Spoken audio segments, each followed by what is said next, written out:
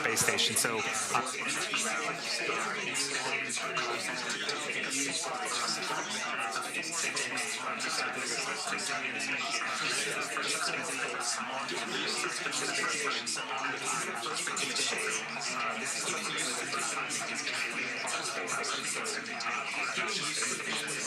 getting used to things, getting acclimated, I think it's going to be a big part of some of the things that they do, not just today, but probably for the first couple of days. And our next question, are you going to share photos from the Crew-3 fly-around survey? I gotta imagine that some of them will be shared. I know that Thomas was taking a lot of photos for about an hour and a half, and so I gotta imagine that some of those are being shared, but they're really used to make sure that we're studying the International Space Station and using those photos to determine any repairs that it might need or anything that we might need to do to it in the future. Yeah, so some of those photos definitely will be shared. When Crew-2 departed the International Space Station, they did what's called a fly-around, where they physically went around the International Space Station. They were able to take some high-definition pictures, which we will use back here on the ground to examine the International Space Station, see how everything is looking from the exterior, which we don't always get an opportunity to do. So it's really exciting. I can't wait to see those photos once they're shared. Yeah, I believe that Thomas got some specific training as well on what exactly, how exactly to take the photos, and so they're going to be some really, really cool photos. But again, Corey and I are here. We're taking social media questions. Use the hashtag AskNASA, and again, we're going to try to answer as much as we can on air. Right now, we are still waiting the approach initiation burn. And we are about an hour and a half away from the earliest time to be able to dock. So the scheduled time right now is 3:33 p.m. Pacific time for the Dragon capsule to dock with the International Space Station. Yeah, it looks like right now Dragon is about 10 kilometers away from the International Space Station. That approach initiation burn will come at 7.5 kilometers. And here it is again. We're getting views of Dragon. Great views. These will continue to improve as Dragon gets closer to the International Space Station. We'll begin to see some of those details on the front of Dragon. We'll be able to see that nose cone. Yeah, if you look very, very closely, you can actually see that I think at this distance, the cone itself looks like a little triangle. The nose cone itself looks like a little triangle. That is open right now and it has remained open pretty much since a couple minutes after launch. But underneath the nose cone, there are a couple of things that are super important to docking. There are some Draco thrusters that will be used for some micro adjustments as Dragon continues its approach. There are also the soft capture rings and the hard capture hooks that are located underneath the nose cone as well.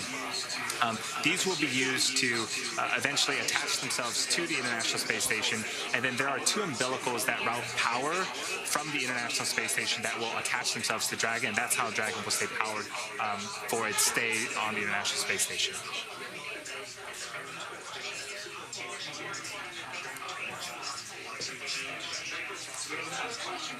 So we have another question here. How long will it take the crew to adjust to GMT once on board the station? Well, really, they really start adjusting their sleep for launch beforehand, so they'll essentially just jump right into it when they get to the International Space Station. They'll stay up a little longer if they need to, or go to sleep a little earlier if they need to, but really they adjust within the first couple of days, and then, of course, that makes for a much smoother stay aboard the International Space Station. Yeah, as part of their journey to the International Space Station, they had a sleep period. They were asleep from about 3 a.m. Pacific time until about 11 a.m. a.m. Pacific time. So again, Courtney, you're right on. The astronauts really, weeks before the launch, they'll start adjusting themselves. That way, again, once they reach the International Space Station, they can sort of hit the ground running. So if you're just joining us, we did get that go for the approach initiation burn. Right now we're about 12 minutes away from the start of that burn. The burn is expected to last about 90 seconds or a minute and a half. And we'll continue getting these views of Dragon. And again, they'll continue to get clearer as they come in closer.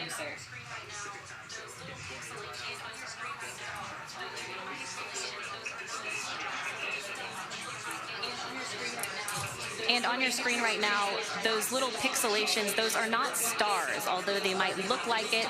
Those are just dots on the camera or radiation hits to the camera. So the view we're getting right now is a little pixelated around Dragon. So that's what those dots you're seeing on your screen are right now.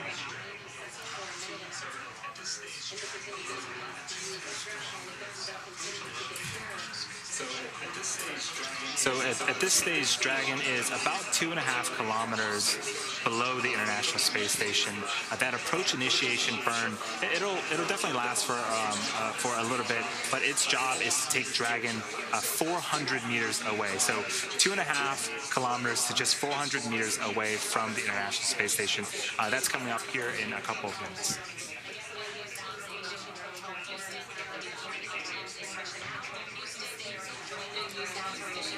Getting views now from Mission Control Hawthorne. Again, working with teams in Mission Control Houston. They are in joint operations right now to safely bring Dragon home for the next 6 months to the International Space Station.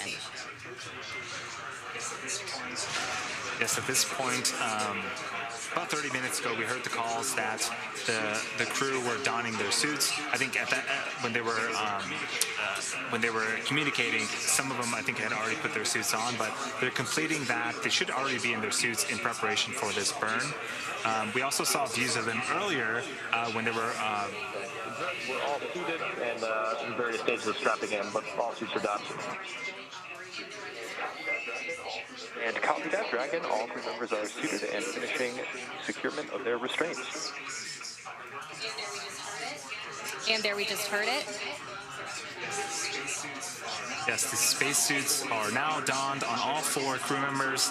They're working on essentially buckling themselves into the chairs of the Dragon vehicle. So the spacesuits themselves are customized to each of the crew. The chairs are also customizable. So again, fit and function are super important when you're doing something of this magnitude. Yeah, and the make of them is so sleek. Those gloves are actually touchscreen capable so that they can touch those displays right above them. Super cool. Now just 9 minutes to the approach initiation burn start. Yes, I was saying earlier, we got some views inside the cabin. We got some videos where they were, I think Raja, the commander, was throwing macadamia nuts to his crew members. So they are having lots of fun in space and inside Dragon. I'm sure that will continue through the International Space Station as well.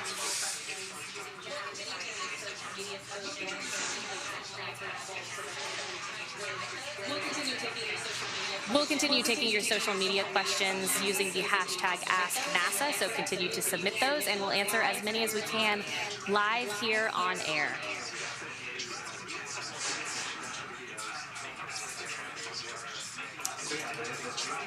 So yeah, the Dragon capsule that's making its way to the International Space Station today, it's flying for the first time. It's named Endurance. The Dragon capsule itself is primarily composed of 2 sections. The capsule, which is that conical top, if you will, section of the vehicle. That's where the crew is at. And there's a bottom cylindrical section. Half of it is covered in solar arrays. That is the trunk section. Both will be docked to the International Space Station. Again, once docked, the Dragon will essentially transition from the solar array power that it's been using for its 20-plus hour journey so far. It will transition from that to power that's fed directly from the International Space Station. And this is the first space flight for Commander Raja, Chari, Kayla Barron, and and Matthias Maurer. And then, of course, Tom Marshburn is a veteran. This is the third spacecraft that he has flown on. I know he's very excited to get back to the International Space Station. Yeah, I keep thinking about the video that we saw earlier. They could not get the smiles off their face. Looks like they're really enjoying their time in space. But yeah, 3 rookies, if you will, just by space experience. They have a ton of leadership and experience here on Earth, but in terms of space travel, this is their first time with, again, the veteran Thomas Marshburn leading them, so to speak, in terms of space adventures. Yeah, that's right. We're still getting views of Mission Control Hawthorne. Again, they are working in tandem with Mission Control Houston to help bring these astronauts home for the next 6 months to the International Space Station. The International Space Station currently flying over the Atlantic Ocean. We'll continue to get views of the International Space Station as well as Dragon as they continue to get closer to one another. We're now about 6 minutes away from the approach initiation burn. Again, that burn expected to last about 90 seconds or a minute and a half to get Dragon to that next milestone. Yeah, and we can sort of look ahead on what to expect in terms of what happens after the approach initiation burn. After that burn, we are, again, 400 meters away from the International Space Station. We will slowly make an approach, hitting checkpoints known as waypoint 1 and 2. Those are at 220 meters and 20 meters. If desired, reminder to review the impulsive retreat recovery cue cards.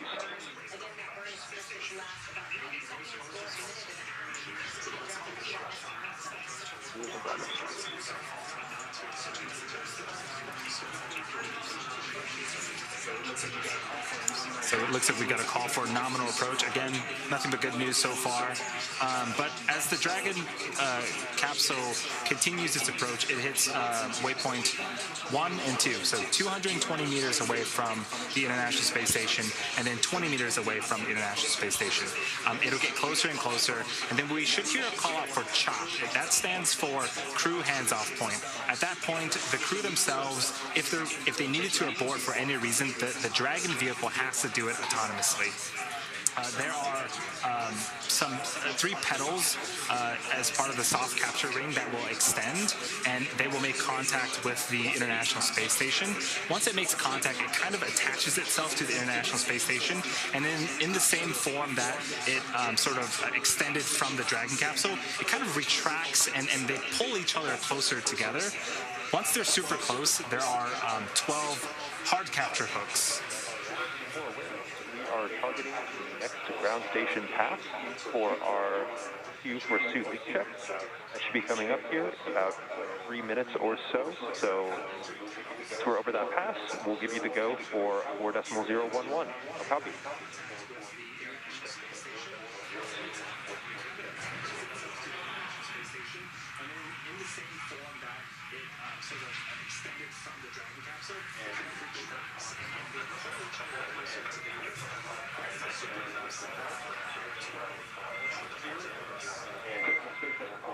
And Dragon SpaceX on Dragon to ground. For awareness, we are going to be targeting our next ground station pass here in about 2.5 minutes for giving you the cue to step into 4.011 for suit leak check.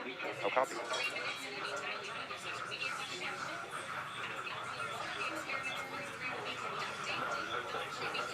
SpaceX has copied your last and copied this one about 2.5 minutes away before we step into 4.01111 on your go of the ground pass. And good readback, Tom. All right, so a suit leak check coming up within the next 2 minutes, and that approach initiation burn start coming up within the next 3 minutes. In the meantime, we have another social media question asking what are some of the experiments Crew-3 will be conducting. They'll actually be conducting hundreds of experiments while on board the International Space Station. One is the Exposed Root On-Orbit Test System, or X-Roots investigation, which uses hydroponic and aeroponic techniques to grow plants without soil or other growth media. And, of course, they've been growing veggies aboard the International Space Station as well. So all kinds of fun experiments happening aboard the International Space Station. Yeah, we saw some space tacos were made with chili peppers that were actually grown on the space station. So, yeah, we talk about the International Space Station as an orbiting laboratory. It really is an orbiting laboratory. There are so many experiments all happening at the same time. We got successful intercom checks here on board. And copy that, successful intercom checks.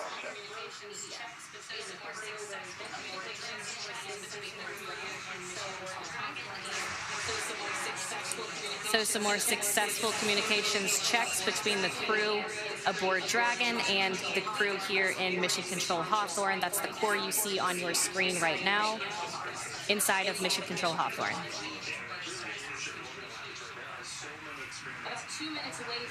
About 2 minutes away from that approach initiation burn start now.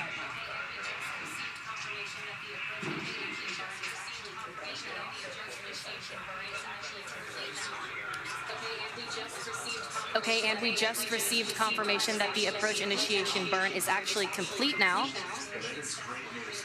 Yeah, that is great news. Again, this puts us about 400 meters below the International Space Station.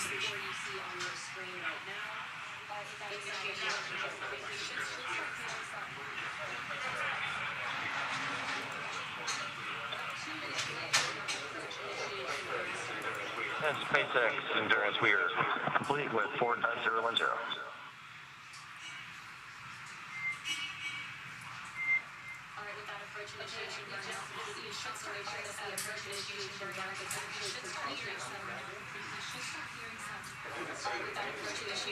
All right, with that approach initiation burn now complete, we should start hearing some. Copy that, Dragon. You have a go for 4.011 pursuit leak check when ready.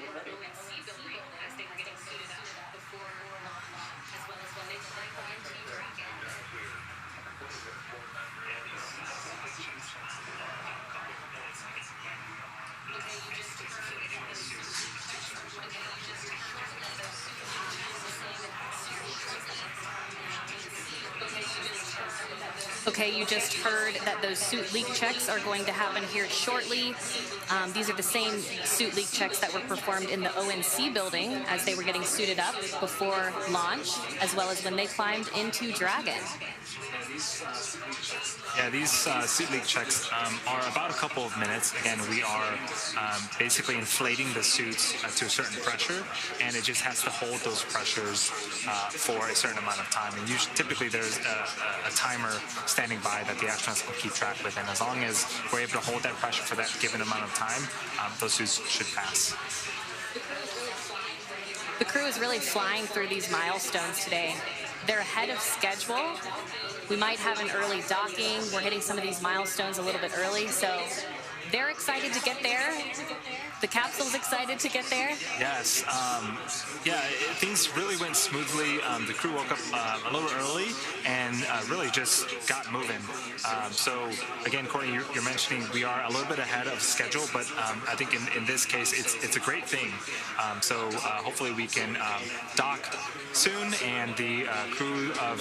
We're 2.2, ready to pressurize. And Dragon, you are go for initiating the suit leak check.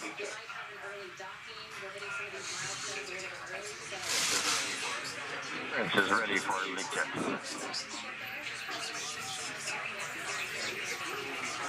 Yeah, I think the crew will be happy to meet the folks on the International Space Station. You can see on the right-hand side of your screen, gloves zipped up, visors are down. The suits, again, look a little puffy. Again, they're pressurized and they're being fed essentially nitrox to test if they can hold that pressure.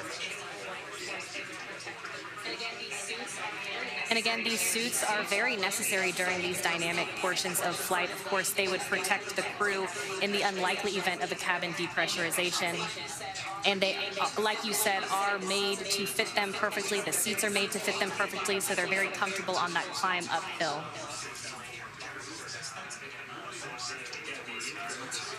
Yeah, the material themselves are also flame and chemical resistant. Again, more safety for the crew. They really are a spacecraft inside of a spacecraft. There is an umbilical that is attached from the thigh of the spacesuit to the chairs themselves. And this is really how, one of the ways that the astronauts can communicate with the folks here on the ground.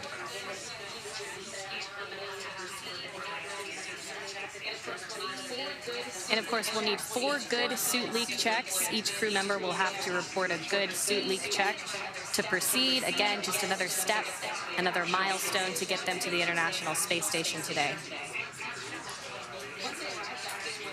Once they arrive, docking will happen in 2 phases. They'll have soft capture and then hard capture, which will mate them to the International Space Station. At that point, they can start pressurizing the vestibule and open those hatches to arrive at the International Space Station. Again, this suit leak checkout is expected to last just a couple of minutes, and we should be hearing the updates for the status of the suit leak checkouts from the crew here shortly.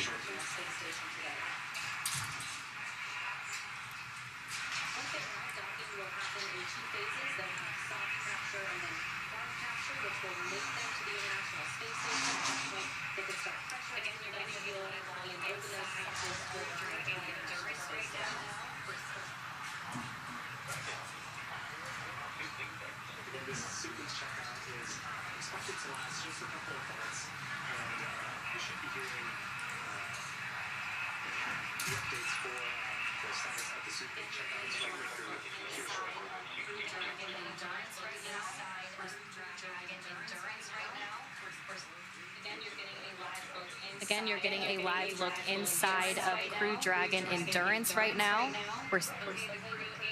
Dragon, suit leak checks.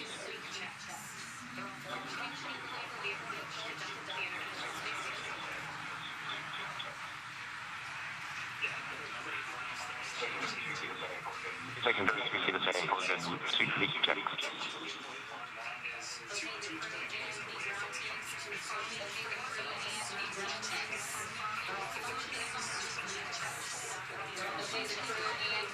Okay, the crew and the ground teams confirming 4 good suit leak checks. They're all functioning properly for the approach to dock with the International Space Station.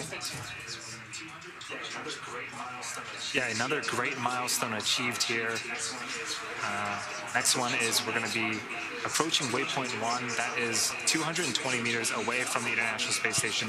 That also lines up Dragon with the docking access of the forward port, the Node 2 port, for its sort of final leg of the journey to docking with the International Space Station.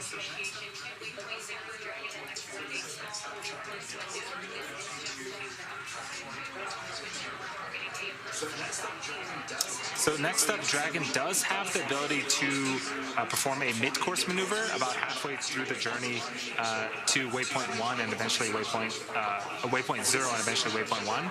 And this is to ensure that Dragon is positioned right under the station at 400 meters below. So about halfway from our starting point of approach initiation to waypoint 0, Dragon will execute a small mid-course maneuver. This is just to fine-tune our approach to ensure we're targeting a precise point 400 meters directly below the International Space Station. That mid-course is expected in about 14 minutes if they need to execute that.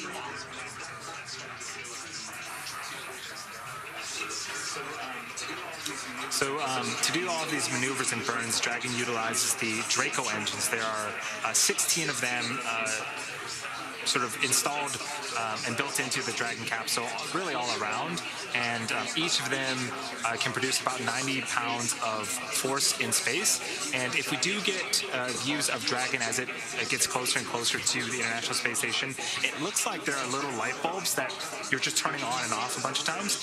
When you see those are the Draco engines firing, and they can really perform a lot of micro adjustments necessary, again, to make sure that Dragon is perfectly aligned to dock with the International Space Station. With everything looking good over here on our end, let's check in with Sandra in Mission Control Houston. Sandra, how's everything going over there?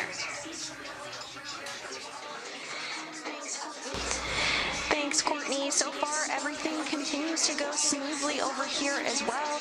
This afternoon, NASA astronaut Mark Vande Hei woke up around 3 p.m. Central Time and had his post-sleep period, which just wrapped up a few minutes ago at 4 p.m. He's going to get right into preparing for the crew's arrival, and he'll use the station's cupola. He'll be in the station's cupola using special software to track Dragon's approach to make sure it stays in the expected zones.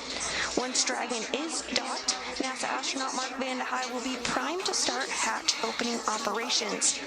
He'll start by opening the large hatch on the Node 2 forward, giving him access into the pressurized mating adapter. The crew will then have to pressurize the vestibule, which is the small space between the hatches on the Dragon and space station. This was exposed to vacuum prior to docking, so the crew will need to fill it with air and make sure its pressure is nearly equal with the atmospheric pressure on Dragon and the station. Vande Hei will use a small valve on that station's hatch to slowly introduce air into the station's vestibule, and flight controllers here in Houston will monitor and verify the pressure readings here to make sure that everything is leak-free before we get ready to open up the hatches.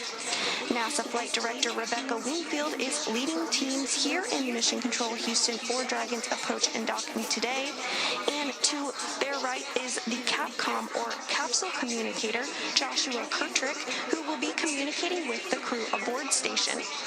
Right now, there are 3 astronauts aboard the space station, including NASA's Mark Vande Hei, which we have discussed, and Roscosmos cosmonauts Pyotr Dubrov and Anton Shkaplerov, who is the current space station commander. Again, we're getting excited to get our Crew-3 astronauts aboard, and that's the latest from here in Mission Control Houston. Back over to Hawthorne. Thanks, Sandra. We're happy to hear that everything is going well over there, as it is over here in Hawthorne, too. Again, the crew just going through these milestones so quickly, running a little bit ahead of schedule. We've already completed the approach initiation burn. Coming up next is a mid-course maneuver burn. Again, that'll get Dragon to where it needs to be for its next milestone. And this mid-course maneuver is optional. It does seem like we're going to be performing it today. Any sort of fine-tuning that we need to have happen on Dragon, we can do as part of this mid-course maneuver. And right now, Dragon is approaching the International Space Station. It's going from about 2.5 kilometers underneath the Dragon, the International Space Station, to about 400 meters, excuse me. And that mid-course maneuver happens about halfway through if it's necessary.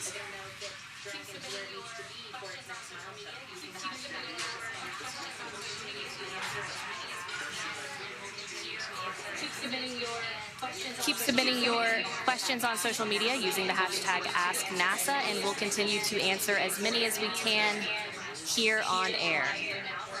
Getting a live view now from Mission Control Houston as teams continue to work there to ensure the International Space Station is ready for Dragon's arrival.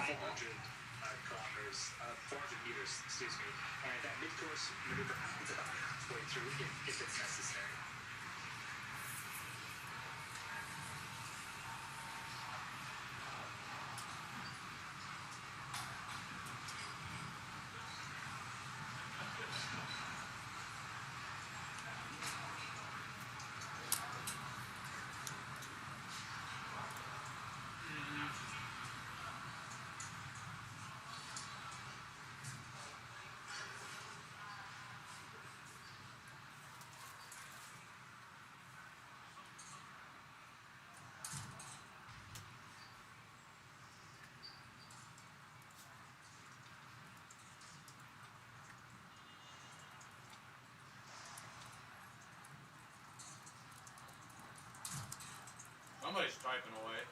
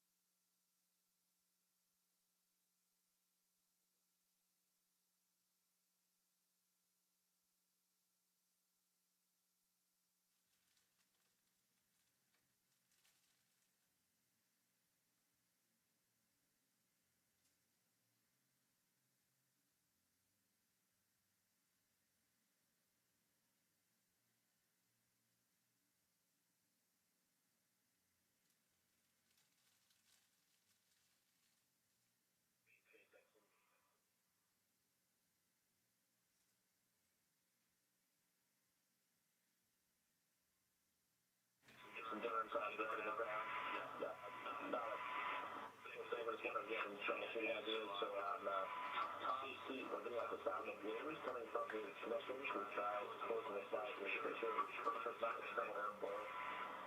And if we get to go away, we or his box. SpaceX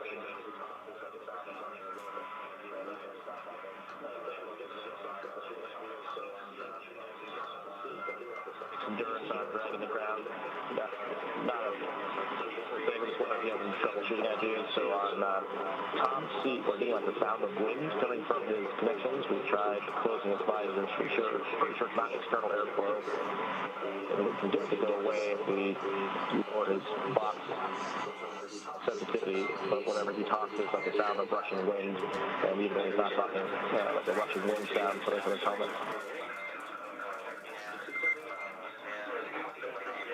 And copy that, Dragon. So C3, you were getting the sound of rushing wind consistently, and adjusting the box levels did not resolve that issue, so we will take a look at what we can do here on the ground and come back with any recommendations.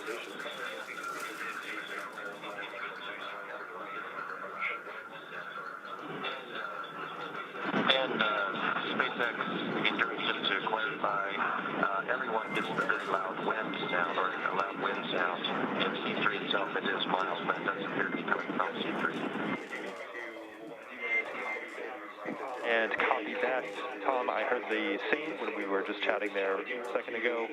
I do want to request if you think that this is a bearable level of wind noise for the remainder of approach.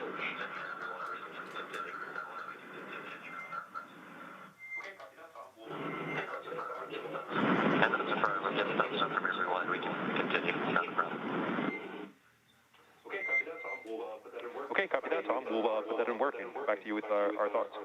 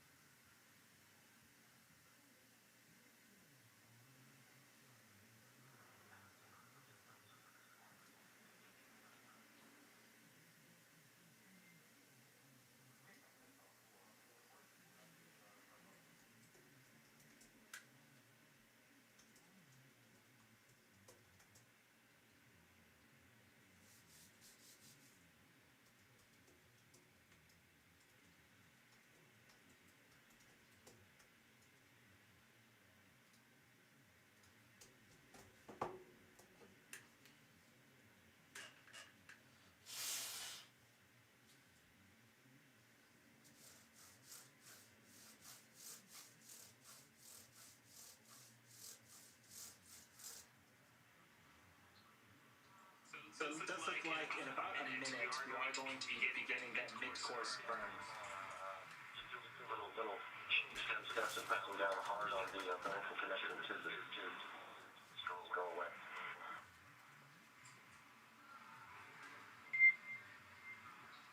And copy that, Tom. Something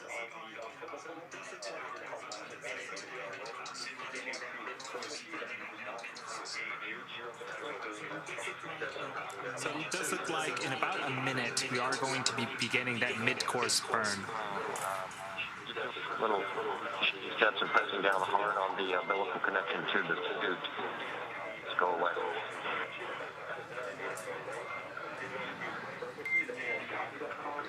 And copy that, Tom. Pressing on the umbilical did help out with that and made it go away. Did want to confirm with you that you did not disengage your umbilical during those troubleshooting steps. I'll copy.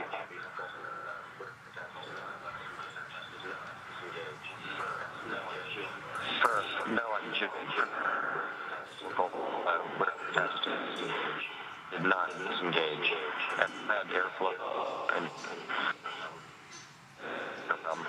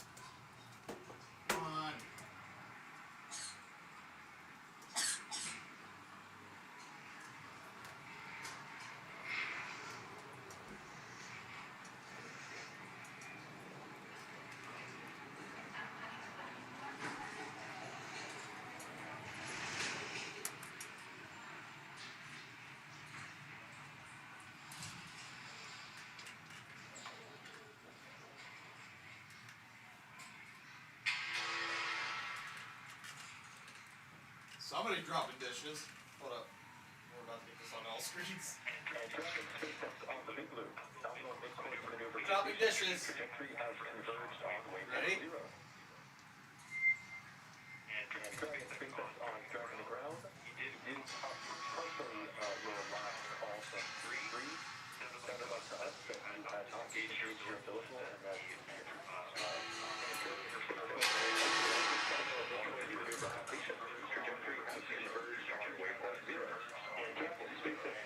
And Dragon SpaceX on the Big Loop. Nominal mid-course maneuver completion. The trajectory has converged on waypoint 0.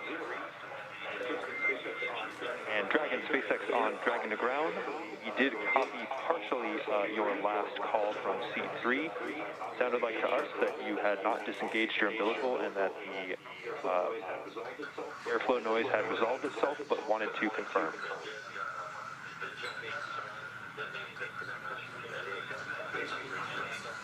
SpaceX affirmed. It was just me pressing on it. It did not disconnect it at any time after this release check, and your description is accurate.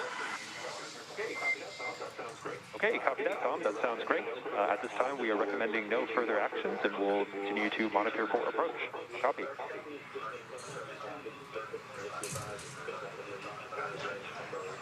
Copy, sir. I think with the George copies, do the correction with big convergence, and just be advised, SpaceX, when you're talking, we're hearing an echo in the cabin, almost like we were talking about both the Big Loop and Dragon around at the same time.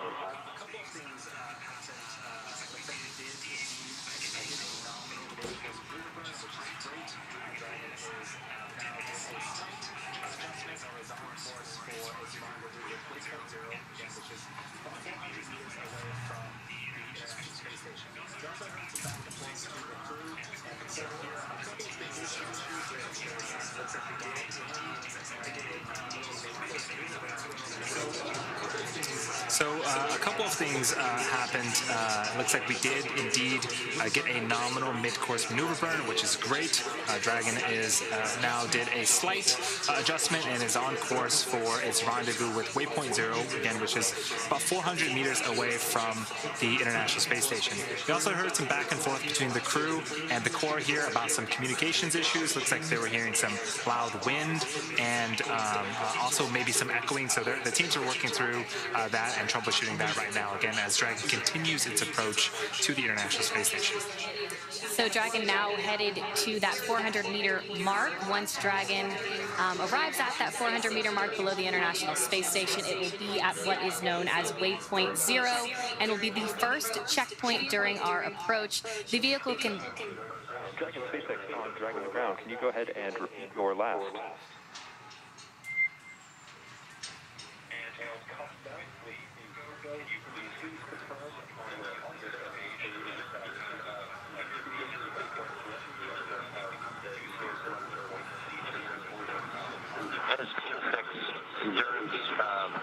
Just to repeat the comm, it appeared that, or we echo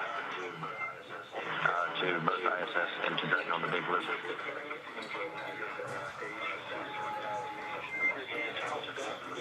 And copy that with the echo. Can you please confirm on your audio settings page that you have configured the endpoints correctly and that you don't have two selected for any of the seats or the cabin audio?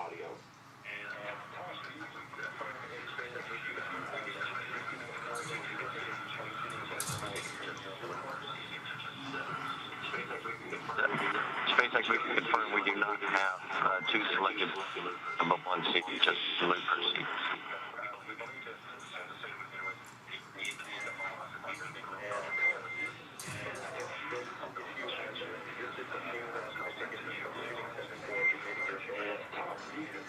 And Tom, can you confirm if this issue had existed before that you had taken the troubleshooting steps for remating your umbilical?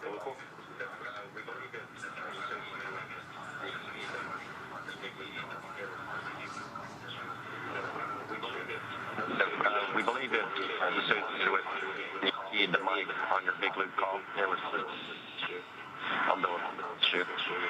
Alicom sounds good from you on the ground.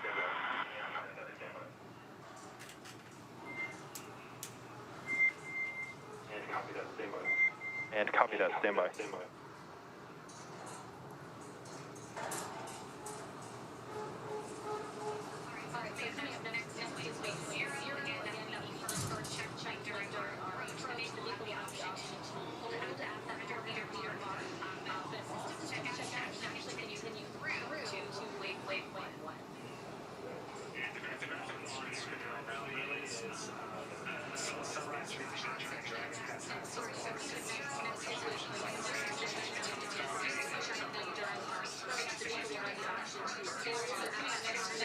All right, so coming up next is waypoint 0. Again, that will be the first checkpoint during our approach. The vehicle will have the option to hold at that 400-meter mark, but if all systems check out, it can actually continue through to waypoint 1. And the graphic on screen right now really is summarizes the journey that Dragon has had so far since separation from the second stage. It's gone through a number of phasing and burns to, again, slowly and methodically approach the International Space Station. We are so close right now, approaching that 400-meter mark, as you had described, Courtney. And from here, there are a couple more checkpoints to reach. At the 400-meter mark, it is at waypoint 0. Waypoint 1 is at 220 meters, and waypoint 2 is inside the keep-out sphere, which is that 200-meter radius, imaginary sphere, if you will, where there's like a 6-hour safe trajectory. Waypoint 2 is 20 meters away. And then from there, we're going to get closer and closer and eventually dock and rendezvous with the International Space Station. Yeah, but waypoint 2, they'll do that last final hold. They'll do that final go, no-go poll before their final approach to the International Space Station for docking today.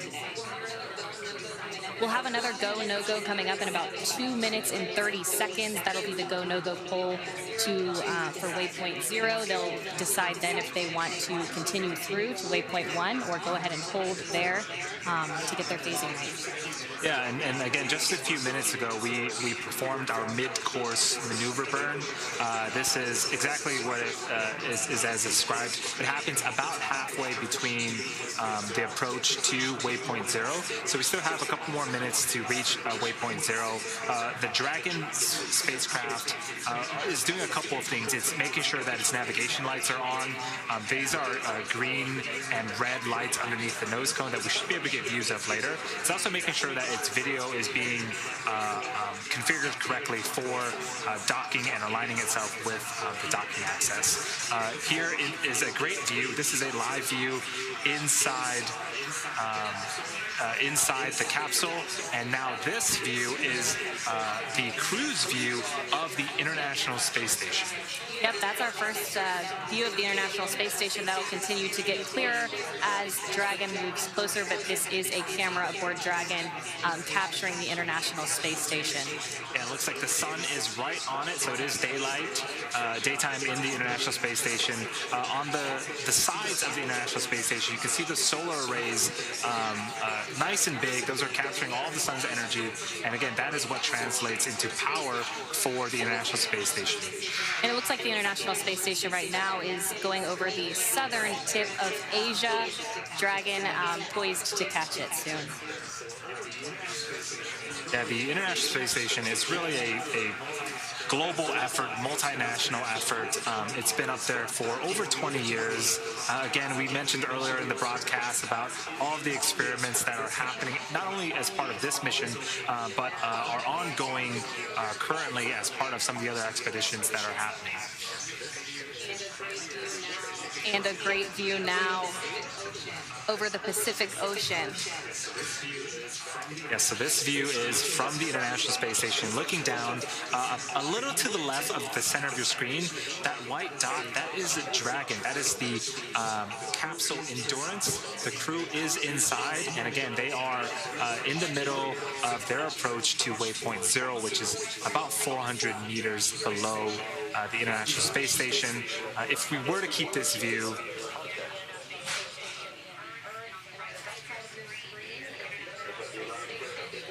So if you lost clear the big loop, then no echo that time. There's no beam. And copy that, Dragon. Good news.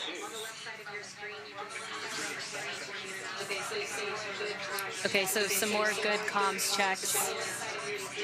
On the left side of your screen, you can see from a camera aboard the International Space Station, Dragon flying below it between the International Space Station and the Earth. And on the right side of your screen is the International Space Station from a camera on Dragon.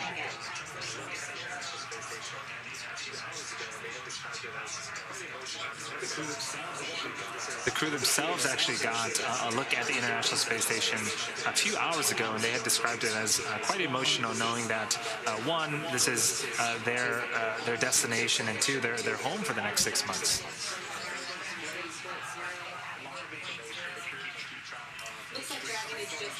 Looks like Dragon is just under 9 minutes from arriving at waypoint 0. And we just saw, I believe, on the left-hand side of that previous view, that was Commander Chari, and to his right was pilot Thomas Marshburn. They were going through the display panels in Dragon. Those displays have a lot of information. The crew can keep track of which Draco engines are firing, their trajectory, where they're at in space. Approach 0, and we'll be enabling the maneuver shortly. The expected start time is per your displays. Reminder that Dragon will nominally continue its approach through waypoint 1 towards waypoint 2 without stopping. How copy? Copy is ground code go for approach 0 and is expecting to pass through waypoint 0 for outer space. And good readback. All right, so confirmation that they will just go straight through waypoint 0 onto waypoint 1, 220 meters away. Station is Houston on the big loop. You can expect to start monitoring Dragon in approximately 35 minutes.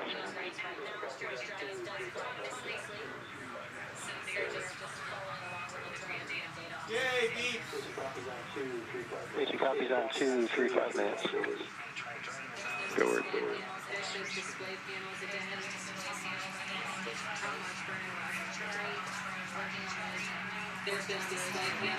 There's those display panels again.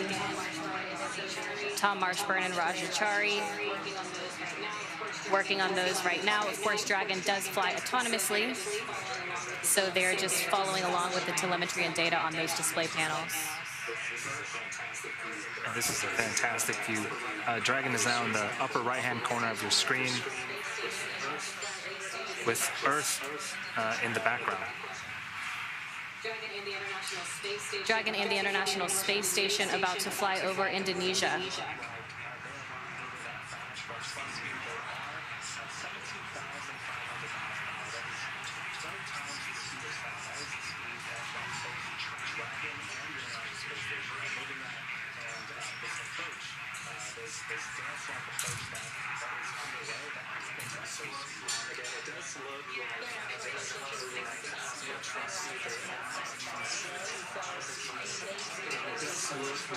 Again, it does look like they are not moving that fast, but trust me, they are 17,500 miles an hour. That is 20 times the speed of sound. That is the speed that both Dragon and the International Space Station are moving at, and this approach, this dance-like approach that is underway, that happens at those speeds.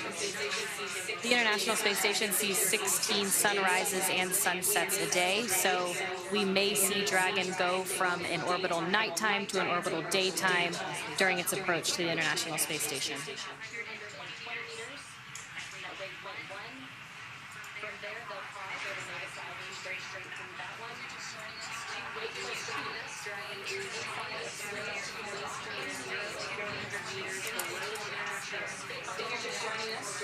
If you're just joining us, Dragon is on its way to waypoint 0, 400 meters below the International Space Station.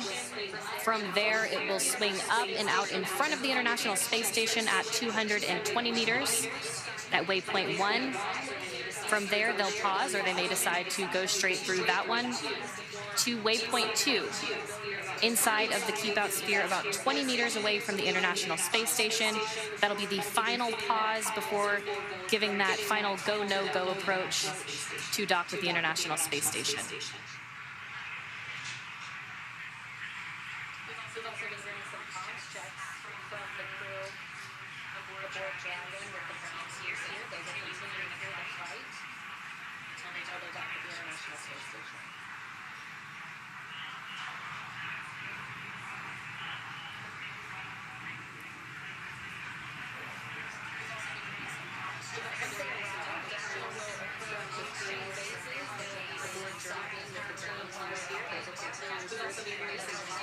We've also been hearing some comms checks from the crew aboard Dragon with the ground teams here. Those will continue through the flight until they dock with the International Space Station.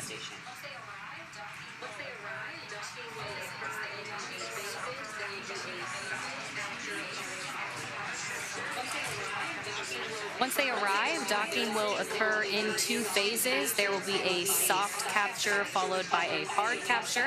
That hard capture means that the 12 hooks have driven to mate Endurance to the International Space Station.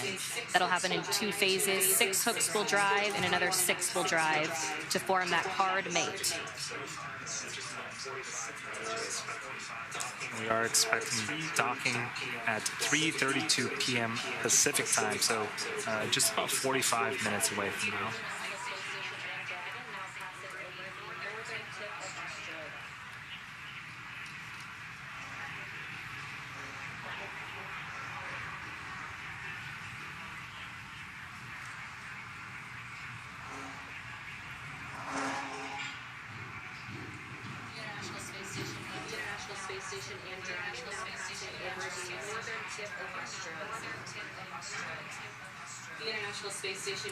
The International Space Station and Dragon now passing over the northern tip of Australia.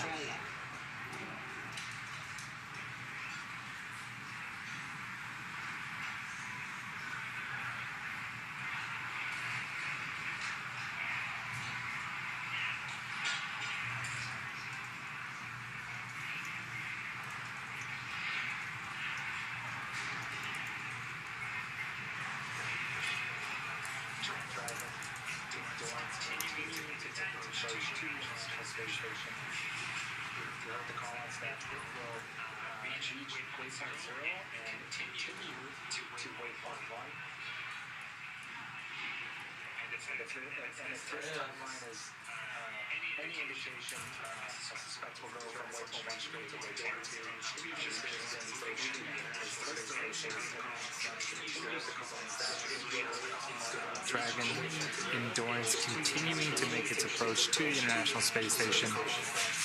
We heard the callouts that it will reach waypoint 0 and continue to waypoint 1. And if this timeline is any indication, I suspect we'll go from waypoint 1 straight to waypoint 2. We've just been moving at a blistering pace. Everything continues to be going smoothly as part of this mission.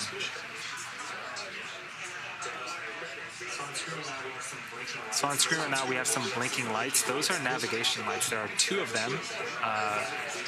There are a red and green one, and those help Dragon and the International Space Station with docking.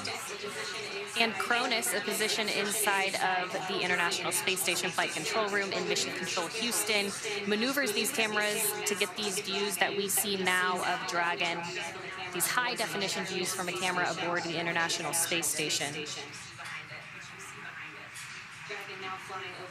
Dragon now flying over Australia, which you see behind it.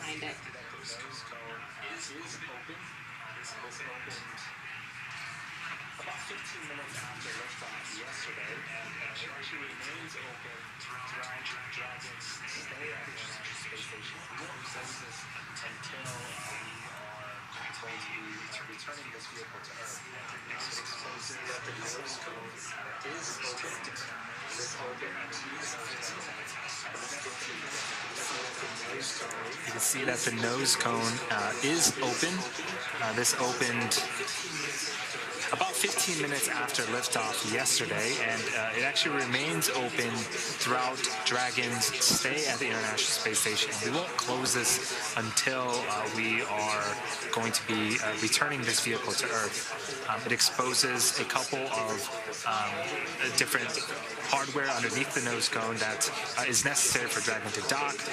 Again, Corey had mentioned, but these include the soft capture ring. This is what will make initial contact with the International Space Station, sort of reel it in place and get the Dragon capsule and the International Space Station closer together for those 12 hard capture hooks to drive into place and form that nice tight connection.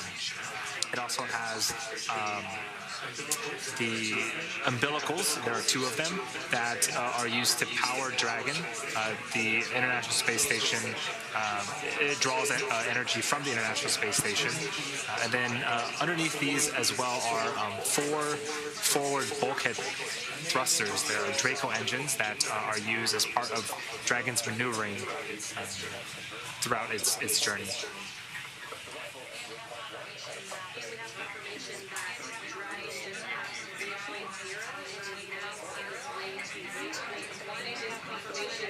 And we have confirmation that Dragon just passed waypoint 0 and is now on its way to waypoint 1, 220 meters in front of the International Space Station. Loop approach 0 has started and the trajectory has converged on waypoint 1. Expect arrival at waypoint 1 at approximately 2308 UTC. For awareness, we do anticipate that there could be some Dragon Eye alerts while we are going through approach 0. These will have no action associated with them, and we would still be go for approach. Ground will take over, correcting any potential issues. How copy?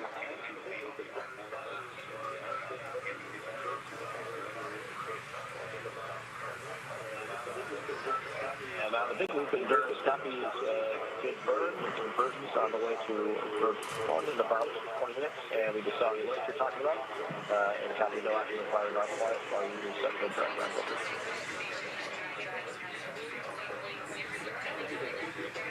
And that is a good readback, Dragon. Ground is taking over the action right now to handle the onboard alerts. We are expecting to get back into approach 0 quickly.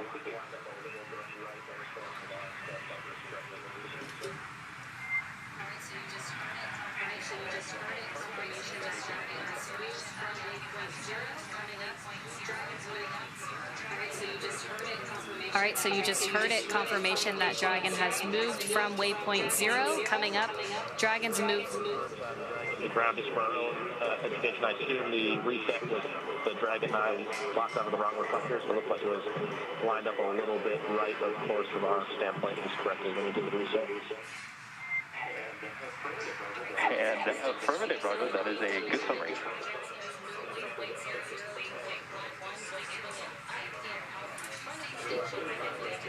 After Lafayette has brain take manual control. I was waiting for you guys' attention. Oh well. Did our best, Raja. Dragon is in approach 0 and is proceeding nominally to waypoint 1.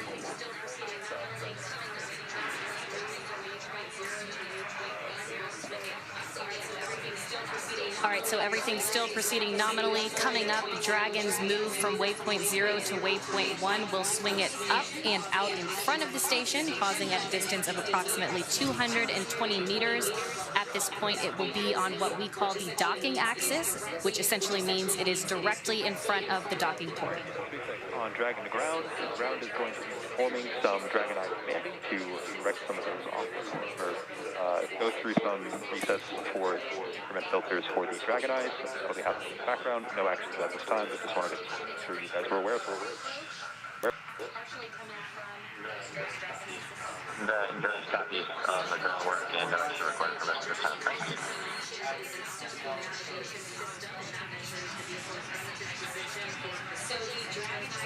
So the Dragon Eye system mentioned is an optical navigation system, and that measures the vehicle's relative position for precision, approach, and docking. So the data teams are receiving Dragon's distance from the station and its rate of approach, partially coming from those Dragon Eye systems. Waypoint 1 arrival expected in about 18 minutes.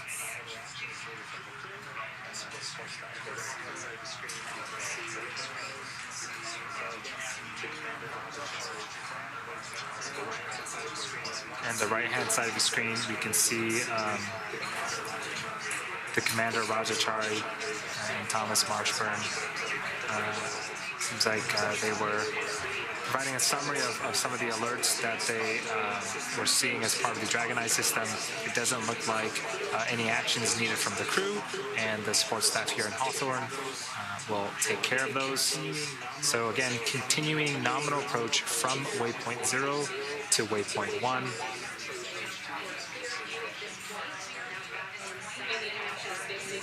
And the International Space Station on the right side of your screen coming into a more clear view at this point. Now back inside of Dragon. The crew working on those displays, monitoring Dragon's approach.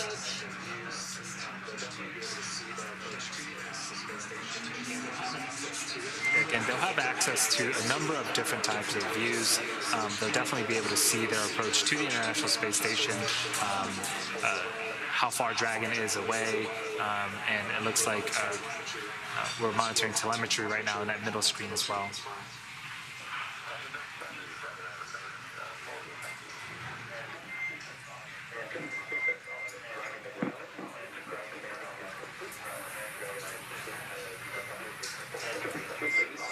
And joining SpaceX on Dragon to ground, the ground commanding is complete. The Dragon Eye system has recovered its full set of redundancy. Ground is going to be clearing those alerts from your board imminently.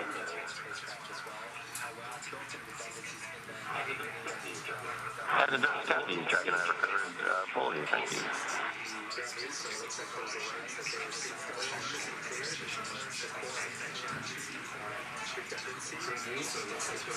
Great news. So it looks like those alerts that they were seeing earlier should be cleared. The Corps had mentioned redundancy. A lot of the critical systems as part of not just the Dragon spacecraft, but the Falcon 9 spacecraft as well, will have built-in redundancies in them, meaning that they'll have multiple fault tolerance. If a piece of the system were to go awry, it could still function and complete the mission successfully and safely.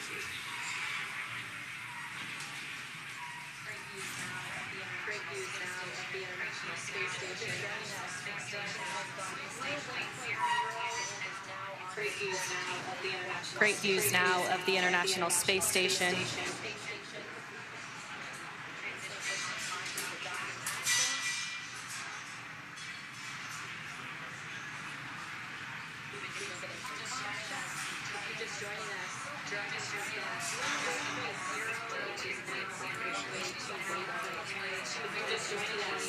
If you're just joining us, Dragon has gone through waypoint 0 and is now on its way to waypoint 1, 220 meters in front of the International Space Station, transitioning onto the docking axis. We've been getting some comms checks. Yeah, we've been getting great communication from the Corps and the crew. Seems like there were some minor communication issues earlier. Looks like those have been resolved. We just resolved some Dragon Eye issues in terms of redundancy. Again, Courtney, you mentioned the Dragon Eye is a system that helps the Dragon navigate. The Dragon uses a form of LiDAR, which stands for light detection and ranging. It basically means that we're using light to measure the distance between the Dragon and the International Space Station. That way it knows exactly where it's at in space and can make that approach and dock nice and smoothly and, of course, safely.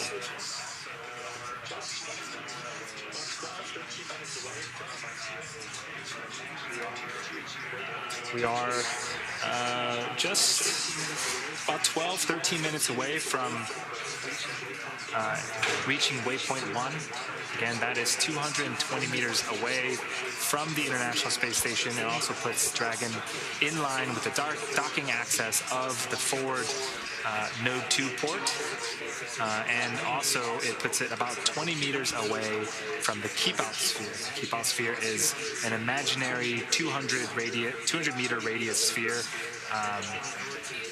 And in order to get inside that sphere, we need to make sure that there's a pull that is accepted and allows Dragon to do so. But in case something were to happen, that keep-off-sphere, that distance, allows for about 4 orbits or 6 hours worth of time before Dragon would enter that sphere and the International Space Station.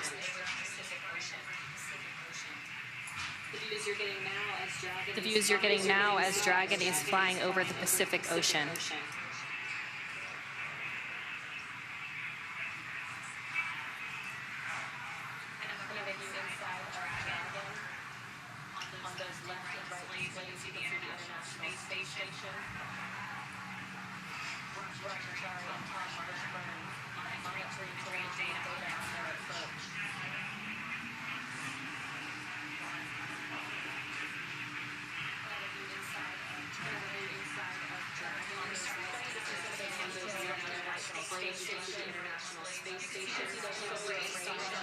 Another view inside of Dragon.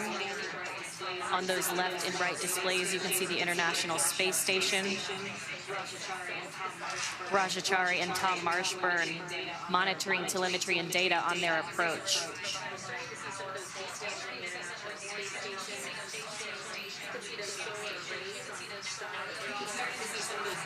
We're starting to see some of those details on the International Space Station. You can see those solar arrays on each side. Those are all each about the size of a basketball court. And of course, the International Space Station itself, the size of a football field. Those arrays provide enough power for all of the equipment aboard the International Space Station, including communications, navigation, environmental control, and life support equipment. And of course, those hundreds of experiments throughout the orbital lab.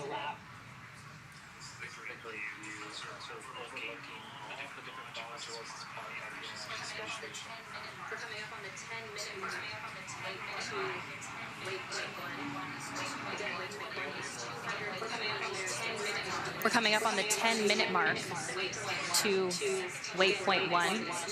Again, waypoint 1 is 220 meters in front of the International Space Station, the second to last stop before docking today. So this is a great view, sort of overlooking all of the different modules as part of the International Space Station.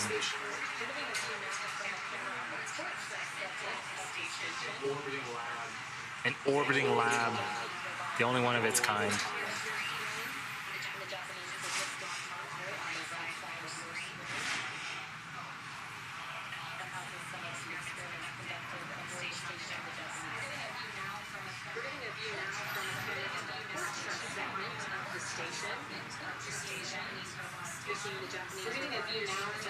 We're getting a view now from a camera on the port truss segment of the station.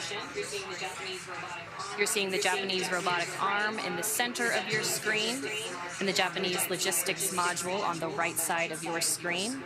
That houses some of the experiments conducted aboard the station on the Japanese side.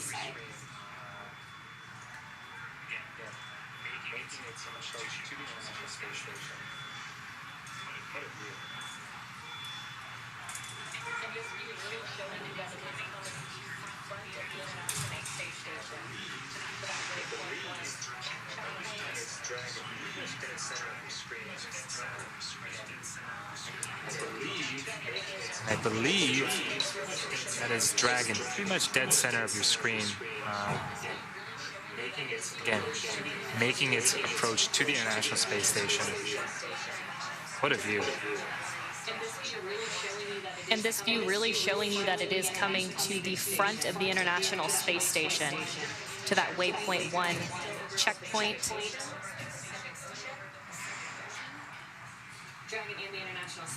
Dragon and the International Space Station still over the Pacific Ocean.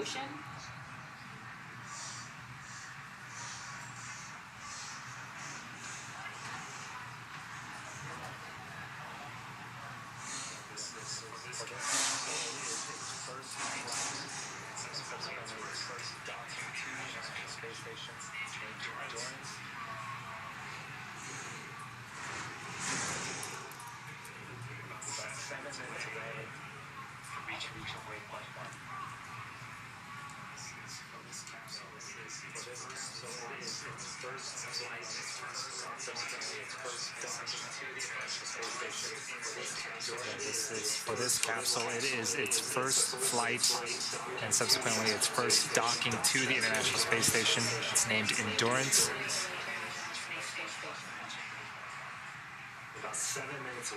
We're about 7 minutes away from reaching waypoint 1.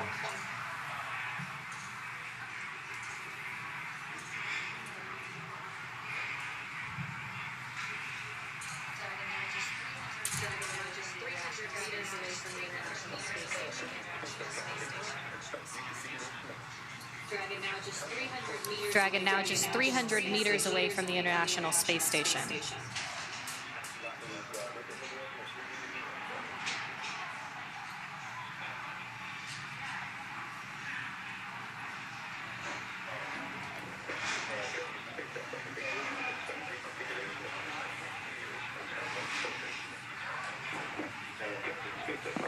And Dragon SpaceX on the big loop. Expect reconfiguration of the C2V2 return link shortly.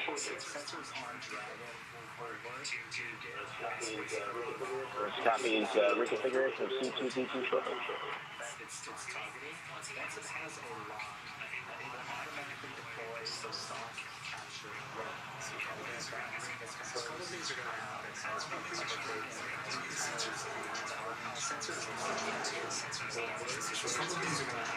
So a couple of things are going to happen as we reach waypoint 1.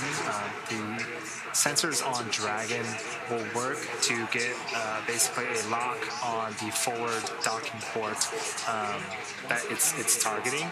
Once it has a lock, it will automatically deploy those soft capture ring. And again, that ring is composed of a ring and 3 pedals that will help with soft capture. And what that means is initial contact with the International Space Station. It sort of inserts itself into the docking port and is effectively locked into place. So that way the 12 hard capture hooks can do their job and sort of seal and tighten that docking. And C2V2 that you heard a little while ago, that's the Common Communications for Visiting Vehicles. There is a link between the International Space Station and Cargo Dragon, or Crew Dragon, providing data and telemetry. A lot of that telemetry is what Mark Vande Hei will be using to monitor the approach from inside of the International Space Station.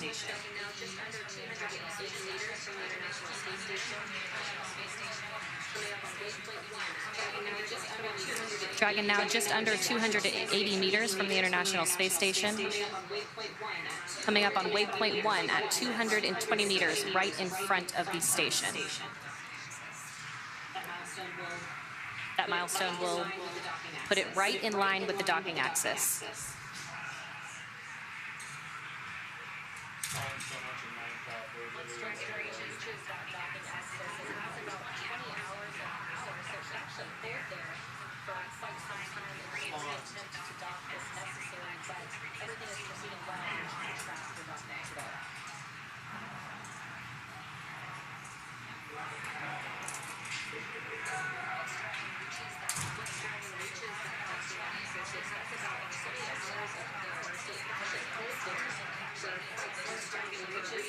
Once Dragon reaches that docking axis, it has about 20 hours of power, so it could actually hold there for quite some time and could reattempt to dock if necessary, but everything is proceeding well and on track for docking today.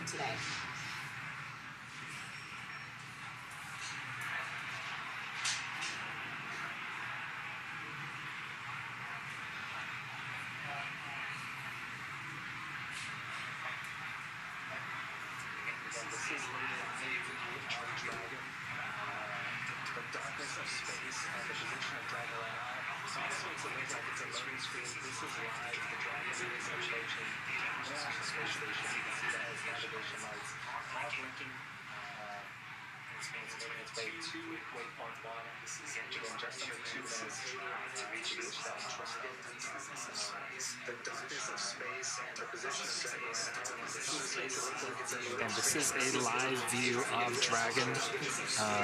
The darkness of space and the position of Dragon right now, it almost makes it look like it's a loading screen. This is live. The Dragon is approaching the International Space Station. You can see that its navigation lights are blinking, and it's making its way to waypoint 1. Again, just under 2 minutes to reach that milestone.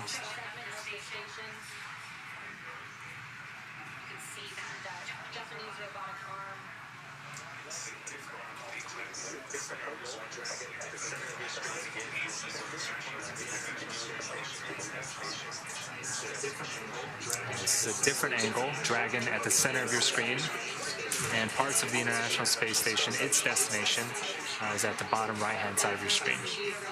Yeah, that's right. This is a view from the camera on the port truss segment of the station. You can see that Japanese robotic arm. Dragon SpaceX on the big loop. Approach 1 and soft capture ring extension will begin shortly. Dragon will continue its approach to waypoint 2. The big loop and Burns copy will continue to waypoint 2 and expecting soft capture ring extension once it comes into 2.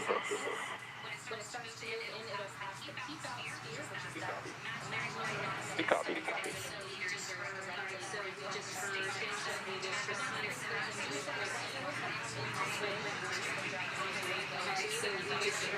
All right, so we just heard that they will proceed past waypoint 1 onto waypoint 2.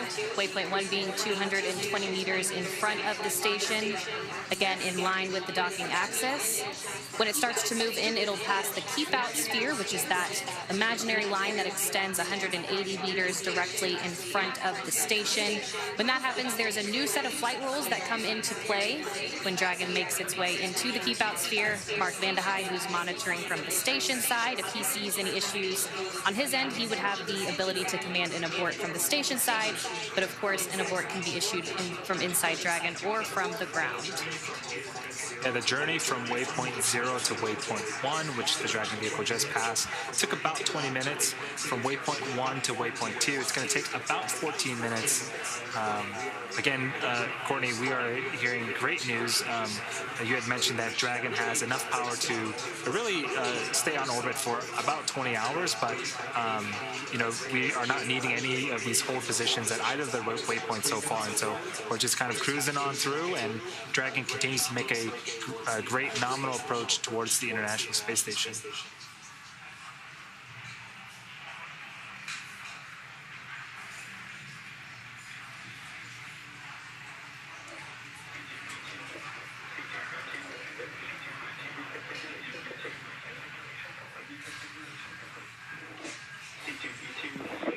C2V2 link reconfiguration complete.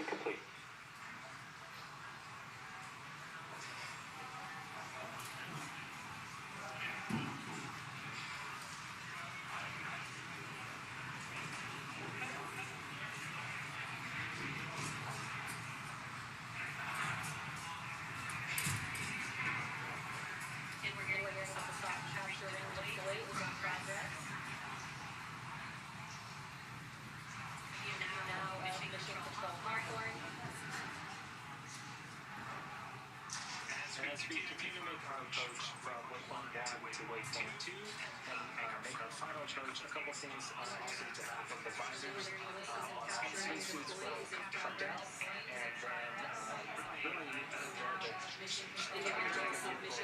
And we're hearing that the soft capture ring deploy is in progress. The view now of Mission Control Hawthorne. And as we continue to make our approach from waypoint 1 to waypoint 2 and make our final approach, a couple things also need to happen. The visors on all the spacesuits will come down, and then really the Dragon vehicle will sort of take over from there. It's been doing most of the bulk work in terms of navigation, but there's a period known as CHOP, crew hands-off point, where if we needed to back off or attempt redocking at some other phase or abort, the vehicle has to make that decision and make that call. We'll be getting our views back of Dragon and the International Space Station, but we're in a short handover period right now between satellites. So until then, we'll still get views of our control rooms here in Hawthorne as well as in Houston. Yeah, we are expecting docking to happen at 3:32 p.m. Pacific time, so just about 20 minutes from now. It's been about a 21-hour journey. The crew's been in space for a little over 21 hours since their liftoff yesterday. So I'm sure they're very excited to be just 20 minutes away from docking. There are a couple of procedures that need to happen after docking to get the hatch open and for the crews at the International Space Station and the crew inside Dragon right now to say hi and meet each other. But so far things have gone really smoothly, and even at the beginning of this broadcast, we knew that we were going to be slightly ahead of the anticipated timeline. While they did go through waypoint 1, they will stop at waypoint 2, 20 meters away from the International Space Station, before they can get that final go, no-go to go in for their final approach and docking to the International Space Station.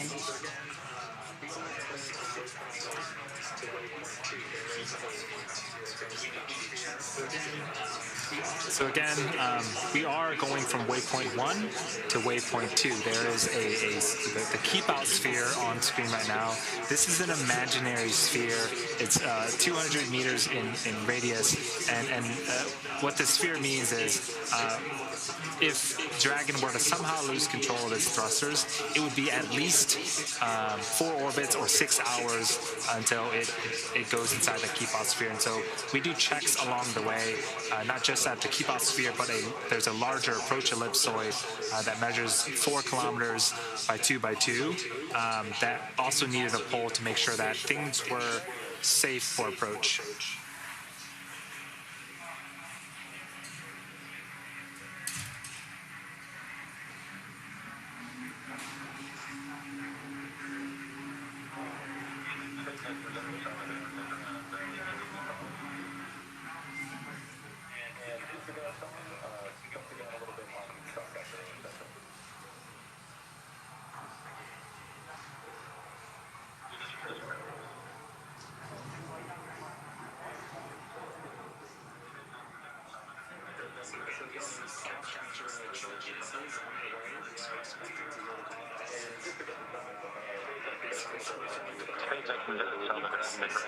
We believe you called. And to disregard Tom, jump the gun a little bit on the soft capture ring extension.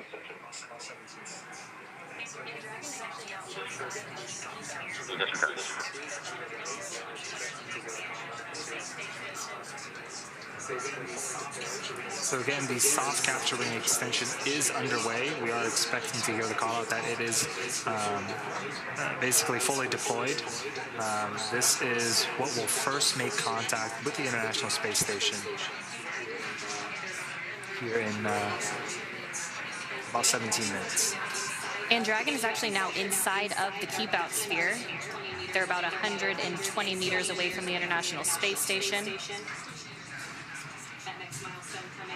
That next milestone coming at waypoint 2, about 20 meters away from the space station.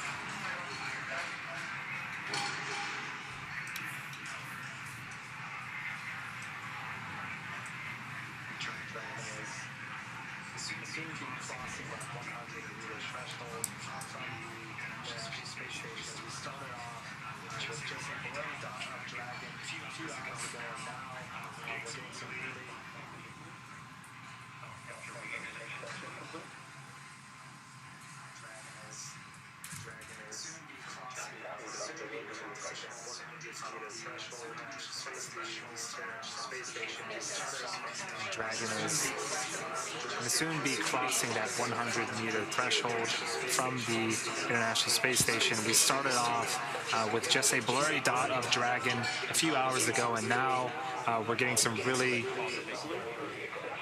Soft capture ring extension complete.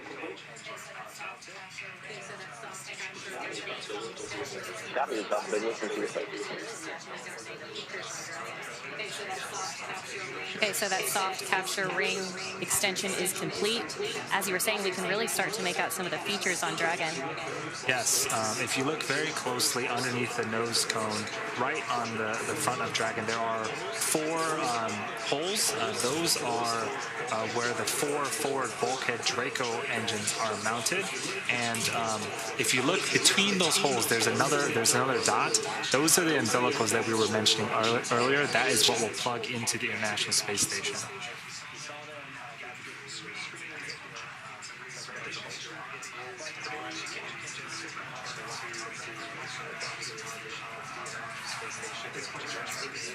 At this point, Dragon is pretty much locked onto the docking target of the International Space Station with LiDAR and some of its other sensors.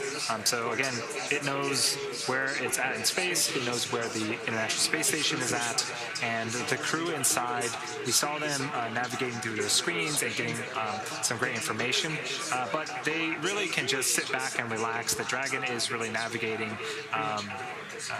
pretty much everything at this point, and can really dock by itself. Station is Houston on the big loop. You can monitor approach for step 1 of 1.104 Crew Dragon approach and retreat monitoring. Let us know when your review is complete and you're ready for docking. Review is complete, ready for docking. Copy all, thanks.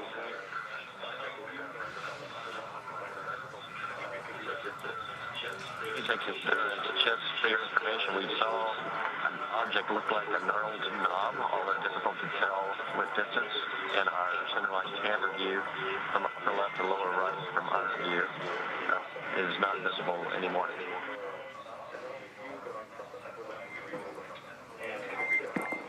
And copy that, Tom. You saw a gnarled knob in your centerline view going from the upper left to the lower right. Is that a good readback?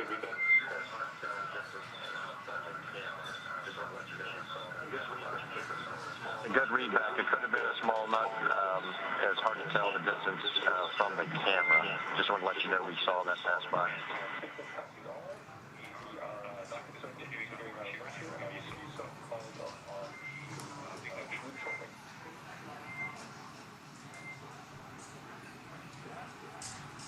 Here she comes. Dragon here.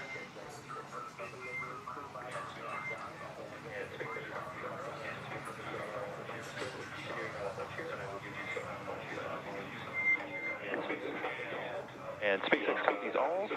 We are not concerned with continuing our approach here, and I will give you some calls up on the big loop shortly.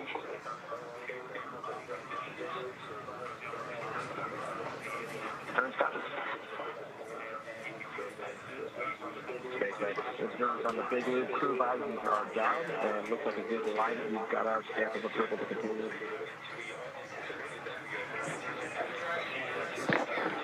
And Dragon, SpaceX on the big loop, we are anticipating that we are going to enter a hold here at waypoint 2 for some more favorable lighting conditions. Right now we're expecting approximately 10 to 12 minutes for that hold, and we'll keep you posted as we watch those lighting conditions improve for this final sunset before docking. Endurance copies on the big loop. We can go rising back up then if that's the plan. Otherwise, we're happy with one. You guys obviously have a better estimate of what it's going to look like in a few minutes. We'll go rising up until you tell us you're ready to do it.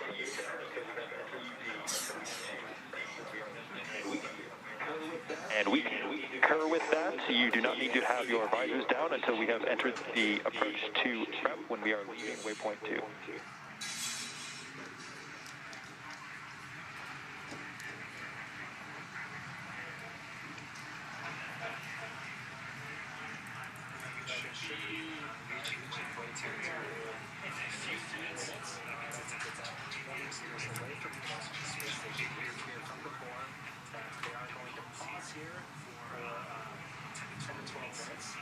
For more favorable lighting conditions necessary for docking. So we'll be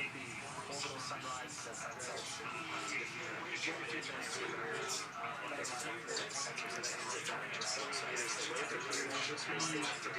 should be reaching waypoint 2 here in a few minutes. That means it's at 20 meters away from the International Space Station. We did hear from the core that they are going to pause here for 10 to 12 minutes for more favorable lighting conditions. So this is necessary for docking. So with the orbital sunrises and sunsets, if we wait a few minutes, we're going to have better lighting for the sensors and cameras on Dragon. So the crews have opted to put their visors up for the time being and wait for that final approach call before they have to close their visors once again.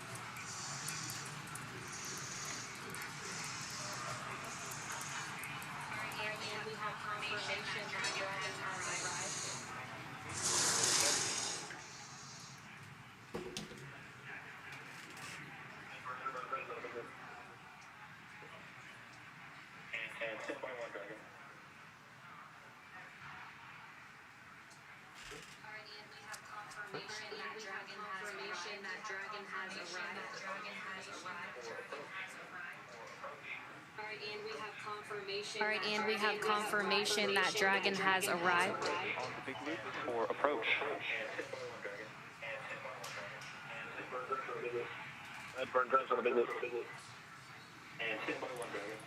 And stand by 1, Dragon.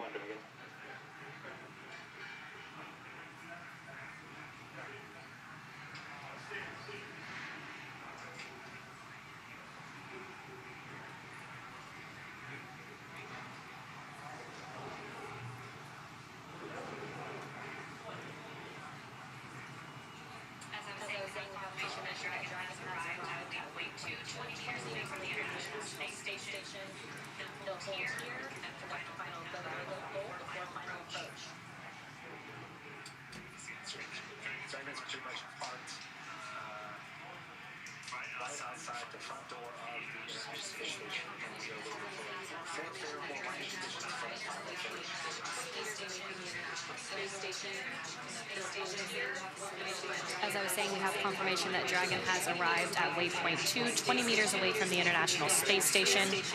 They'll hold here and conduct a final go, no-go poll before final approach. See on screen that Dragon's pretty much parked right outside the front door of the International Space Station. Again, we are waiting for more favorable lighting conditions for that final approach.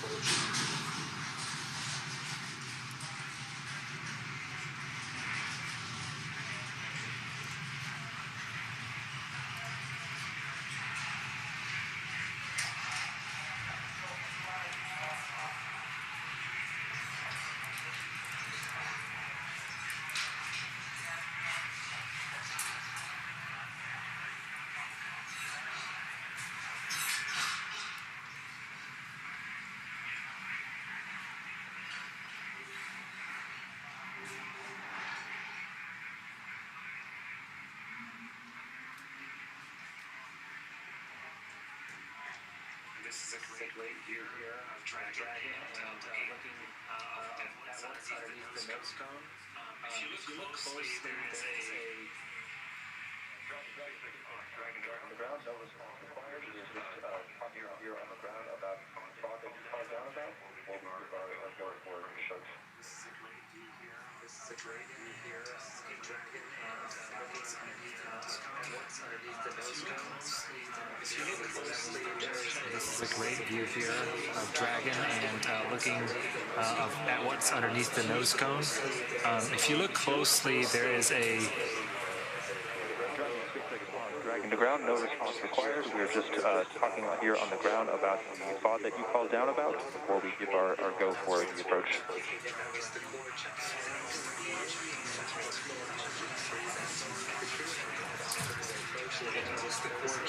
Again, that was the core checking in on the FOD, or foreign object debris, that the crew had called out during their approach. They had noticed a knurled knob. So again, just make sure everything is clear before final approach. But again, on screen right now is a view of Dragon. There is a gray ring with 3 petals on it. That is the soft capture ring that has been deployed. This will make initial contact with the International Space Station, attach itself to the International Space Station, and in... Big Loop. Ground has pulled go to resume the approach. Please confirm that your readiness for the final approach and that your visors are down. If so, ground will be commanding resume shortly. As a reminder, once Dragon is inside the crew hands-off point, retreat and breakout are not permitted. And one final item of note is that we do anticipate that we may have some less than favorable lighting conditions until approximately 3 meters away from the docking adapter. How copy? And George copies all. We've got the crew visors down. We're expecting lighting conditions may not be perfect in build-off leaders, but I think we're happy with the crew currently, and we'll avoid action inside the shop. And SpaceX copies. We will be commanding resume instantly.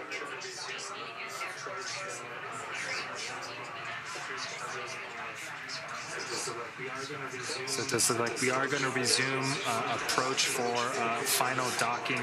The crew's visors are now closed, and it does look like at about 3 meters they are going to get a bit more favorable lighting conditions, which is great news.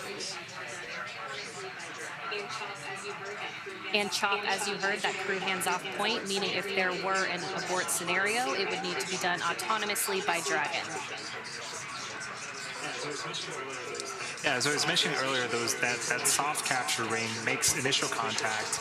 Once it does make initial contact, it effectively pulls the Dragon into place for the hard capture hooks to drive into place. There are 12 of them in total, and they are actually faceted around in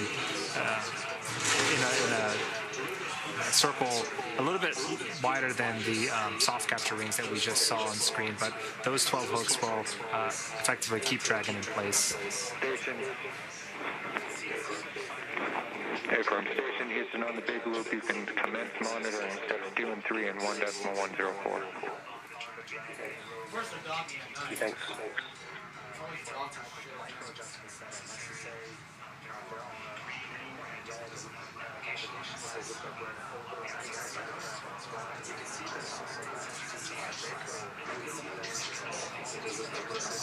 So it does look like we're in an orbital nighttime now. You can see the firing of the Draco engines.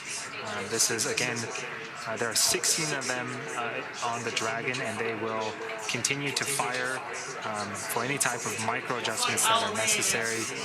There are green and red navigation lights on the outside of Dragon as well.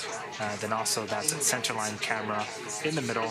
Again, all of these sensors help for Dragon to autonomously dock with the International Space Station. Dragon now just under 14 meters from the International Space Station. Making that slow and methodical approach to the International Docking Adapter.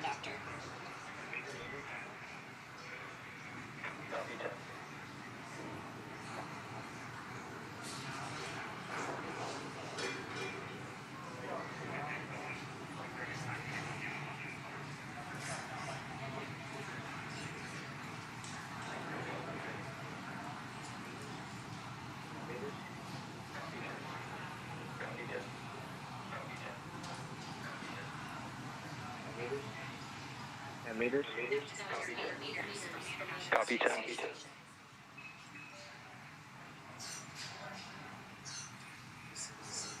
This is what drives the launch stations transfer space station and the forward to port.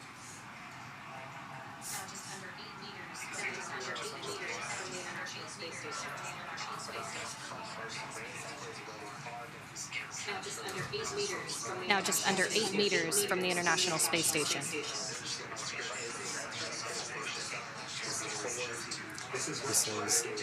This is what Dragon is seeing. What you're seeing on screen is the International Space Station and the forward Node 2 port. You can see there are a bunch of lines around that frontmost ring. That is where the hard capture hooks will drive into place. And right in the center of that is the docking target.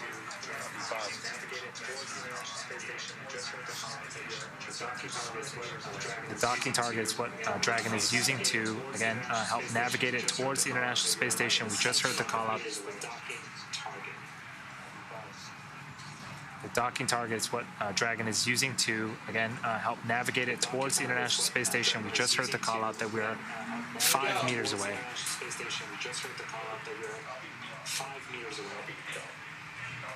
Chop.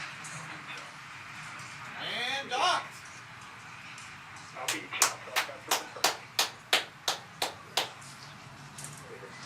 Crew-3 has arrived at the International Space Station. Copy, chop.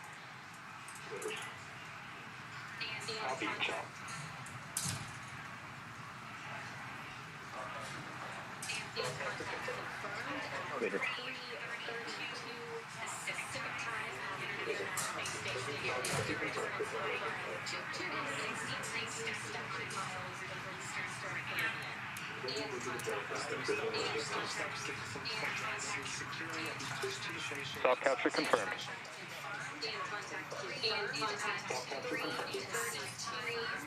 Visual to the same, soft capture 10 rotation. Dragon has arrived. And contact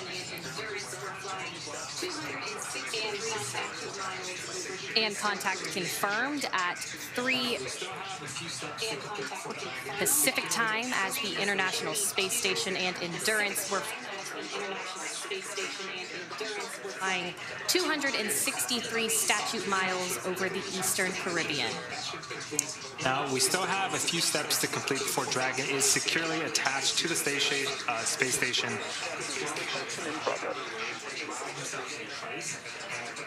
We're hearing call-outs of soft capture ring retraction. That should complete in about 4 minutes, and then about 2 minutes after that, the hard capture sequence will start. This is where the 12 hooks around the outer ring will drive themselves into place and really secure Dragon to the International Space Station. And then hard docking should be complete in about 10 minutes from now. That's right, those 12 hooks will drive 6 at a time in 2 parts to form that hard mate between Dragon and the International Space Station. So what's happening right now with the soft capture ring retraction is those pedals as part of the soft capture ring, they were extended, and again, that's what made contact with the International Space Station. They're effectively being pulled back into the Dragon, and because it's attached, the Dragon is now getting closer and closer with the International Space Station. Again, so those 12 hard capture hooks can set themselves in place, and then we have a nice docking procedure completed. But it does look like we're over a handover period. We can't bring you guys the views, the amazing views of Dragon and the International Space Station at this time, but trust me, we're going to get them back very soon. For now, this is a view of Mission Control in Hawthorne. We're working in tandem with Johnson Space Center in Houston to make sure that, again, these sequences, we're bringing the crew safely to the International Space Station.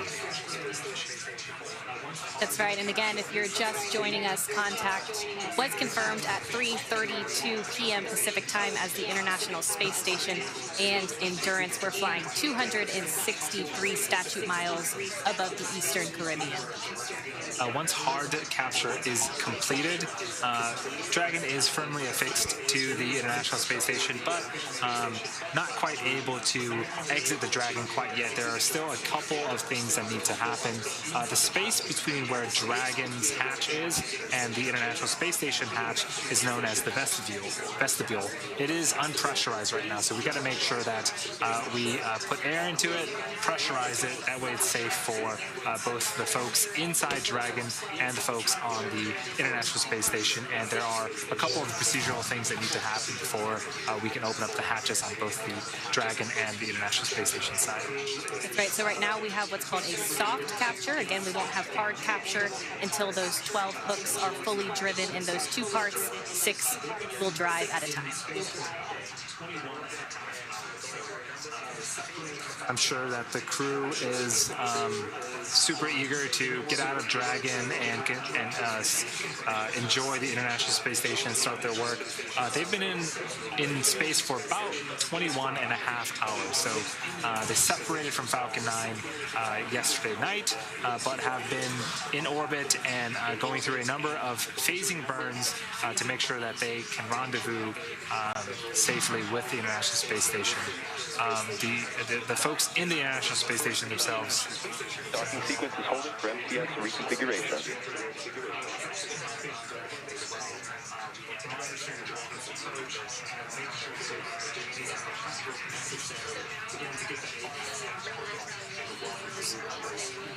So the International Space Station crew has also been helping on their end as well, monitoring Dragon's approach and making sure they are doing any type of prep work necessary, again, to get that A-Pass hatch open and welcome the new members to the International Space Station.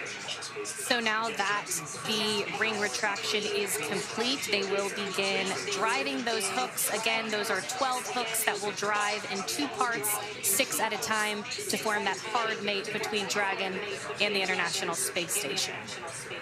Yeah, Dragons will also be powered by umbilicals via the International Space Station. So as part of that hard capture sequence, we'll also be plugging in umbilicals to the Dragon to make sure it has power again from the International Space Station. Station 9 Endurance, Houston on the big loop. MCS is configured. We're proceeding with hook drive.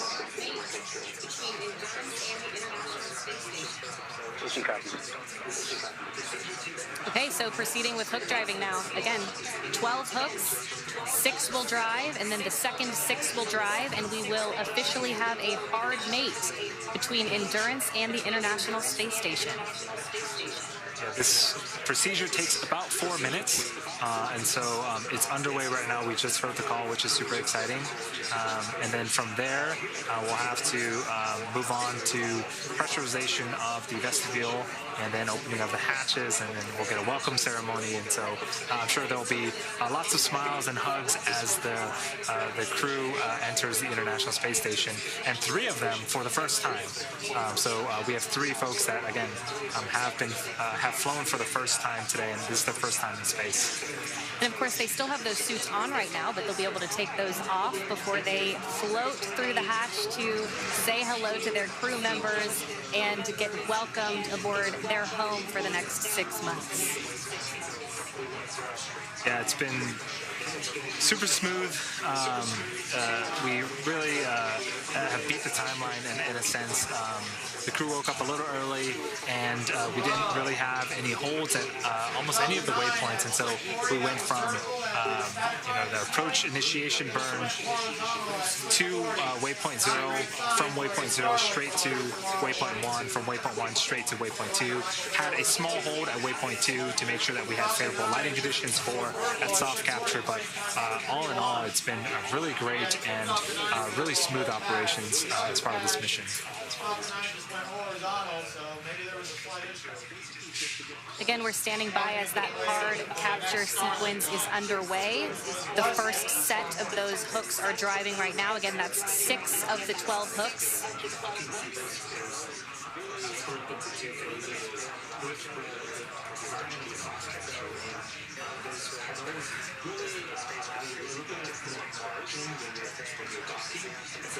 Yeah, part of the reason why the docking sequence is split up into 2 phases is with the design of the soft capture ring, those pedals really allow you a little bit of more margin when you're docking, and so it allows the the spacecraft, basically just to get close, and then we have some mechanical features that will really allow it to get that hard mate that we're looking for.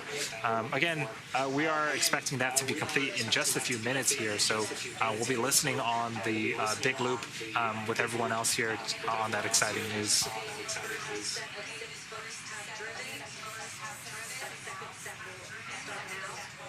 Okay, the first set of 6 hooks have driven. That second set will start now. So then once those 12 have driven, we will have a hard mate. So again, those first set of okay, the first set of 6 hooks have driven. That second set will start now. Once those 12 have all driven, we will have a hard mate. So again, those first set of 6 have driven.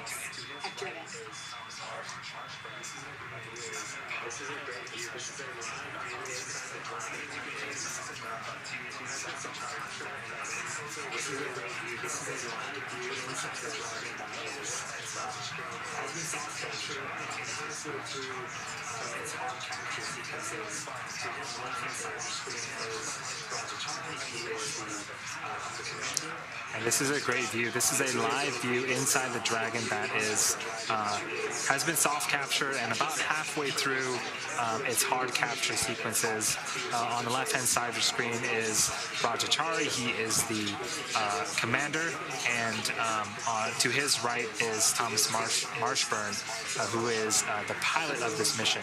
Not on screen, we didn't get too many views of them, but to Chari's left, I believe, is Kayla Barron, who is the mission specialist, and the other mission specialist is Matthias Maurer. And so everyone but Thomas Marshburn, again, this is their first space flight, the first time at the International Space Station, their first time riding the Dragon. So it's all super exciting, and we got some video footage of them earlier. They were playing a game of who could spin the most without hitting anything. Dragon has arrived at the space station. So the big copy is hard capture complete. Crew by yourself, and we'll keep soft capture still final.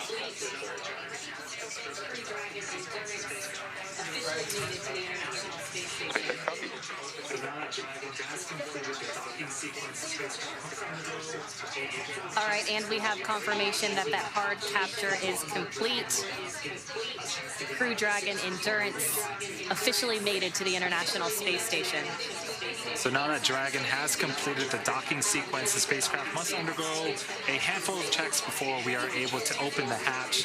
The crew on board Dragon will now get a chance to get out of their suits before moving on to hatch operations. Yeah, that's right, and things will be picking up inside the station too as NASA's Mark Vande Hei gets the hatch on the station side ready to be opened and starts pressurizing that area known as the vestibule between the Dragon and station hatches. So for now, let's go to Sandra Jones for a refresher on what's ahead now that Dragon is officially docked.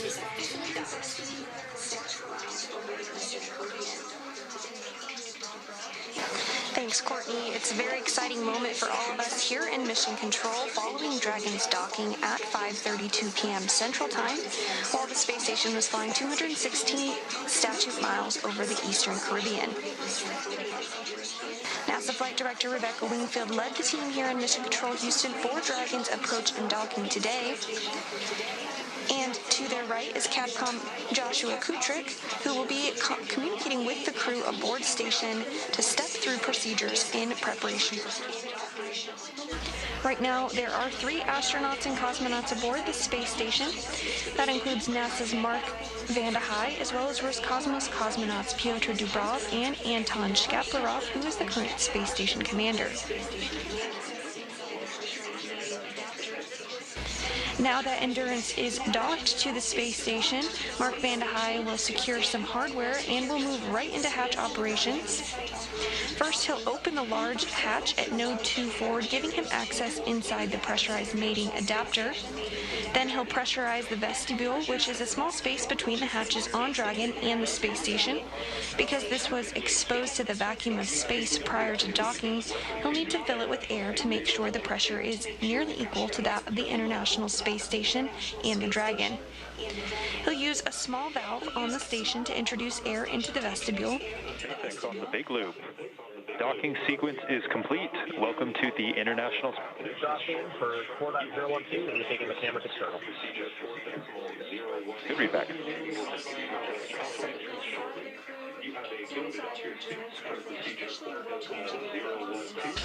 And you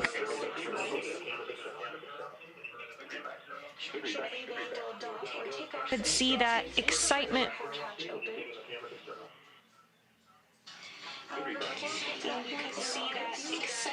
by the crew inside Endurance as they are officially welcomed to their home in space for the next 6 months. Shortly, they will doff or take off their spacesuits in preparation for hatch open. However, before we get to that point, there are a few steps that need to be worked through both on the International Space Station side as well as on the Endurance vehicle side. Inside Space Station, Cameras are external. Inside Space Station, Cameras are external.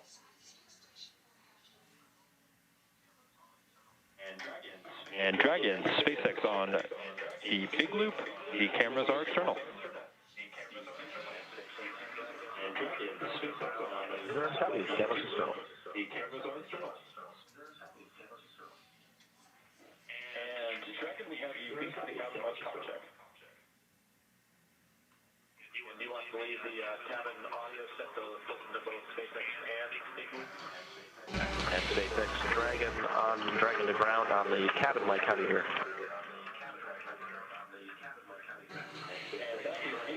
And Dragon, we have you good for the cabin mic comm check. And do you want to leave the cabin audio set to listen to both SpaceX and Igloo? I noticed they covered the logos on the monitors. And do you want to leave the cabin audio set to listen to both SpaceX and Igloo? And that is affirmative. Leave them both in that configuration.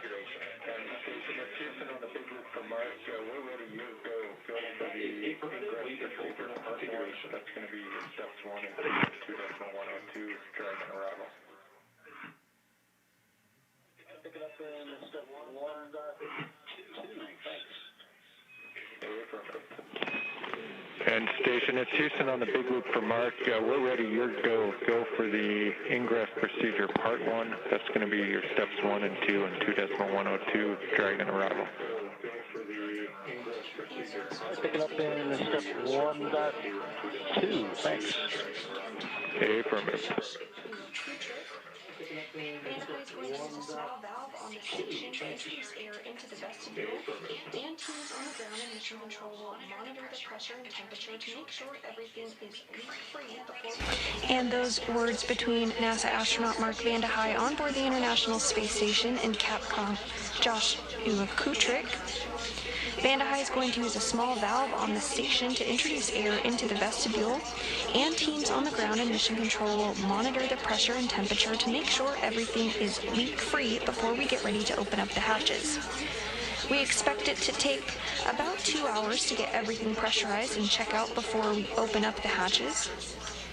We expect it to take Vande Hei has also already deployed umbilicals to connect power and data between the spacecraft in anticipation for hatch open. Also already deployed umbilicals to connect power and data between the spacecraft in anticipation for hatch open.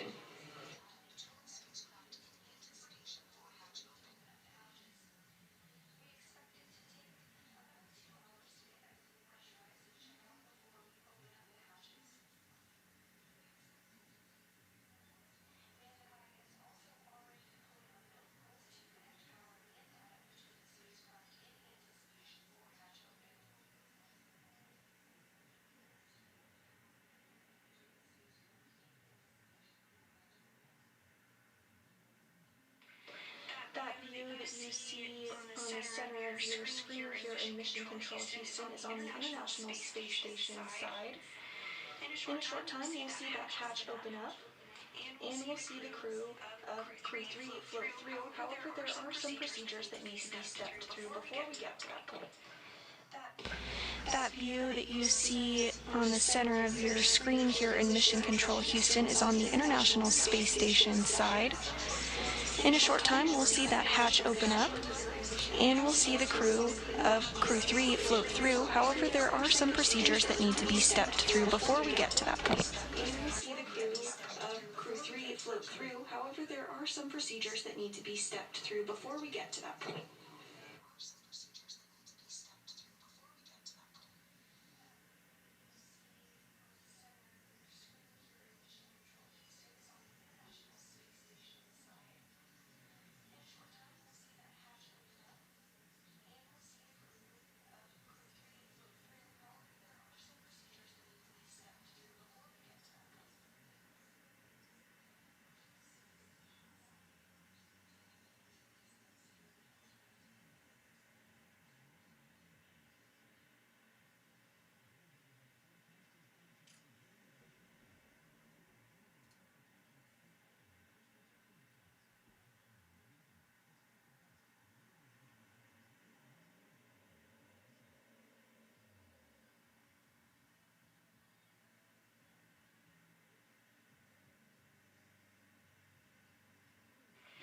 And if you're just joining us, the Crew-3 astronauts have successfully docked to the International Space Station after launching at 8:03 p.m. Central Time yesterday from Launch Pad 39A at NASA's Kennedy Space Center in Florida.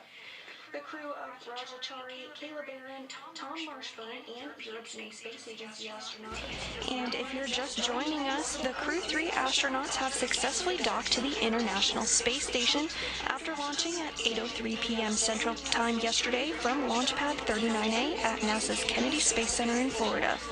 The crew of Chari, Kayla Barron, Thomas Marshburn, and European Space Agency astronaut Matthias Maurer docked to the orbital outpost today at 5:32 p.m. Central Time.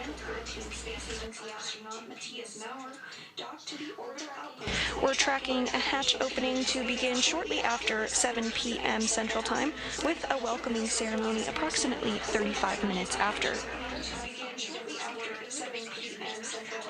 With a welcoming ceremony approximately 35 minutes after.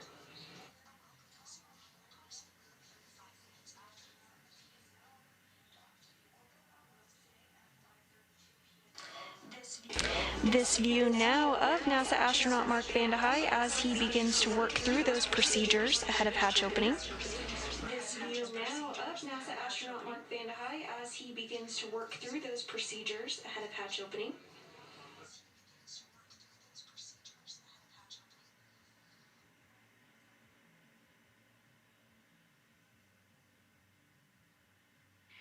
And we did just see NASA astronaut Mark Vande Hei open the Node 2 forward hatch.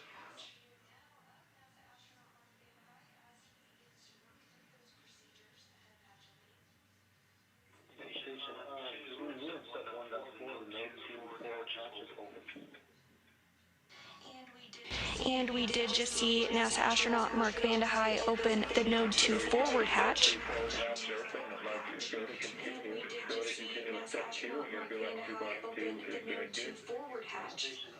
Station on 2 and step 1.4, the Node 2 forward hatch is open. Station on 2 and step 1.4, the Node 2. We copy Node 2 forward hatch open, and mark your go to continue. Go to continue with step 2, and your go at 2.2 is good. Fantastic, thanks.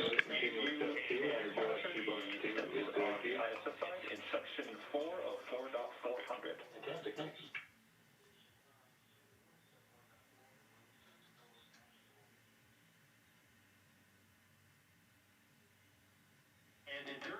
And endurance, SpaceX on the big loop. You can monitor the steps on the ISS side in section 4 of 4.400. You can monitor the steps on the ISS side in section 4 of 4.400. If desired, you can monitor some of the vectorial pressurization actions that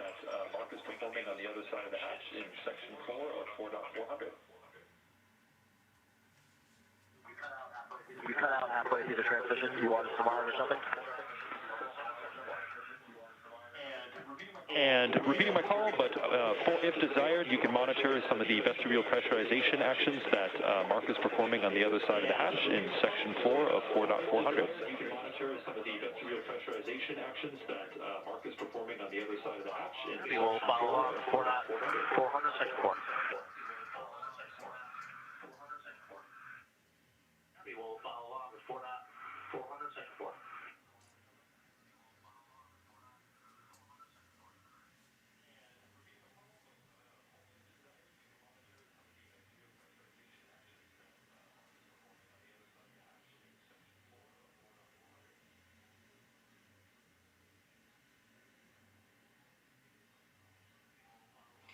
And on the right-hand side of your screen is a view of mission control in Hawthorne, where flight controllers will look after the Endurance Dragon and its system.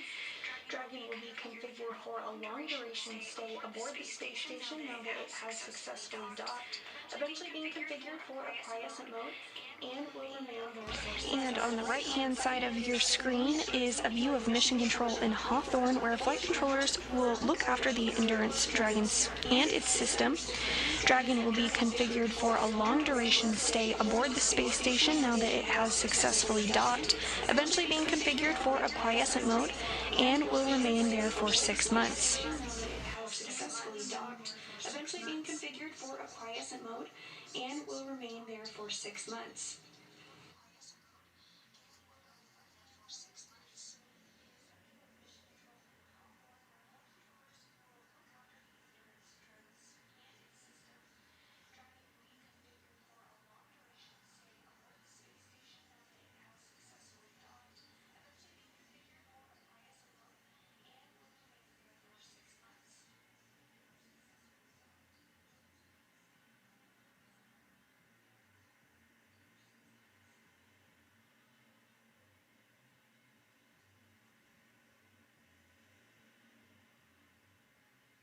Station on 2 and step 2.4, the time is 11:58. Houston copies 11:58, thanks, we'll call you when the recheck's complete.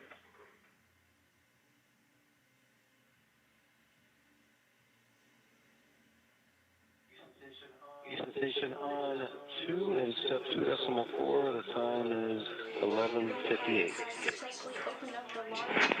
Houston copies 11:58, thanks, we'll call you when the recheck's complete. He's working to pressurize the vestibule, which is the small space between the hatches on Dragon and the space station. Because this was exposed to the vacuum of space prior to... Vanda High has successfully opened up the large hatch at node 2 forward, giving him access inside the pressurized mating adapter, which you see on the right-hand side of your screen there. He's working to pressurize the vestibule, which is the small space between the hatches on Dragon and the space station. Because this was exposed to the vacuum of space prior to docking, he'll need to fill it with air to make sure the pressure is nearly equal to that of the International Space Station and the Dragon.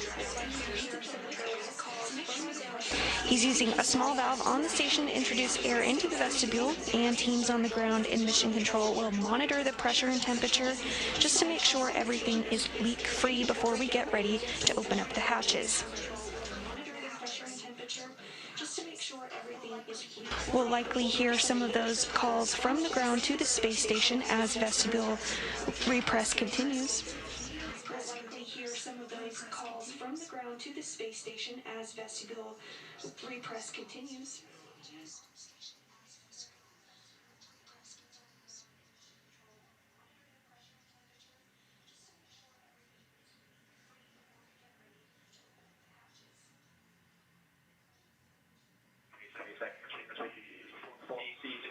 Connected to the umbilicals and our timer started for drying. We're still working on cleaning them up and changing them.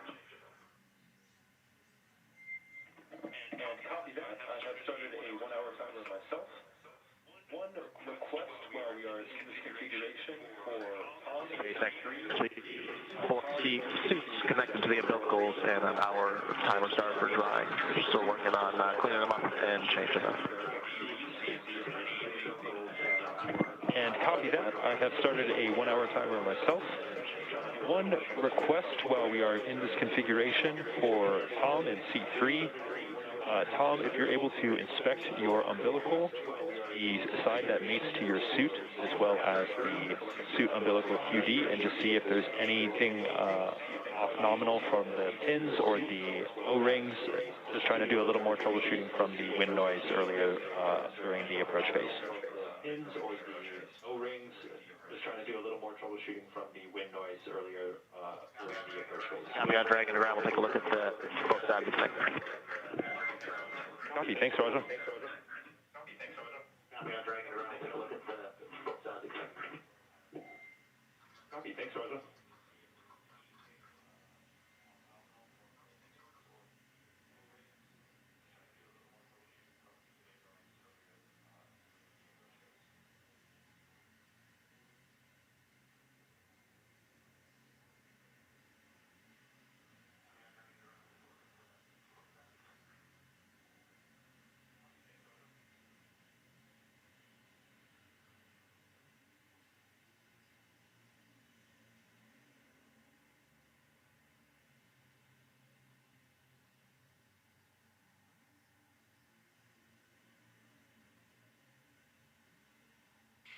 Amanda High has completed thermal equalization on the vestibule between Dragon and Station, and the vestibule pressure was brought up to 5 pounds per square inch, where a leak check is currently being performed.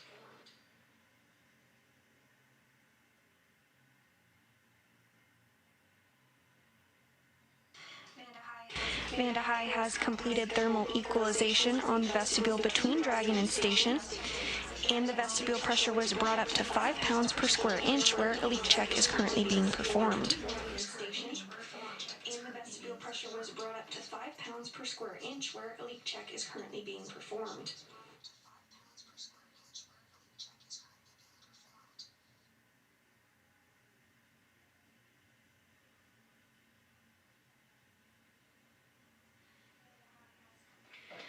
We've been pretty lucky with our external camera views so far. This view is from the Japanese exposed facility pointing at the forward end of the International Space Station, where Dragon is currently docked with the Crew-3 astronauts on board.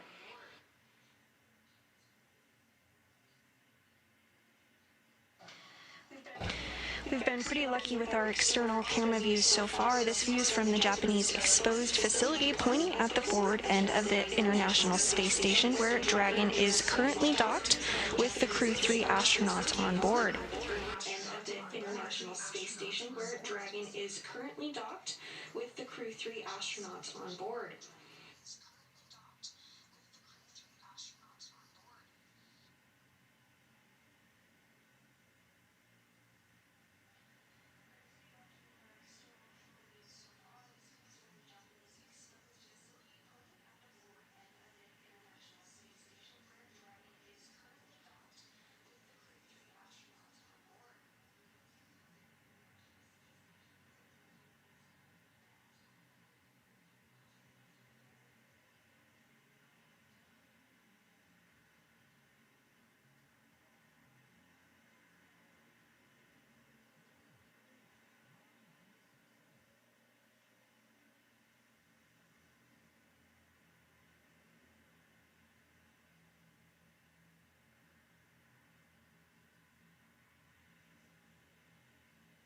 SpaceX Endurance on the Dragon and ground.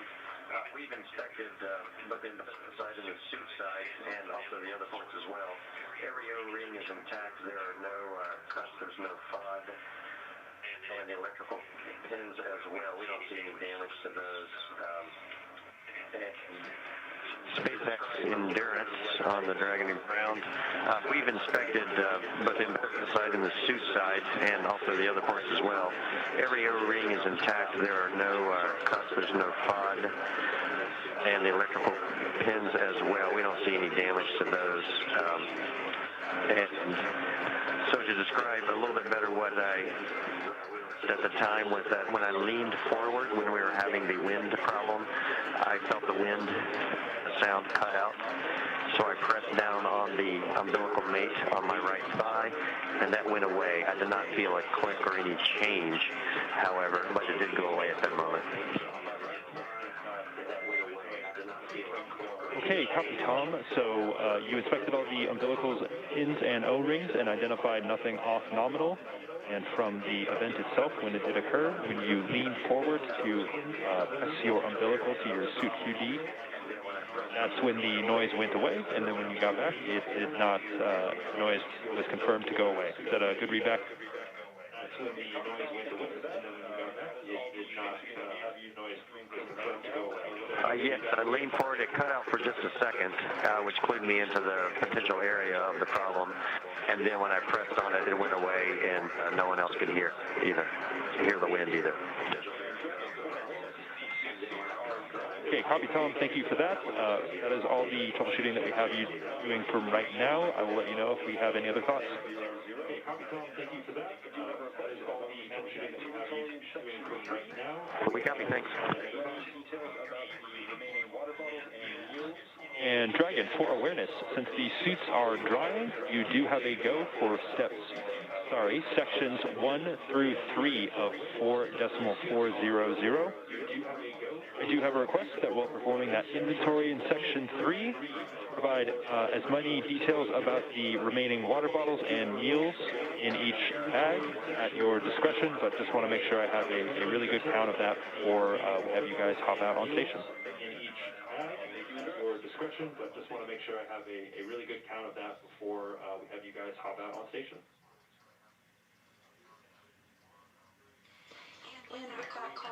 And we copy go for 1 through 3 of 4.400, and we'll give you a detailed inventory of step 3. And thank you, Endurance.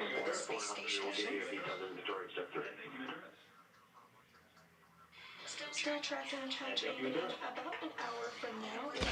And with that call, we may be getting some views back inside the Crew Dragon Endurance as the crew has removed their spacesuits following docking and has them in a drying configuration as they await to come aboard the space station. Still tracking hatch opening about an hour from now with a welcoming ceremony approximately 35 minutes after hatch opening. Ceremony approximately 35 minutes after hatch opening.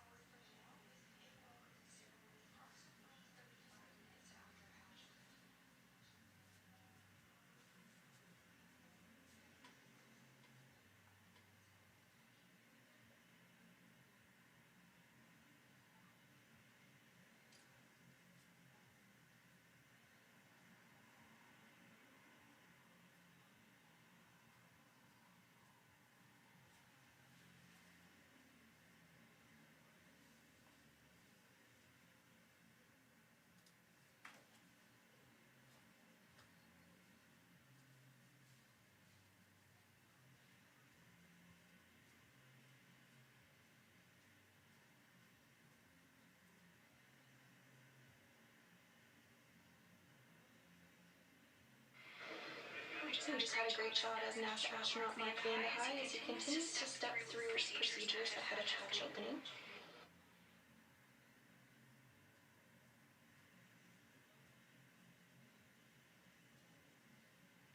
Directly in the center of your screen, below some of those cargo bags, is the hatch.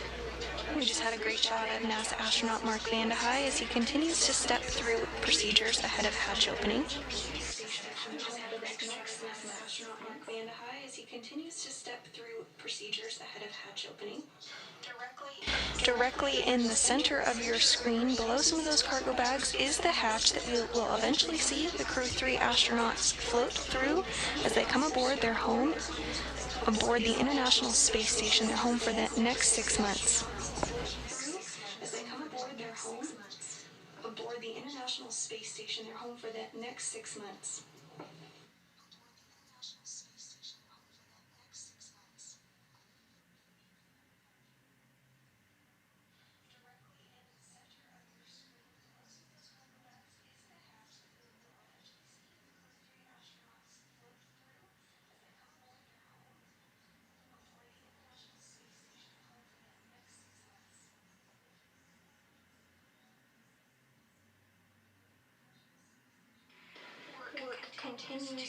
pressurize the vestibule, which is the small space between the hatches on the Dragon and space station.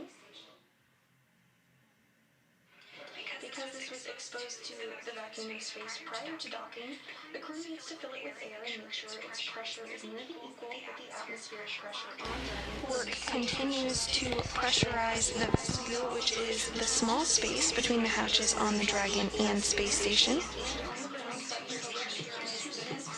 Because this was exposed to the vacuum of space prior to docking, the crew needs to fill it with air and make sure its pressure is nearly equal with the atmospheric pressure on Dragon and the space station.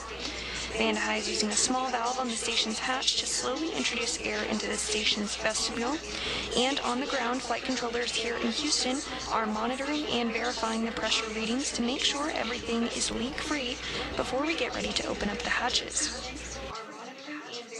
Pressure readings to make sure everything is leak-free before we get ready to open up the hatches.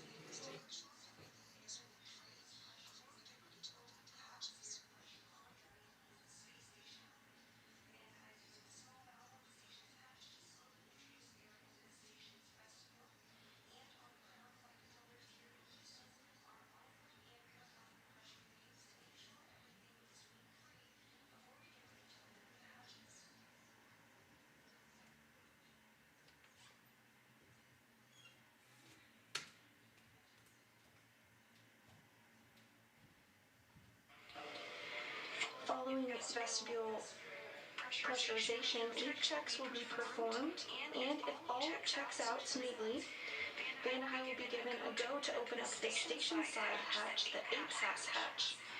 Once that's open, he'll be able to see the crew inside Endurance.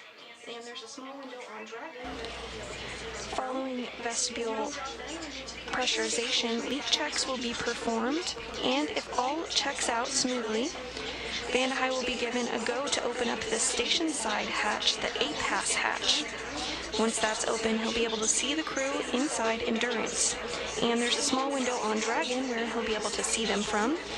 His main job then will be to configure the station side hatch, which is currently configured with a docking target, which is essentially a small rod with an X on the end that provided guidance for the Dragon during its approach to dock with station. He'll remove that target and provide some padding to allow safe entry for the Crew-3 astronauts into the International Space Station. He'll remove that target and provide some padding to allow safe entry for the Crew-3 astronauts into the International Space Station.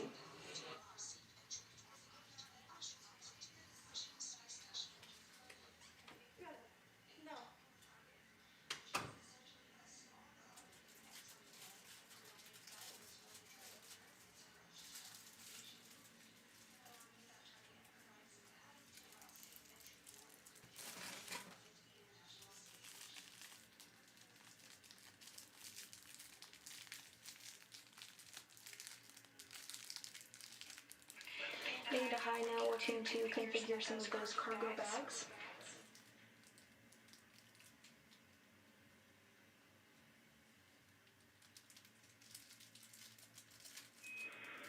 And Endurance M Station Houston on the big roof. No reply needed, but just be advised we're configuring hardline, so we'll be down big roof. Vanda High now working to configure some of those cargo bags.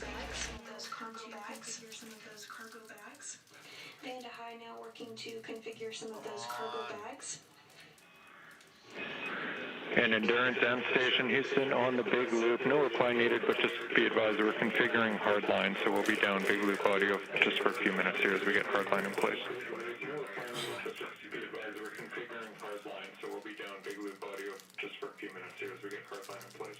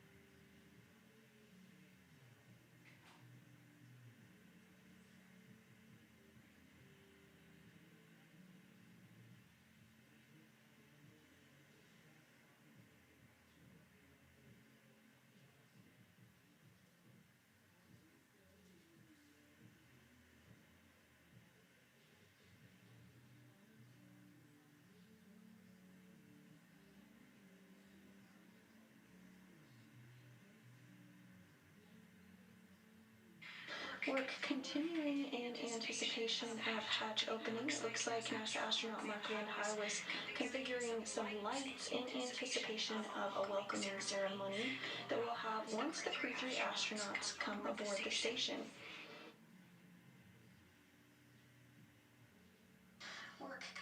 Work continuing in anticipation of hatch opening. It looks like NASA astronaut Mark Van High was configuring some lights in anticipation of a welcoming ceremony that we'll have once the Crew-3 astronauts come aboard the station. In anticipation of a welcoming ceremony that we'll have once the Crew-3 astronauts come aboard the station.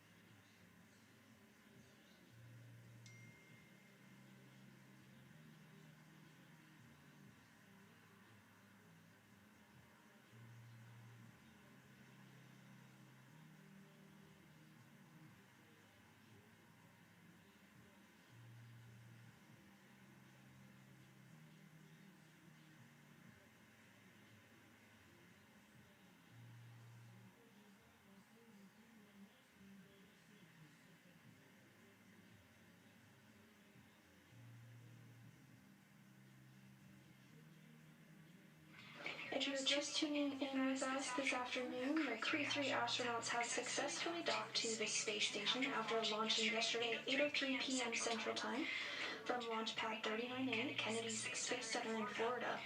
The crew of Chari, Kayla Barron, Thomas Marshburn, and European Space Agency astronaut. If you're just tuning in with us this afternoon, the Crew-3 astronauts have successfully docked to the space station after launching yesterday at 8:03 p.m. Central Time from Launch Pad 39A at Kennedy's Space Center in Florida. The crew of Chari, Kayla Barron, Tom Marshburn, and European Space Agency astronaut Matthias Maurer are docked to the orbital outpost, which happened a short time ago at 5:32 p.m. Central Time. Inside the space station, NASA astronaut Mark Van High is making incremental steps toward hatch opening, now slated for a little under an hour from now. Incremental steps toward hatch opening, now slated for a little under an hour from now. As part of those procedures, he's going to install some padding around the hatch. Looks like there's some floating there that he's going to work to install shortly. Looks like there's some floating there that he's going to work to install shortly.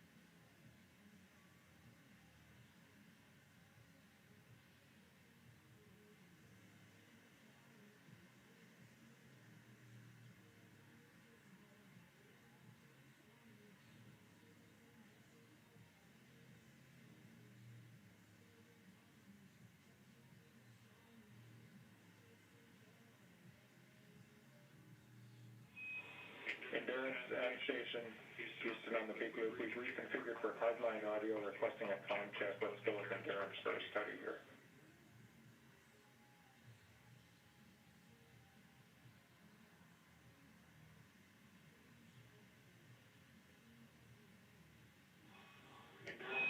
Endurance and Station Houston on the big loop. We've reconfigured for hardline audio, requesting a comm check. Let's go with Endurance for a study here.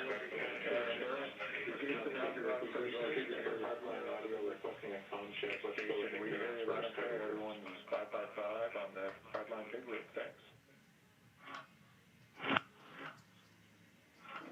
And SpaceX has station and Endurance has you loud and clear on the big loop. And Endurance, Houston has you loud and clear as well. Good to hear you. Clear on the big loop. Station, we hear you loud and clear. Everyone is 555 on the hardline big loop. Thanks. And SpaceX has station and Endurance 555 on the big loop. And SpaceX has station and Endurance 555 on the big loop.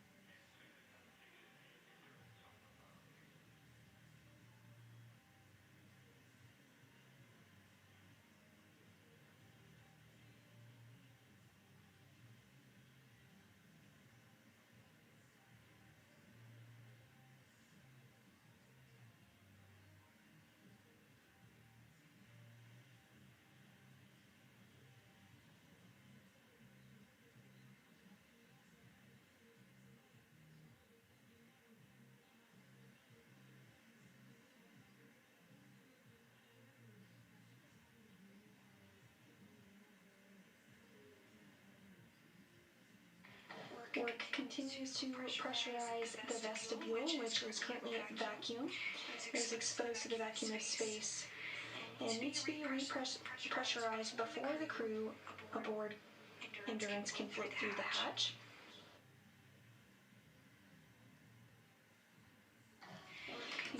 Work continues to pressurize the vestibule, which is currently at vacuum. It was exposed to the vacuum of space and needs to be repressurized before the crew aboard Endurance can float through the hatch.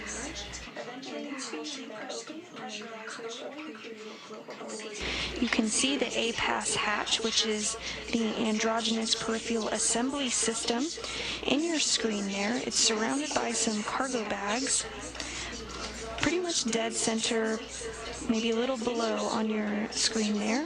Eventually we will see that open and the crew of Crew-3 float aboard the space station. Eventually we will see that open and the crew of Crew-3 float aboard the space station. Maybe getting some video back inside the Endurance vehicle. There's also a hatch on the Dragon itself, which will be opened. There's also a hatch on the Dragon itself, and here shortly we may be getting some video back inside the Endurance vehicle. And here shortly we may be getting some video back inside the Endurance vehicle. Mission to come back on board with cameras when able.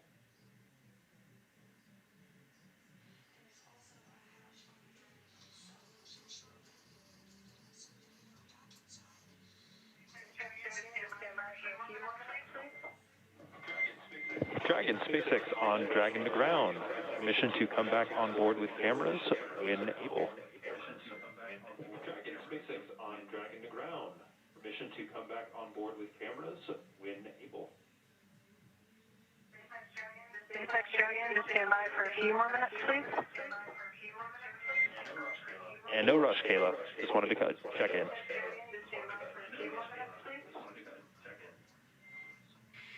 Our coverage will be taking your questions live and answering them on air. If you have a question for us, use the hashtag AskNASA to submit it.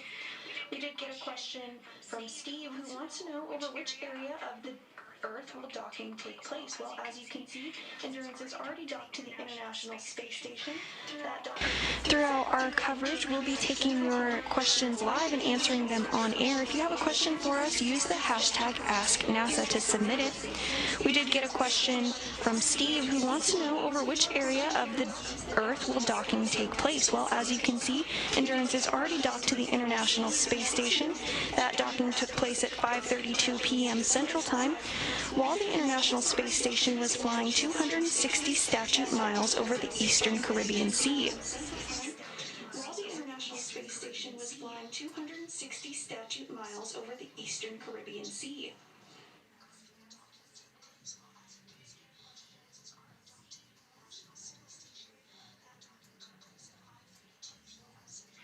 And if you're wondering where the International Space Station is currently flying, it is flying off the southern tip of Australia, 269 statute miles high at a velocity of 17,500 miles per hour.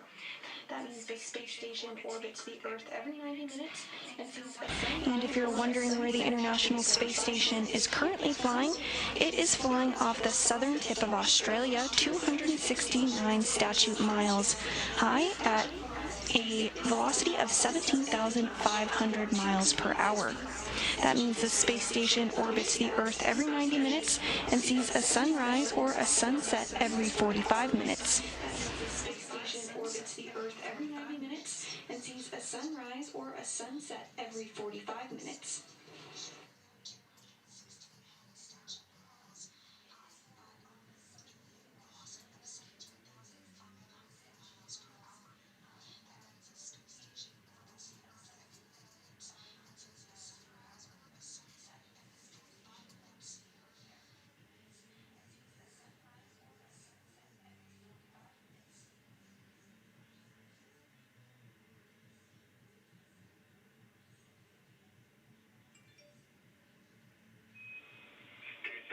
Houston on the big loop. We have a good loop check, and we're ready for you to pick up in Dragon Pressurization Ingress Part 2. Your go at Sec 3.1.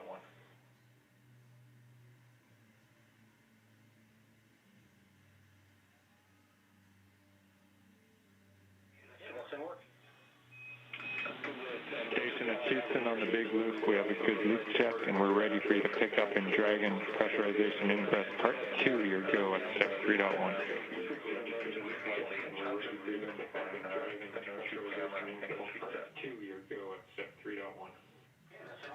Okay, that's in work.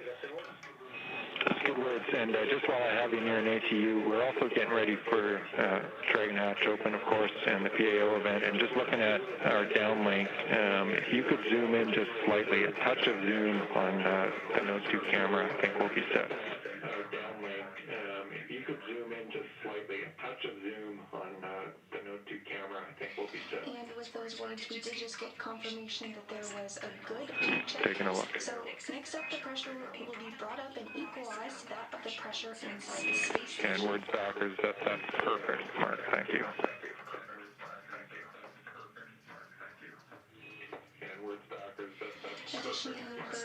And with those words, we did just get confirmation that there was a good leak check.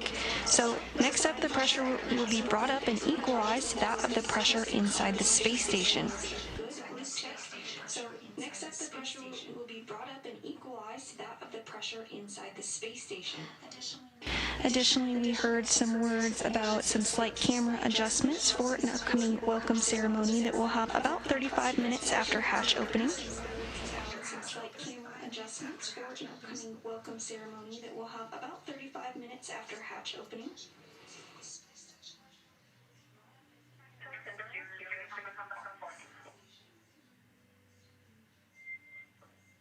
And copy that. Okay, we'll put that in work. You know, we're back on board.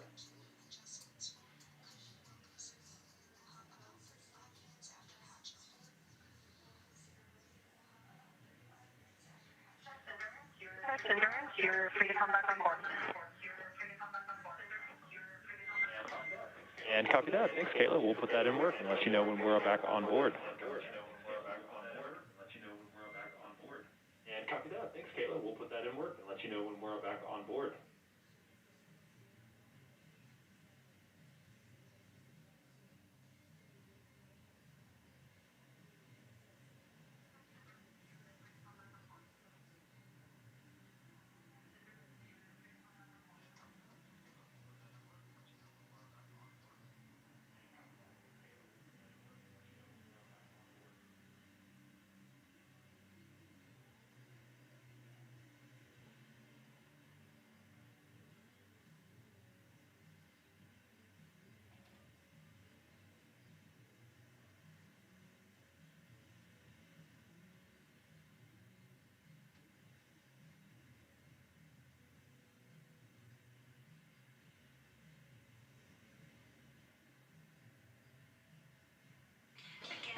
NASA astronaut Mark Vande Hei has completed thermal equalization on the vestibule between Dragon and Station. Following this, the vestibule's pressure was brought up to about 5 pounds per square inch, where a leak check was performed.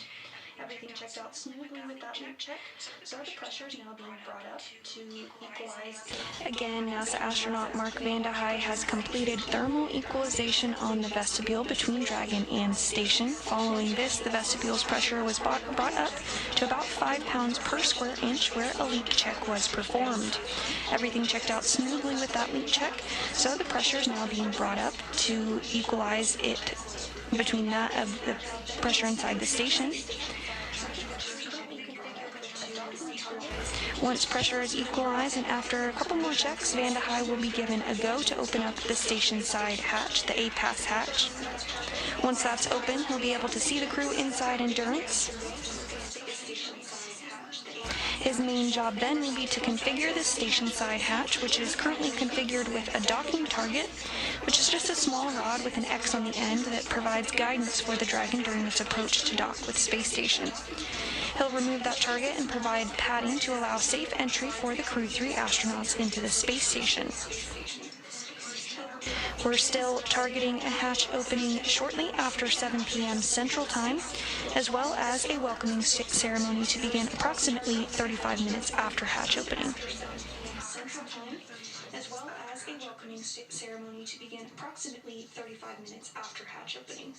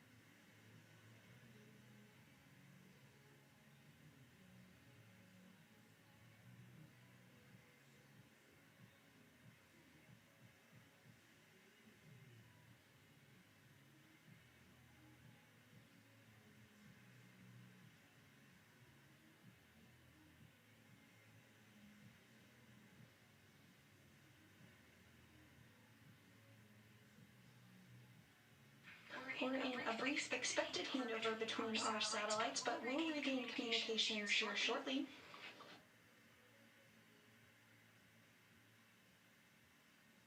And as a reminder, we are taking your Ask NASA questions throughout the broadcast today, so if you have one, send it our way using the hashtag AskNASA. We're in a brief expected handover between our satellites, but we'll regain communications here shortly.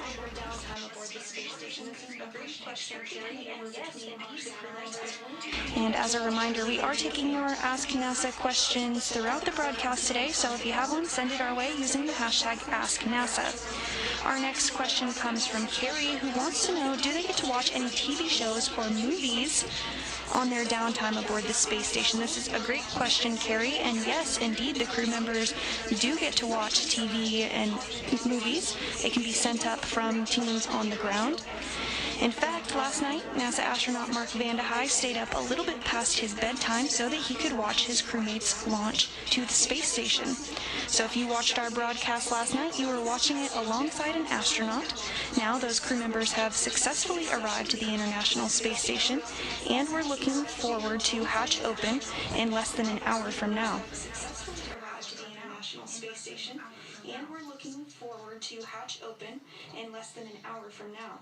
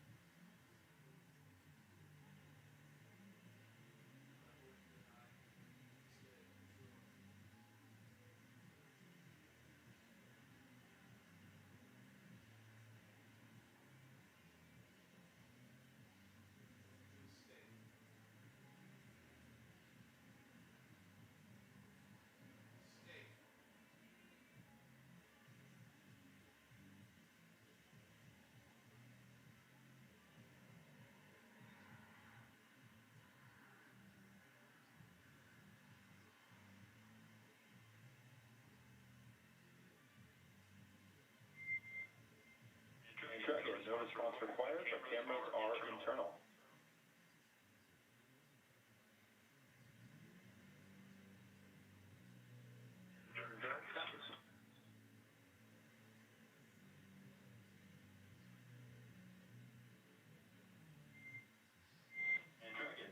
And Dragon, no response required, but cameras are internal. And Dragon, no response required, but cameras are internal. Endurance copies.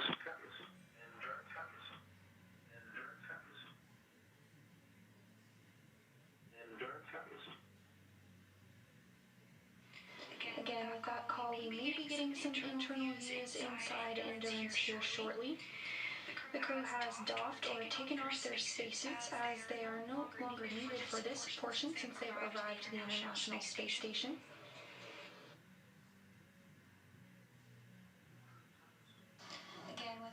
Again, with that call, we may be getting some internal views inside Endurance here shortly.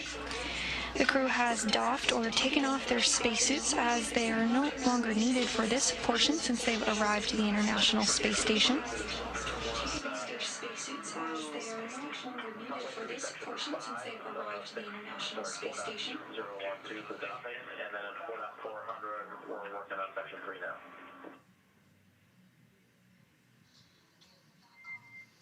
And copy that, Endurance. Sex for tracking purposes, Endurance, we're on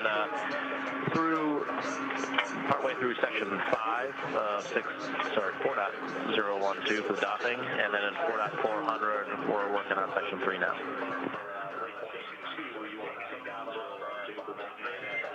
And copy that, Endurance. I have you the same as waiting. I see about 18 minutes left on my suit drying timer, and then you guys are working through section 3. Is that something? I see about 18 minutes left on my suit drying timer, and then you guys are working through. To confirm for 3.2, you want to take out all the models and everything like that, consolidate everything. When it talks about the packing plan, then 3.1, you're still talking about the asset plan, right? Affirmative, that is the ascent packing plan on your tablets. Affirmative, that is the ascent packing plan on your tablets.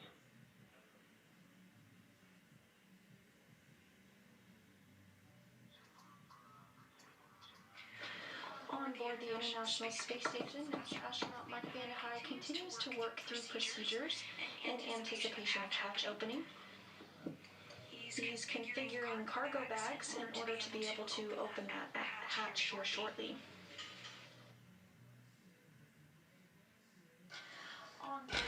On board the International Space Station, NASA astronaut Mark Van continues to work through procedures in anticipation of hatch opening. He's configuring cargo bags in order to be able to open that hatch here shortly. He's configuring cargo bags in order to be able to open that hatch here shortly.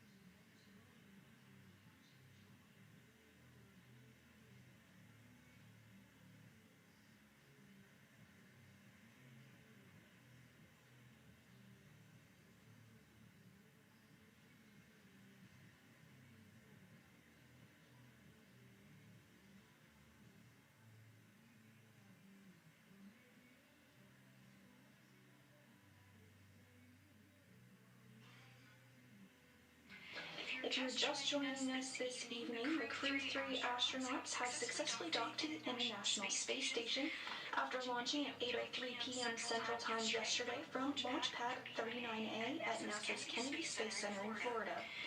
The crew of Chari, Kayla Barron, Thomas Marshburn, and European Space Agency astronauts. If you're just joining us this evening, the Crew-3 astronauts have successfully docked to the International Space Station after launching at 8:03 p.m. Central Time yesterday from Launch Pad 39A at NASA's Kennedy Space Center in Florida. The crew of Chari, Kayla Barron, Thomas Marshburn, and European Space Agency astronaut Matthias Maurer docked to the orbital outpost at 5:32 p.m. Central Time this evening. Inside the International Space Station, NASA... The APAS hatch is open and there was no condensate seen. We copy, hatch open, no condensation then. We're one step closer to welcoming the crew on board the International Space Station.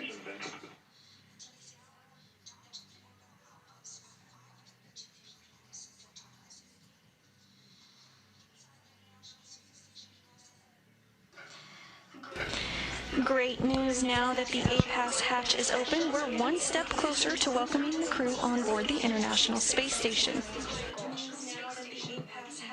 We're one step closer to welcoming the crew on board the International Space Station.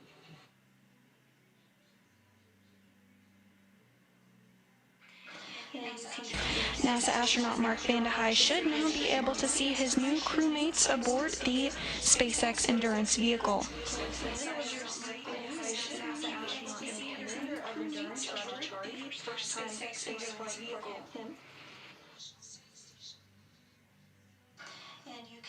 And you can see their spacesuits in that drying configuration there. Towards the middle of your screen is NASA astronaut and commander of Endurance, Chari. First time space flight for him.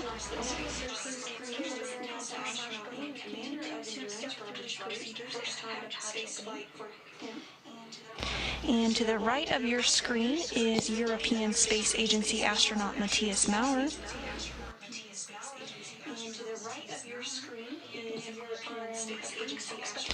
Along with their crewmates Kayla Barron and Thomas Marshburn, they're continuing to step through procedures ahead of hatch opening.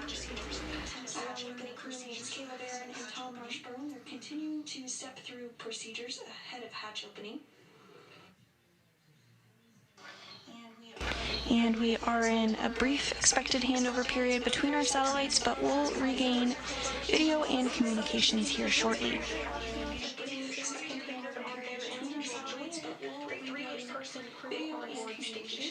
That's NASA astronaut Mark Van de Hei, as well as Roscosmos cosmonauts Pyotr Dubrov and Anton Shkaplerov, the current space station commander. And that will bring the total crew. As those preparations on both sides continue, the Crew-3 astronauts are getting things configured on their end and will join the three-person crew onboard station. That's NASA astronaut Mark Van de Hei, as well as Roscosmos cosmonauts Pyotr Dubrov and Anton Shkaplerov, the current space station commander. And that will bring the total crew members on station to 7. Upon hatch opening, we'll see some hugs and shared camaraderie, and then we'll all be really looking forward to seeing the welcome ceremony, which is slated to begin approximately 35 minutes after hatch opening. Still tracking hatch opening shortly after 7 p.m. Central Time this evening. Shortly after 7 p.m. Central Time this evening.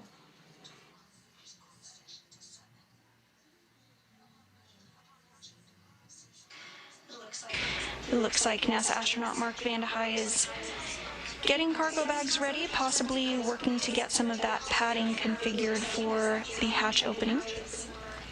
Getting cargo bags ready, possibly working to get some of that padding configured for the hatch opening.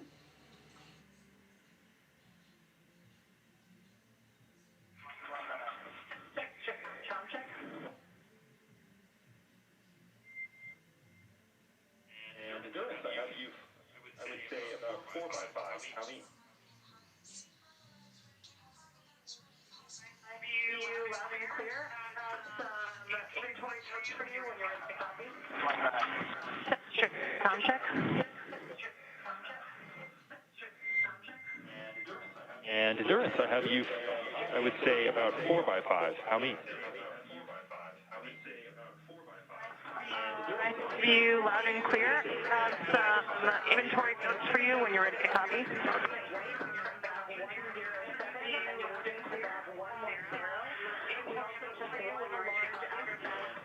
And I am ready to copy, Kayla.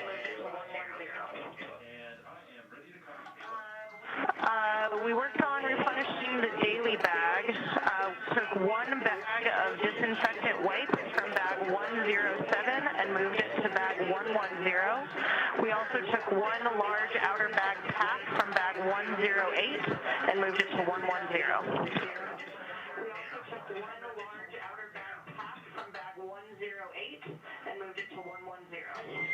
Okay, the disinfectant wipe from 107 to 110, and then the bag from 108 to 110.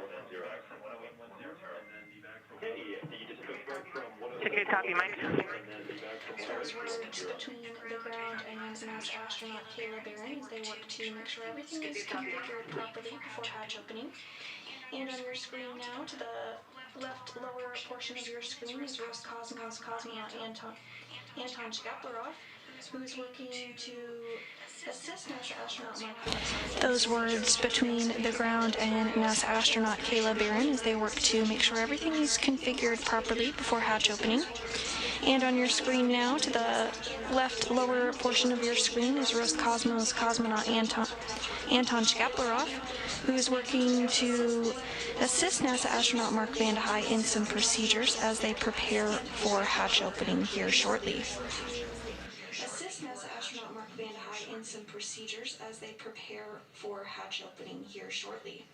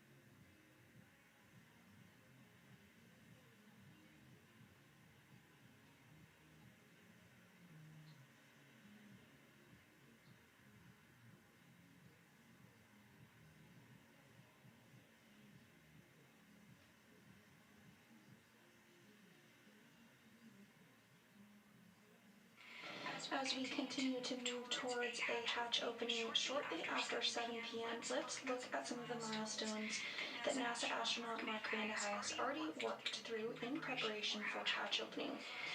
Mark Vande Hei completed thermal equalization on the vestibule between Dragon and Station. Following this, the pressure was brought up to... As we continue to move towards a hatch opening shortly after 7 p.m., let's look at some of the milestones that NASA astronaut Mark Vande Hei has already worked through in preparation for hatch opening. Mark Vande Hei completed thermal equalization on the vestibule between Dragon and Station. Following this, the pressure was brought up to about 5 pounds per square inch where a leak check was performed. Everything checked out smoothly with that leak check, so the pressure was brought up and equalized to that of the pressure inside the space station. With pressure equalized and after checks, Vande Hei was given the go to open the station side hatch, the A-Pass hatch. Now that that's open, you should be able to see the crew inside Endurance. There's a small window on the Dragon where he can see them from. His main job now is to be configuring the station side hatch, which is currently configured with a docking target. It's a small rod with an X on the end that provided guidance for the Dragon during its approach to dock to the space station. He'll remove that and provide some padding to allow for safe entry for the Crew-3 astronauts to the International Space Station. entry for the Crew-3 astronauts to the International Space Station.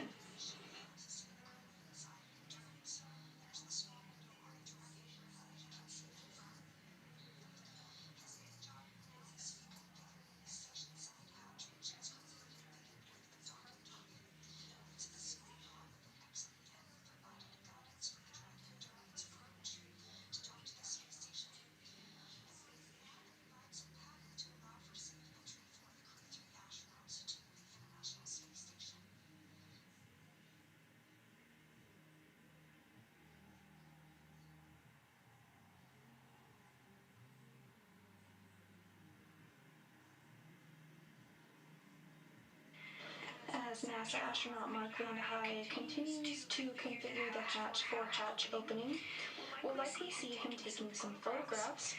Part of that is a procedure to survey the hatch itself and inspect for any foreign object debris.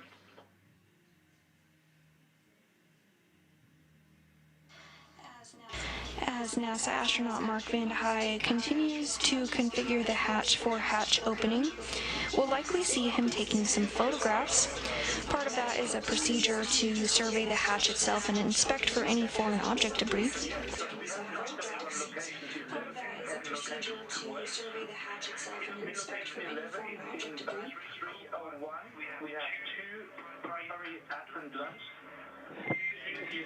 And Matthias, I am ready for inventory. Yes, so we have an update on location 11 and location 12. In location 11, in bag 301, we have 2 primary Ascent lamps, 2 utensils, and a bag of huggies. Bag 302 is empty.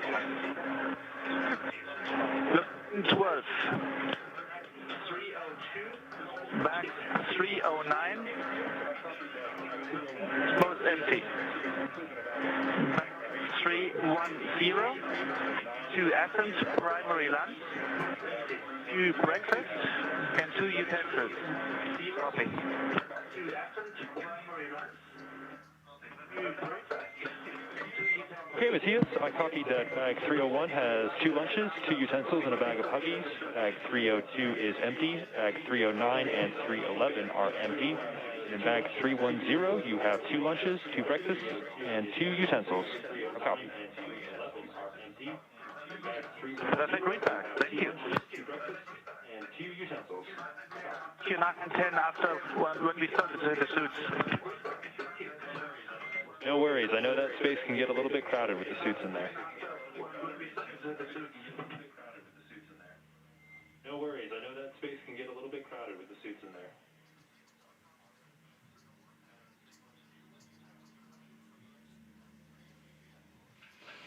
As a reminder, we continue to take your Ask NASA questions, and we'll answer them live on air. If you have a question for us, send it our way using the hashtag AskNASA. We got a great question asking if you can see the International Space Station when you look up. You can, in fact, see the International Space Station when you look up. As a reminder, we continue to take your Ask NASA questions, and we'll answer them live on air. If you have a question for us, send it our way using the hashtag AskNASA. We got a great question asking if you can see the International Space Station when you look up. You can, in fact, see the International Space Station when you look up. If you check out the website spotthestation.nasa.gov, you can enter in your location and see when the International Space Station is flying over you. It's pretty neat to see it fly overhead, and I recommend checking it out if you haven't done so already. It's pretty neat to see it fly overhead, and I recommend checking it out if you haven't done so already.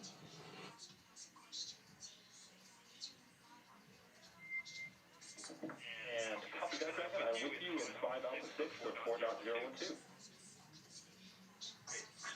It's Dragon. We're showing an hour on our suit timer, so we're starting to get the bags out and work on stowing the suits in the storage bags.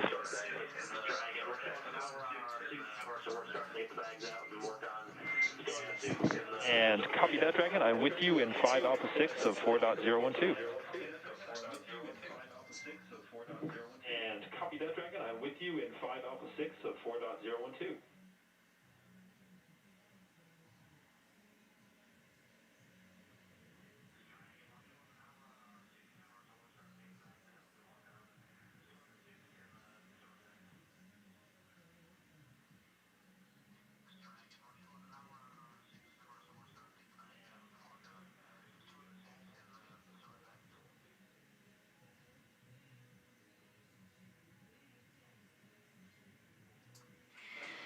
if you're just now joining us, you're watching the live broadcast of the Crew-3 mission, which launched yesterday at 8:03 p.m. Central Time from the Kennedy Space Center in Florida and docked just a couple hours ago at 5:32 p.m. Central Time. Now we're just waiting for the hatch to open up between... Again, if you're just now joining us, you're watching the live broadcast of the Crew-3 mission, which launched yesterday at 8:03 p.m. Central Time from the Kennedy Space Center in Florida and docked just a couple hours ago at 5:32 p.m. Central Time.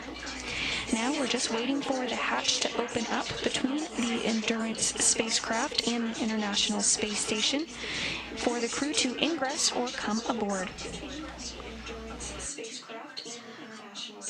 Following that, we'll have a welcoming ceremony about 35 minutes after hatch opening.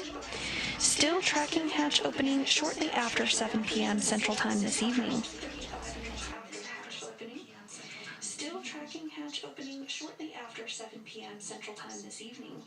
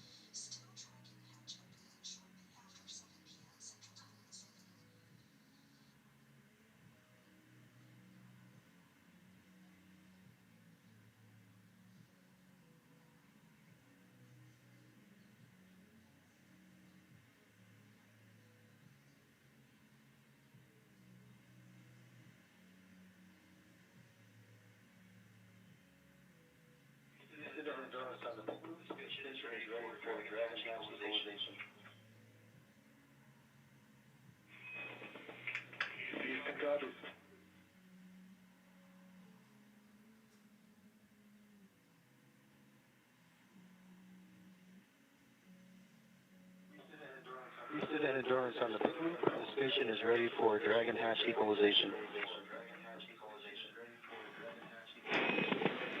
Houston copies.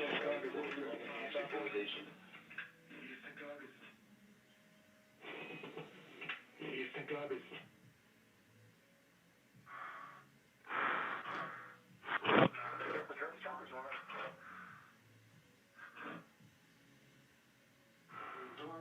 Endurance station on the big loop. Did you copy? And station on the big loop for equalization. We expect this to take about 3 minutes. Yeah, the big loop endurance copies. We're ready.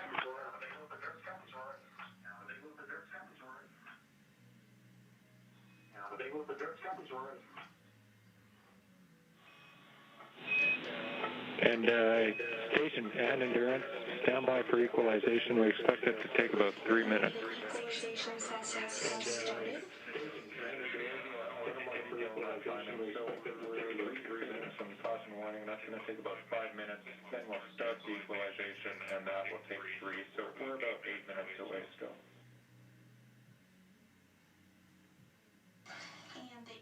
And the equalization process has started. Station, maybe a little more detail on that timing. So we're reconfiguring some caution warning. That's going to take about 5 minutes. Then we'll start the equalization, and that will take 3. So we're about 8 minutes away still.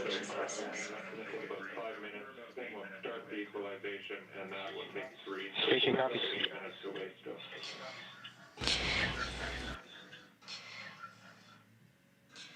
Station copies. And those words stating that it will take about 8 minutes for that equalization process. And those words stating that it will take about 8 minutes for that equalization process.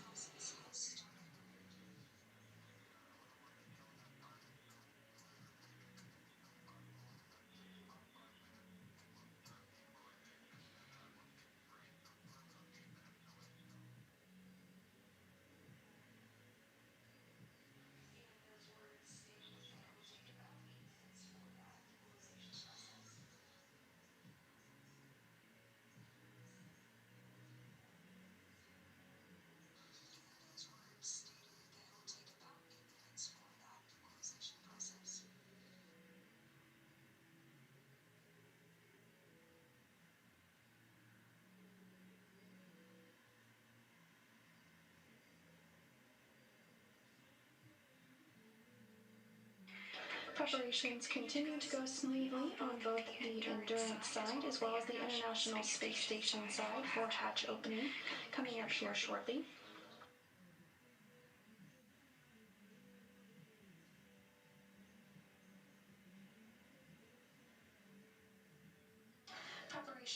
Preparations continue to go smoothly on both the Endurance side as well as the International Space Station side for hatch opening coming up here shortly.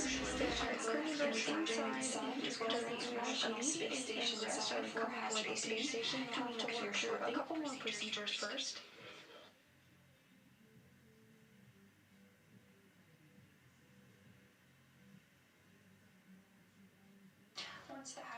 Once the hatch is open, the crew members inside Endurance won't immediately ingress or come aboard the space station. They'll have to work through a couple more procedures first.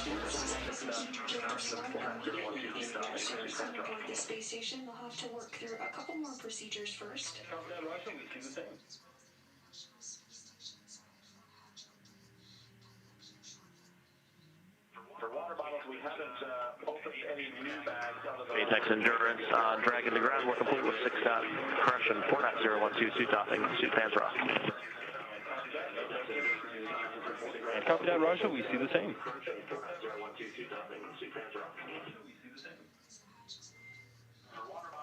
For water bottles, we haven't opened any new bags other than ones we reported before. We're just currently consolidating the empty to take the trash with us. And copy that. No deltas to the previous report for water consumption. And copy that. No deltas to the previous report for water consumption.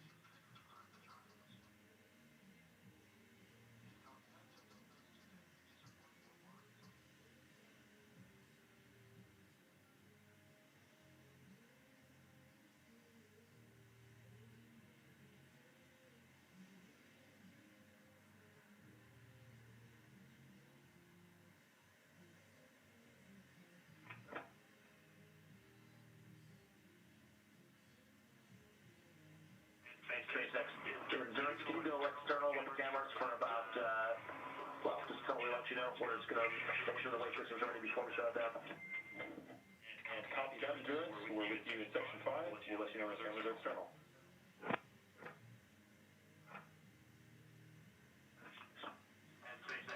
And SpaceX Endurance, can you go external with the cameras for about, well, just tell me, let you know, we're just going to make sure the weight system's ready before we shut it down. And copy that, Endurance. We're with you in section 5. We'll let you know when the cameras are external. And copy that, Endurance. We're with you in section 5. We'll let you know when the cameras are external.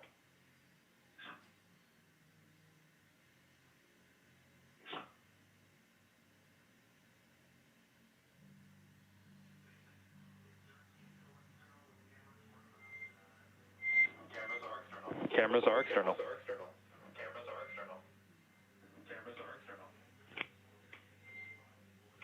Cameras are external.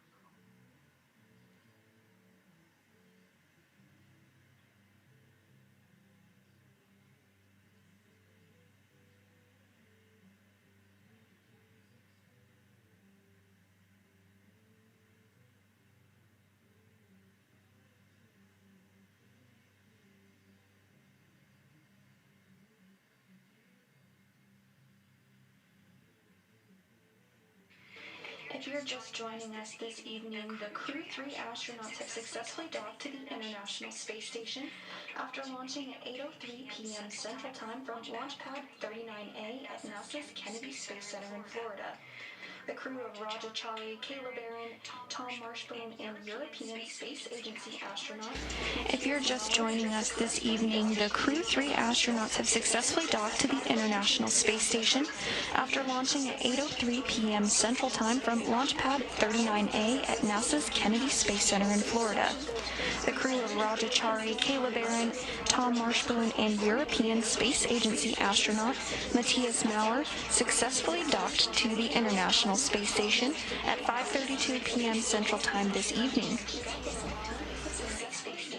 At this hour, we are awaiting the hatch to open so that those 4 crew members can join the other 3 crew members currently on board the International Space Station, which includes NASA astronaut Mark Vande Hei and Roscosmos cosmonauts Pyotr Dubrov and Anton Shkaplerov, who is the current space station commander. About 35 minutes after hatch opening, we'll have a welcome ceremony where all 7 of the Expedition 66 crewmates will be able to hug and welcome their new crewmates aboard.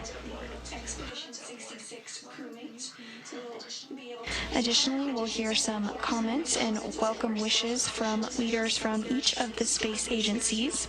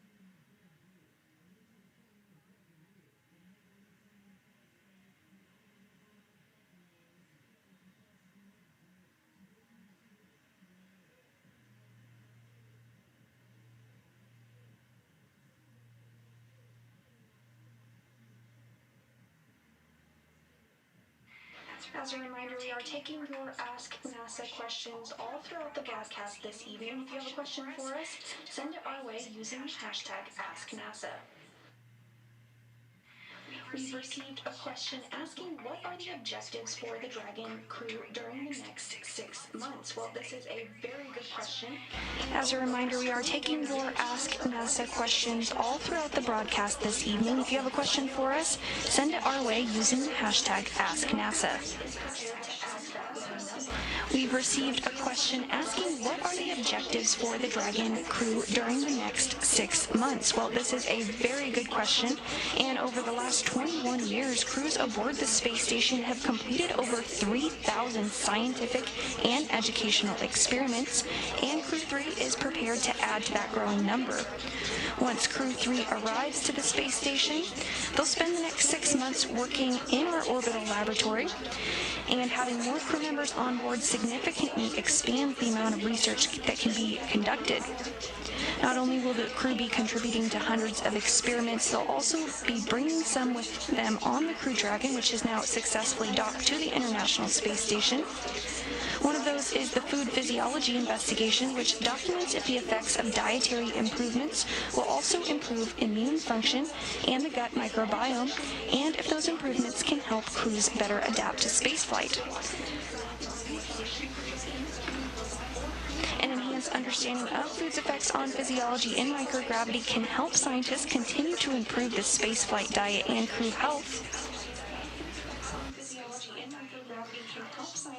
Additionally, in addition to hardware to support new science on board station, Crew Dragon is carrying more than 400 pounds of NASA cargo.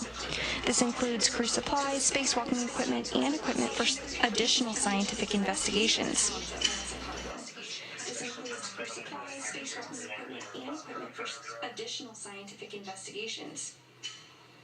And that is expected as we are just getting through some stuff to deactivate S-band, but we have you loud and clear on the big loop.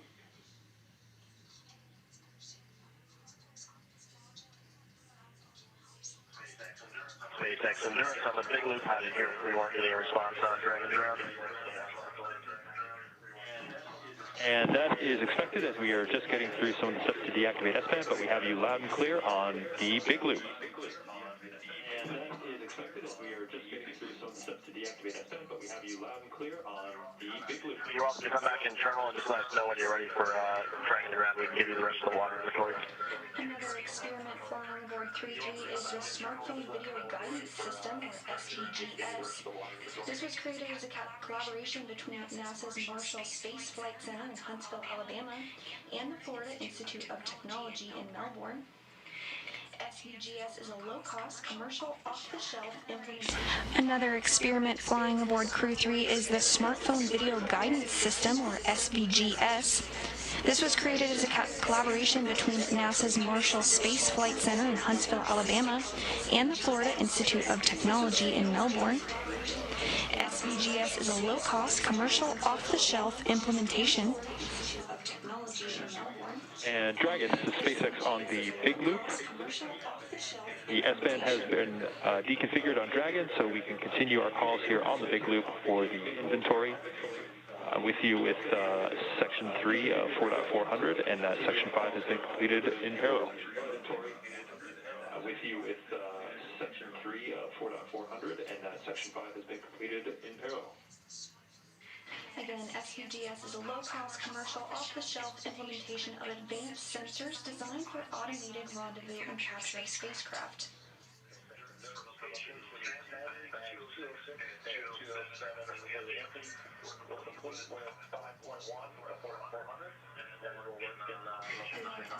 Again, SVGS is a low-cost, commercial, off-the-shelf implementation of advanced sensors designed for automated rendezvous and capture of spacecraft.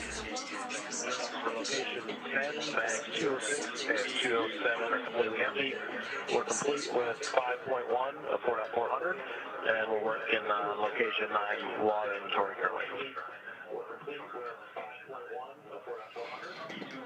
Copy, 206 and 207 empty, through in the all the steps in 4.400, and then working through the inventory in 9 and 10. All the steps in 4.400, and then working through the inventory in 9 and 10. To learn more about these and thousands of research projects that have taken place aboard this space station, go to nasa.gov/ISS Science. Taking place aboard this space station, go to nasa.gov/ISS Science.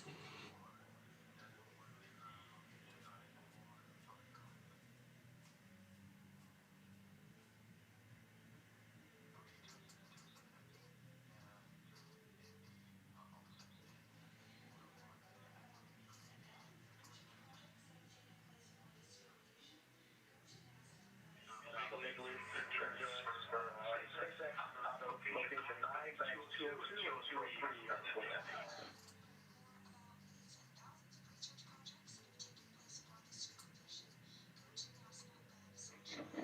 And copy that, Roger. 202 and 203 are empty.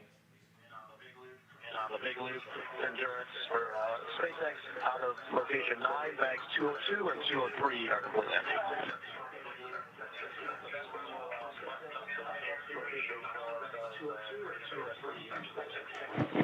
And copy that, Raja. 202 and 203 are empty. And copy that, Raja. 202 and 203 are empty.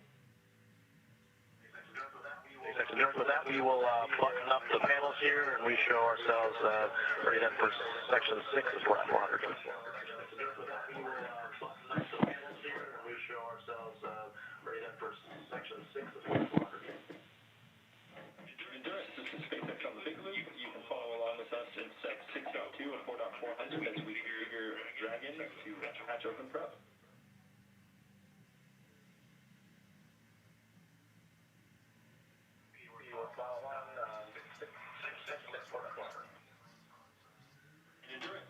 In Endurance, this is SpaceX on the big loop. You can follow along with us in step 6.2 of 4.400 as we configure Dragon to hatch open prep. You can follow along with us in step 6.2 of 4.400 as we configure Dragon. We will follow along section 6, 4.400.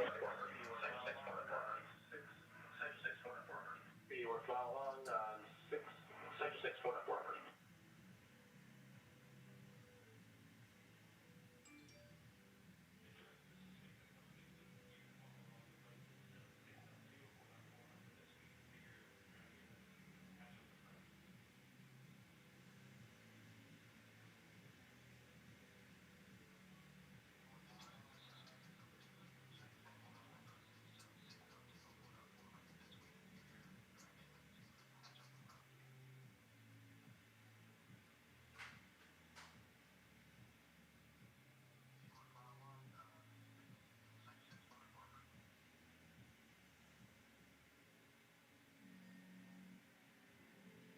System is trapping some really cold Canadian air and giving them some really significant accumulated snow for us across Ohio.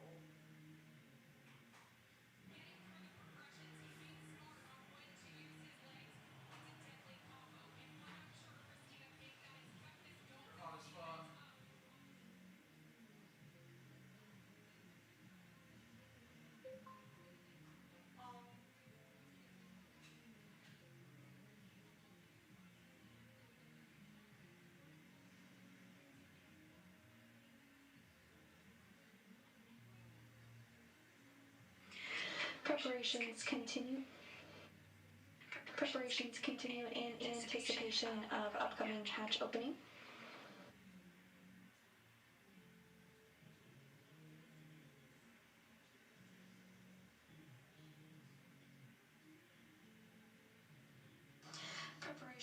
Preparations continue in anticipation of upcoming hatch opening.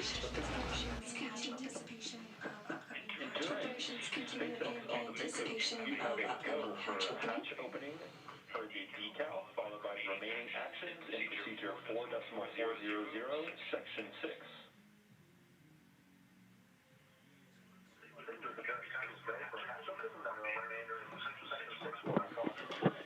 Endurance, SpaceX on the big loop. You have a go for hatch opening per the decal, followed by the remaining actions in procedure 4.400, section 6.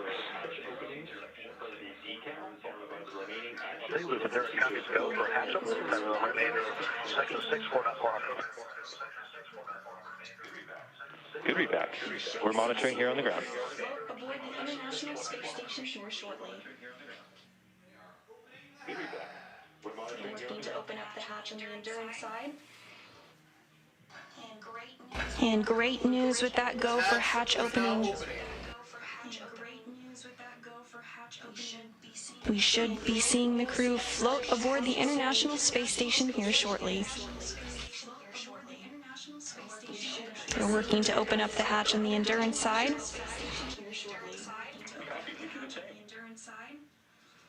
We're working to open up the hatch on the Endurance side. Dragon hatch is now open.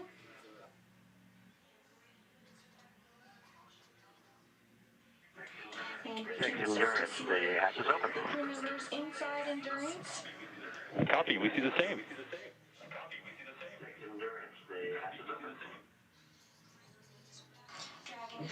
Dragon hatch is now open. We've been waiting for it to open since 5:32 p.m. Central Time is now open. And we can start to see the crew members inside Endurance.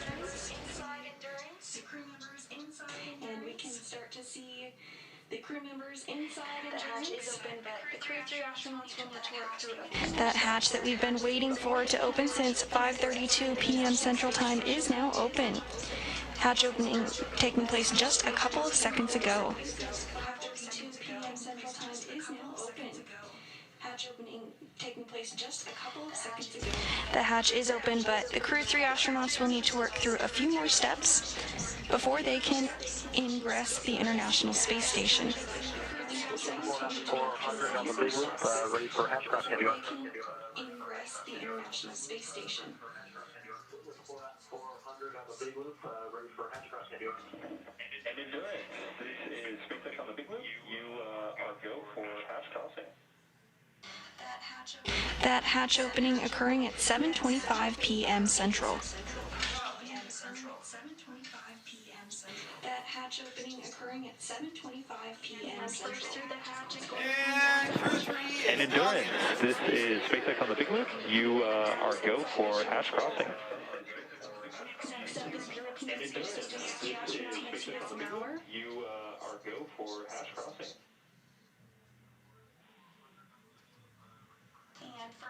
And first through the hatch is going to be NASA astronaut Kayla Barron. Some hugs there.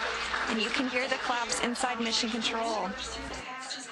Next up is European Space Agency astronaut Matthias Maurer. Inside Mission Control. And NASA astronaut. Next up is European Space Agency astronaut Matthias Maurer.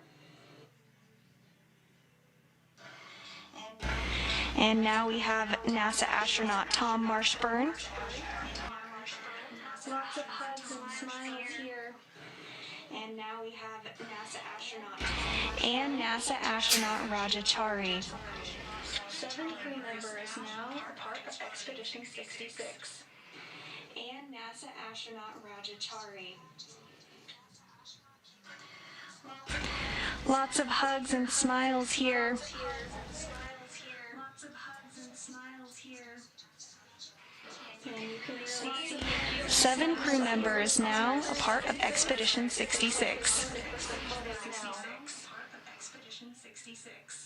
7 crew members now a part of Expedition 66. That's a good picture right there.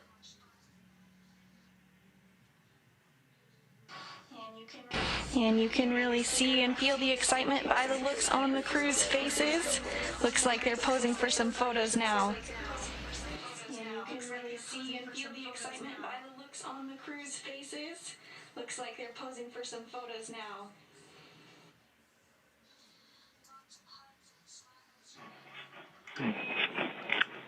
Welcome to Station Crew-3. You guys look great in that photo.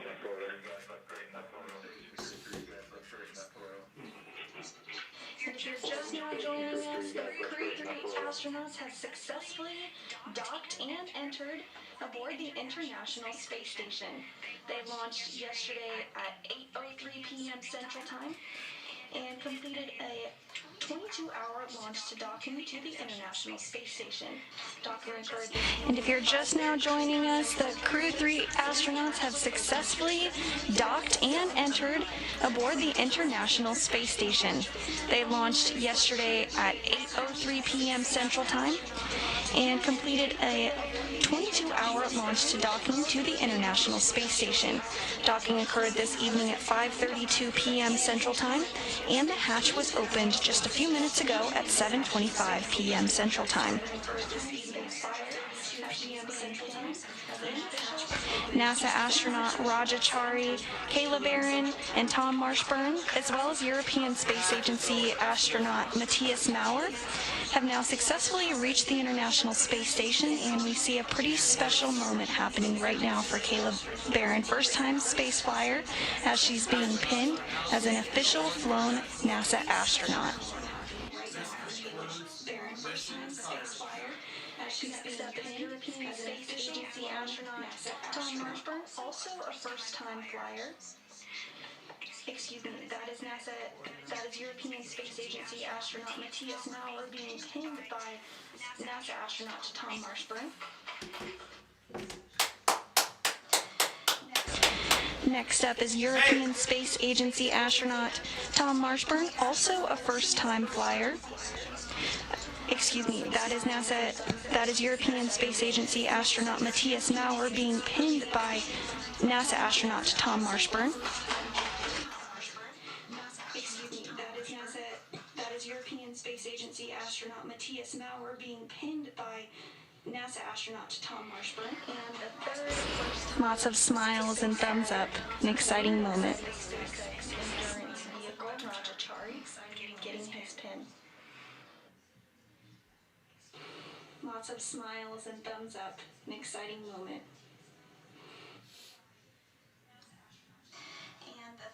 And the third first-time space flyer, commander of the SpaceX Endurance vehicle, Chari, getting his pin.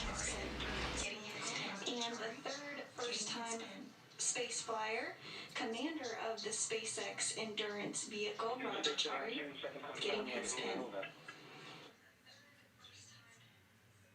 Have safely arrived at the International Space Station.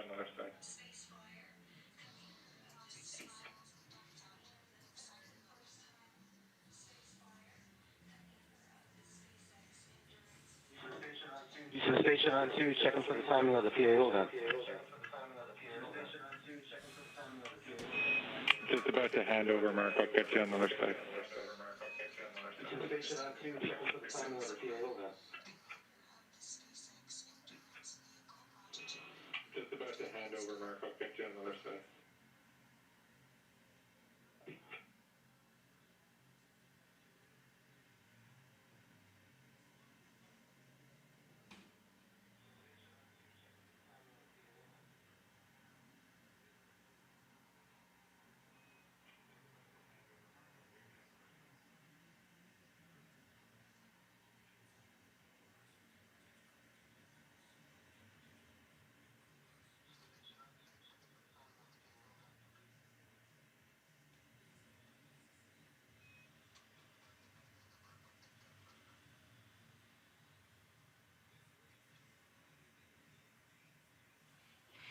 And we're in a brief expected handover between our satellites, but will regain communication here shortly.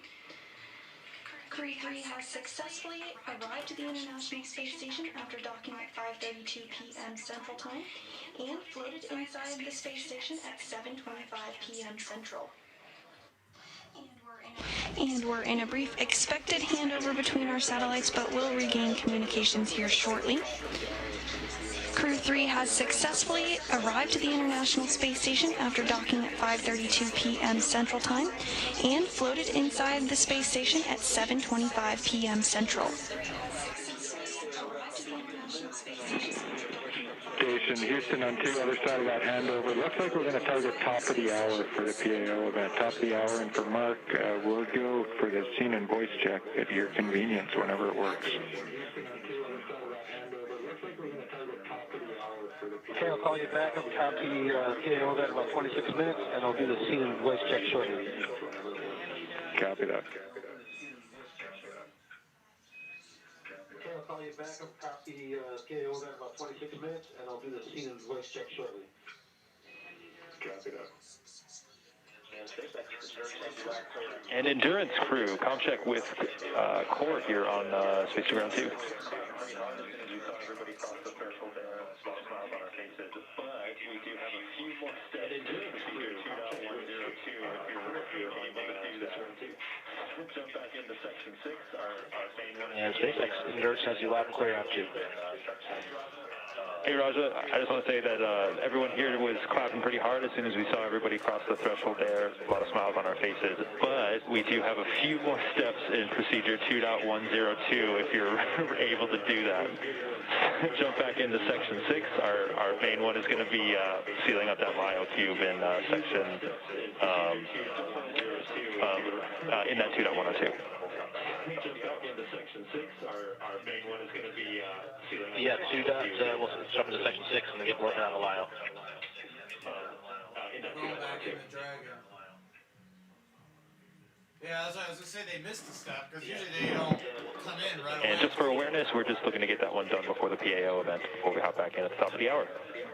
We're now targeting a welcome ceremony to begin at 8 p.m. Central Time this evening. For awareness, we're just looking to get that one done before the PAO event. They're going back into the Dragon capsule to finish a section.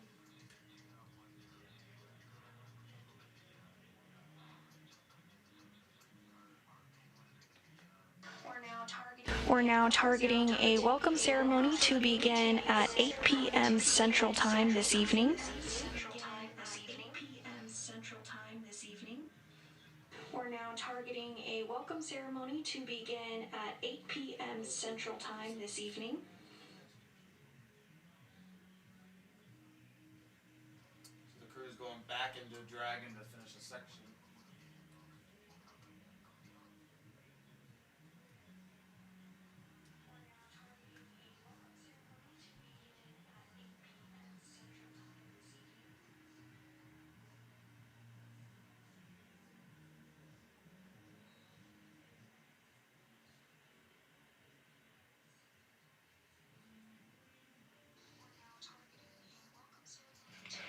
If you're just joining us this evening, the Crew-3 astronauts have not only successfully docked to the International Space Station after launching at 8:03 p.m. Central Time yesterday from Launch Pad 39A at NASA's Kennedy Space Center in Florida, but they've also floated through... If you're just joining us this evening, the Crew-3 astronauts have not only successfully docked to the International Space Station after launching at 8:03 p.m. Central Time yesterday from Launch Pad 39A at NASA's Kennedy Space Center in Florida, but they've also floated through... Please go for IMD fan activation. Houston copy. Thanks, Kayla. 5:32 p.m. Central Time. Crew-3 successfully floated through the space station hatch at 7:25 p.m. Central Time. The crew on board the International Space Station is going to complete a scene and voice check to make sure everything checks out. Following a dock at 5:32 p.m. Central Time. At this time, we're waiting on a welcoming ceremony to begin at 8 p.m. Central Time. The crew on board the International Space Station is going to complete a scene and voice check to make sure everything checks out on the ground before the welcoming ceremony takes place.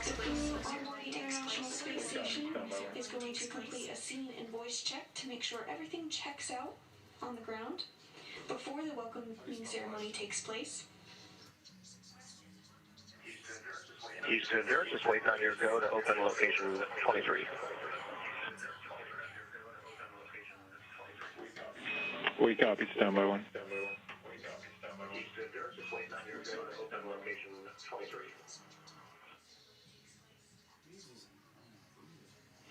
We copy. Stand by one. Ooh. What's DK doing? DK editing a video?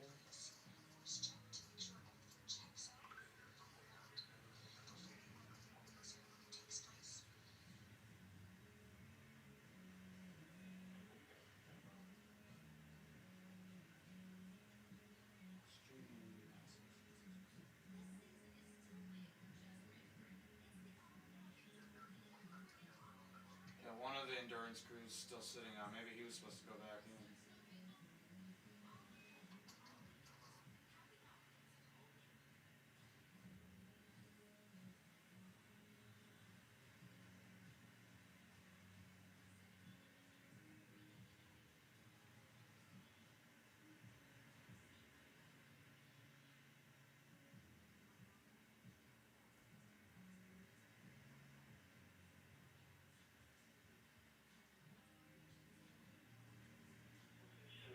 I'm ready to see the scene of voice checks. Copy, Mark. We're ready for the voice, and for the scene, it looks like we're going to zoom out just a little bit, please. Zoom out a touch so we can get 7 folks in there.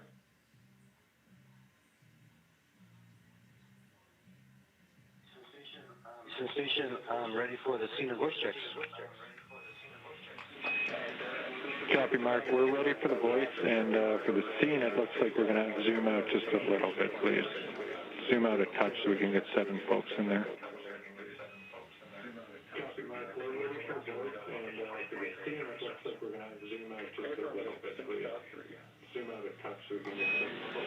And Endurance, this is Houston on the Big Loop. Raja, your go for 6.1. Go to open location 23.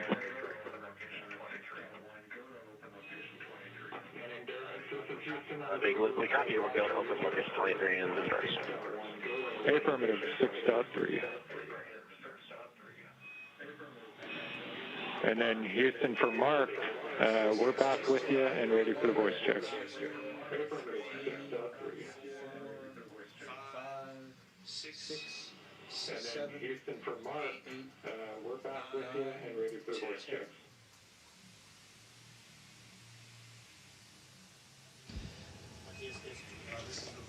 This is the voice check.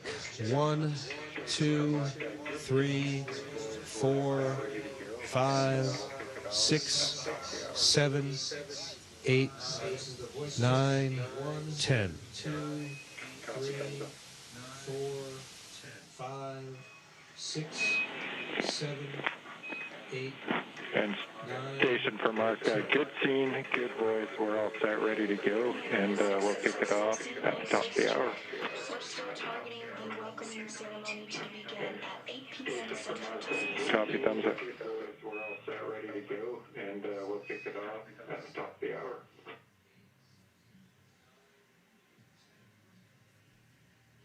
Copy, thumbs up. And we had a successful scene and voice check. We're still targeting the welcoming ceremony to begin at 8 p.m. Central Time this evening. And we had a successful scene and voice check. We're still targeting the welcoming ceremony to begin at 8 p.m. Central Time this evening. Mark Vanda High, he did a lot of preparations ahead of hatch opening. To the left of him is Cosmonaut Piotr Dubrov, as well as European Space Agency astronaut and member of Crew-3. On your screen, you can see in the bottom right is NASA astronaut Mark Vanda High. He did a lot of preparations ahead of hatch opening. To the left of him is Roscosmos cosmonaut Piotr Dubrov, as well as European Space Agency astronaut and member of Crew-3, who just arrived to the International Space Station, Thomas Marshburn. Matthias Maurer. This is his first time in space.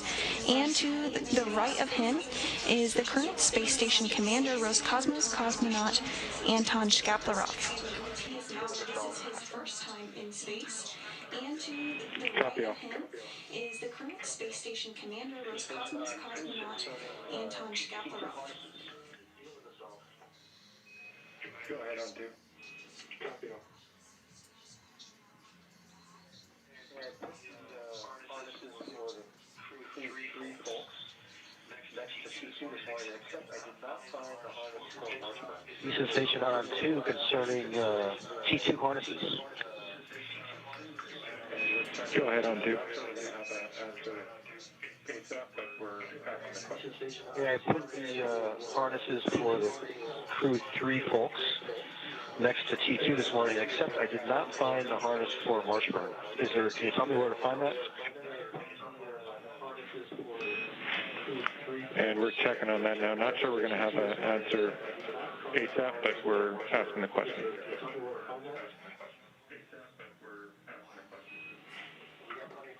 We got plenty of time. Just got to have it before his first T2 session. Yep, thanks.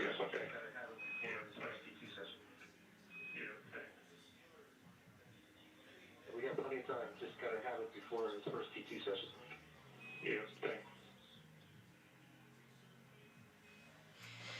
We're now just 15 minutes away from a welcoming ceremony.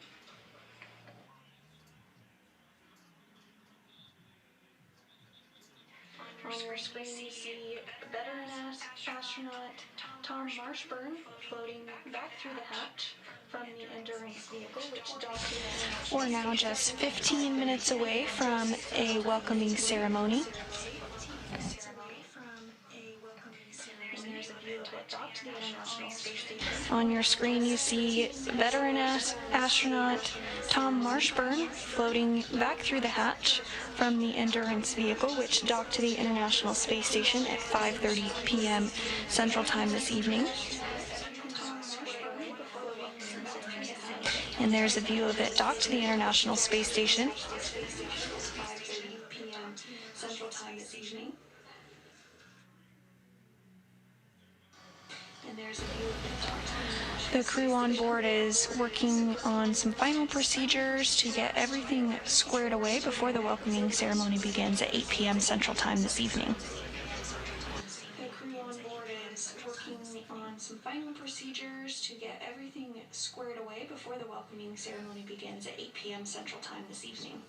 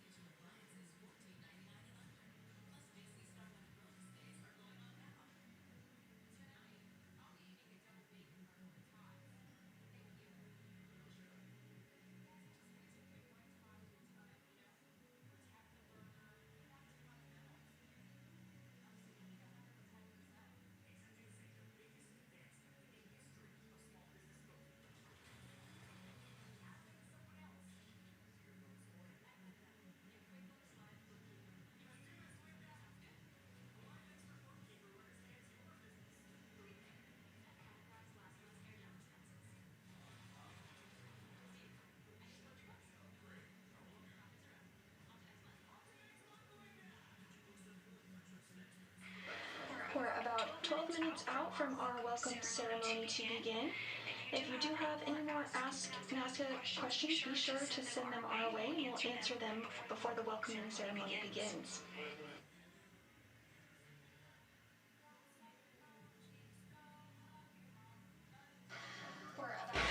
We're about 12 minutes out from our welcome ceremony to begin. If you do have any more Ask NASA questions, be sure to send them our way and we'll answer them before the welcoming ceremony begins. From our welcome ceremony to begin.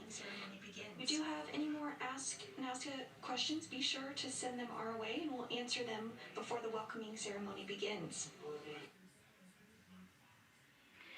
And if you are just joining us, the Crew-3 astronauts have successfully docked to the International Space Station after launching at 8:03 p.m. Central Time yesterday from Launch Pad 39A at NASA's Kennedy Space Center in Florida. The crew of Chari, Kayla Barron, Thomas Marshburn, and European Space Agency astronaut Matthias Maurer. And if you are just joining us, the Crew-3 astronauts have successfully docked to the International Space Station after launching at 8:03 p.m. Central Time yesterday from Launch Pad 39A at NASA's Kennedy Space Center in Florida.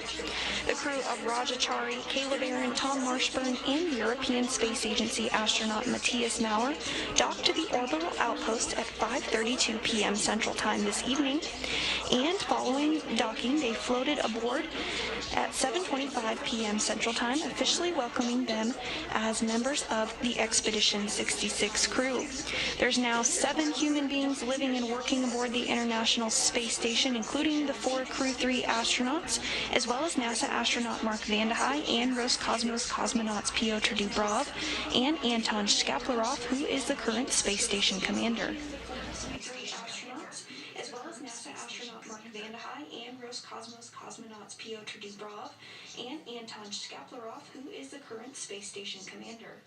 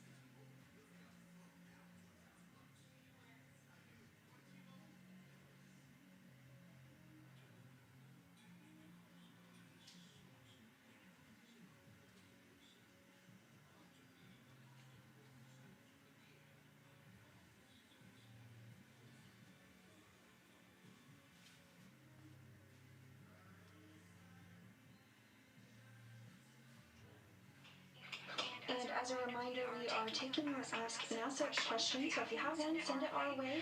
We're just a few minutes away from the welcoming ceremony to begin at 8 p.m. Central Time, but we did get a question about the zero-G indicator for endurance, asking what the name of the zero-G indicator was and as a reminder, we are taking your Ask NASA questions, so if you have one, send it our way. We're just a few minutes away from the welcoming ceremony to begin at 8 p.m. Central Time, but we did get a question about the zero-G indicator for endurance, asking what the name of the zero-G indicator was and what the zero-G indicator was. It's become a tradition for Crew Dragon vehicles and the crew members to select a zero-G indicator. For this vehicle, the Crew-3 astronauts selected a turtle as their zero-G indicator, which they named VOW, which is German for peacock. That pays tribute to European Space Agency astronaut Matthias Maurer, who is from Germany, as well as pays tribute to the turtle class. At your convenience, I have an answer on that, Carter.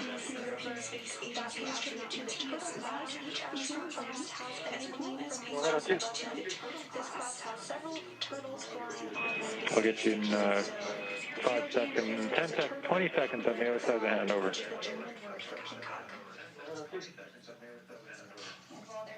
And while there's a brief handover that pays tribute to the turtle class, each astronaut class has a nickname from the class above them. This class has several turtles flying on board the space station, so the zero-G indicator is a turtle named VOW, which is the German word for peacock. This class has several turtles flying on board the space station, so the zero-G indicator is a turtle named VOW, which is the German word for peacock. On Crew-3, it's in Dragon. It's going to be unpacked on Saturday, but if you need it before that, you could grab it. It's step 5 in the unpacked message of Scout Track. And Station Houston on to Mark. We found an answer. His harness blew up on Crew-3. It's in Dragon. It's going to be unpacked on Saturday. But if you need it before that, you could grab it. It's step 5 in the unpacked message of Scout Track. Okay, thanks much. We're just about 5 minutes away from our welcoming ceremony, where we'll hear some remarks from NASA leadership as well as the leadership from the European Space Agency. Still tracking a start time for the welcoming ceremony at 8 p.m. Central Time this evening. And we're just about 5 minutes away from our welcoming ceremony, where we'll hear some remarks from NASA leadership as well as the leadership from the European Space Agency. Still tracking a start time for the welcoming ceremony at 8 p.m. Central Time this evening. As well as the leadership from the European Space Agency. Still tracking a start time for the welcoming ceremony at 8 p.m. Central Time this evening. And Station Houston on 2, no reply needed, but we're 4 minutes out from the PAO event.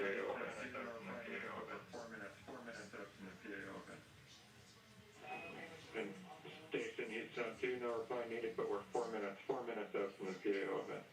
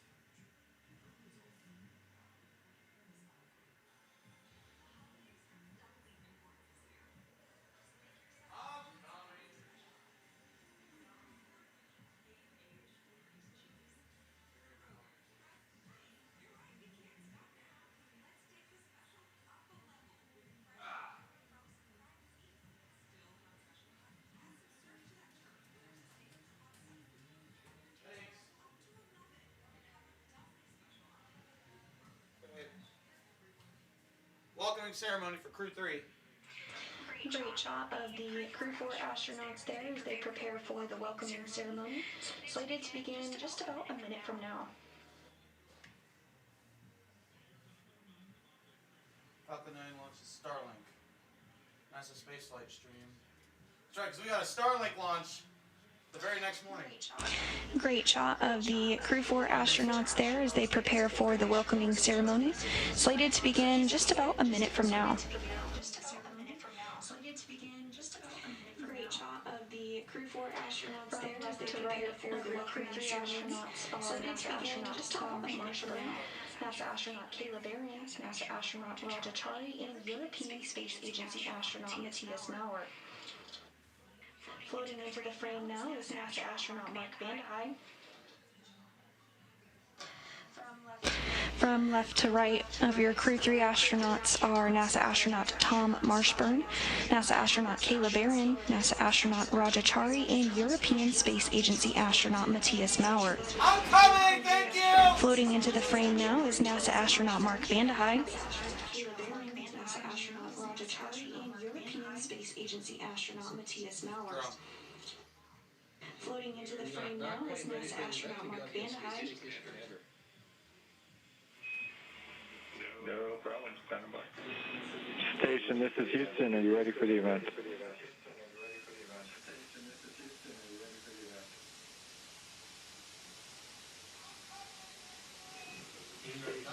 We are not quite ready for the event. We've got to get the space station commander. No problem, standing by. We are not quite ready for the event. We've got to get the space station commander. No problem, standing by.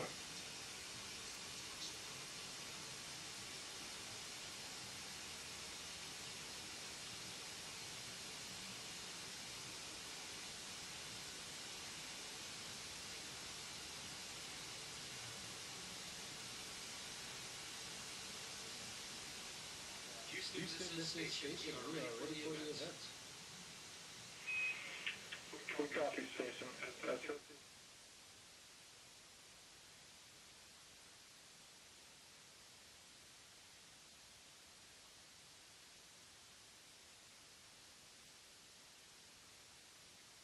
Houston, this is station. We are ready for the event. We copy, station. Associate Administrator Kathy Leaders, please call the International Space Station for a voice check. Hello, can you hear me? Yes, ma'am, we can definitely hear you. Greetings. Greetings.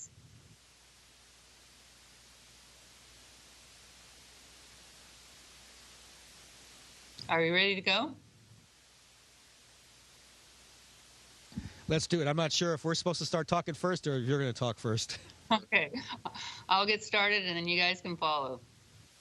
Okay, hey, you know, tonight's docking was a perfect way for us to finish up what has been our 10-year anniversary year for the Commercial Crew program. And I don't know about you guys, but it feels like the last 2 weeks have been pretty crazy for me. And I know you guys are probably real happy to be out of crew quarters. I told Norm Knight last night we were rescuing him from crew quarters with this launch. And I know you guys, I know Mark, you were waiting patiently for them to come, enjoying a few days of a little bit of quiet before the next round of folks coming up. But boy, is it good to see you.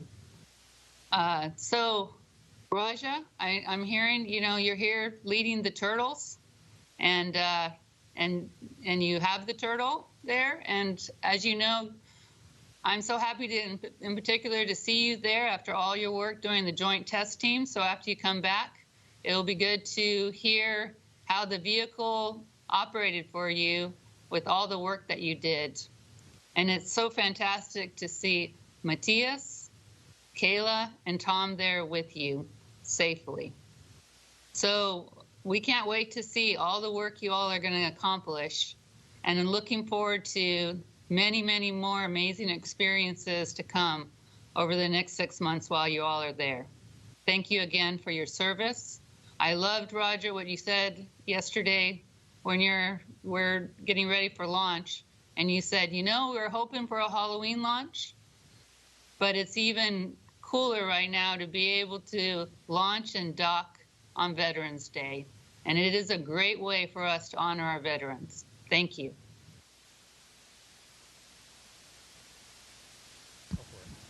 Thanks, Kathy, and thanks to all the SpaceX and NASA teams. As you mentioned, it was great to get to work on the vehicle, and I think we all loved the ride up there.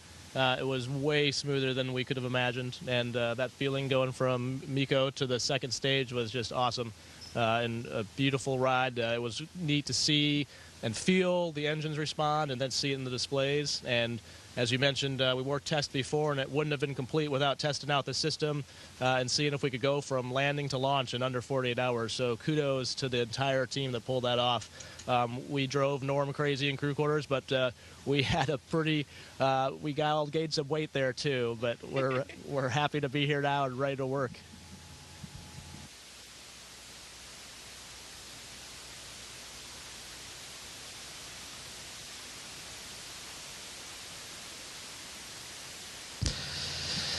Hi, colleagues. I'm very proud to be commander of this great team. We are start to fly together, and I know in the future we'll have the beautiful days on orbit together. We'll work together and relax together.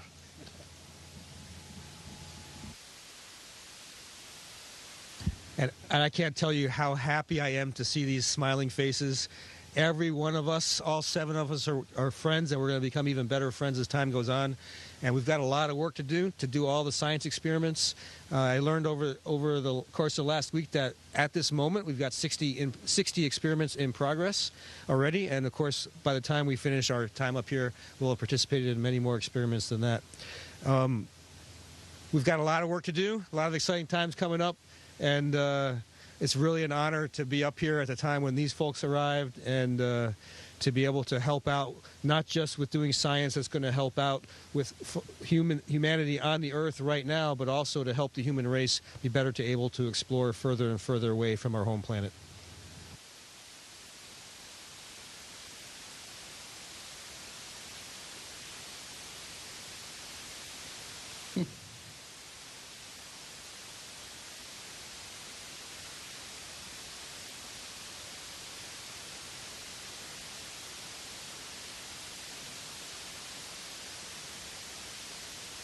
Thank you, Mrs. Leaders. We now welcome ESA Director General Joseph Aschbacher. Please call station for a voice check.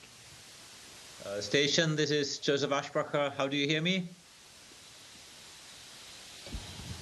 Hallo Josef, hier ist Matthias. Ich höre dich 5 by 5. 5 by 5, fantastic. Really happy to see you, Matthias. Happy to see all of you, and it is just amazing to see these smiling faces. I think, Matthias, it must be a great feeling experiencing weightlessness live and for the first time for you.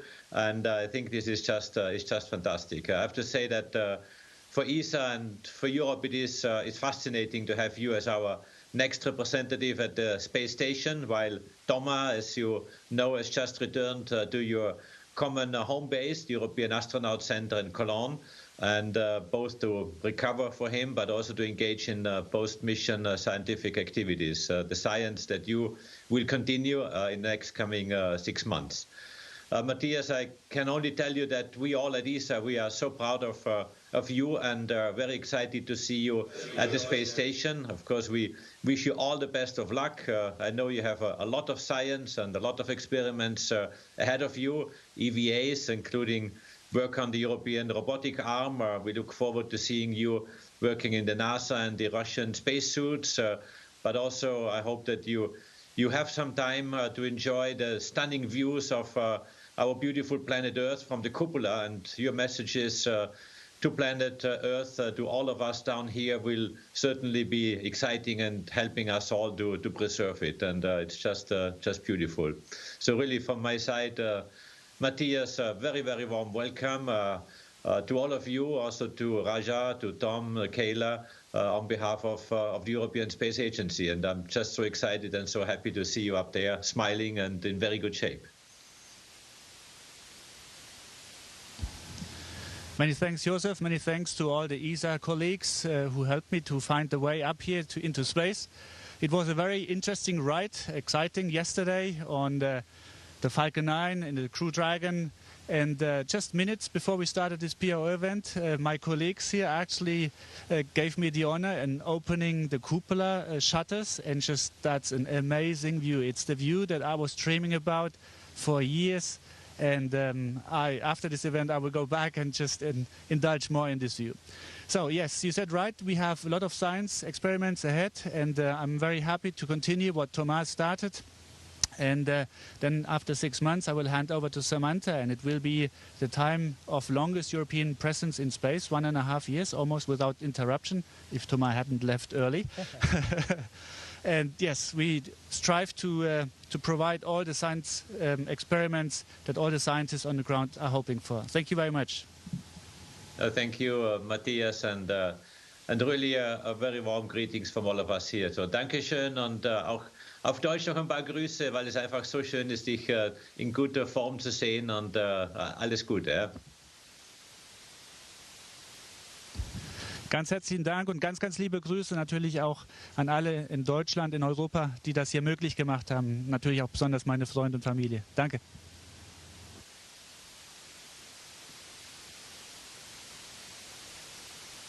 Station, this is Houston ACR. That concludes the event. Thank you, Associate Administrator Leaders and Director General Ashbacher, for your participation in the Crew-3 welcome ceremony. Station, we are now resuming normal operational audio communications.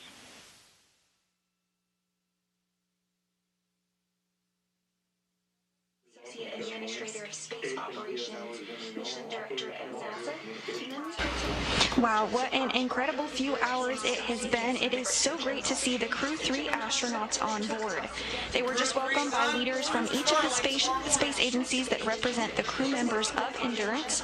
First, we heard from Kathy Leaders, the Associate Administrator of Space Operations, Mission Director at NASA, and then we heard some remarks from Joseph Ashbacher, the European Space Agency Director General. Each of them talked about what it took us to get to this moment to welcome 4 new astronauts to the International Space Station, bringing the current population of the space station to 7 human beings as part of the Expedition 66 mission.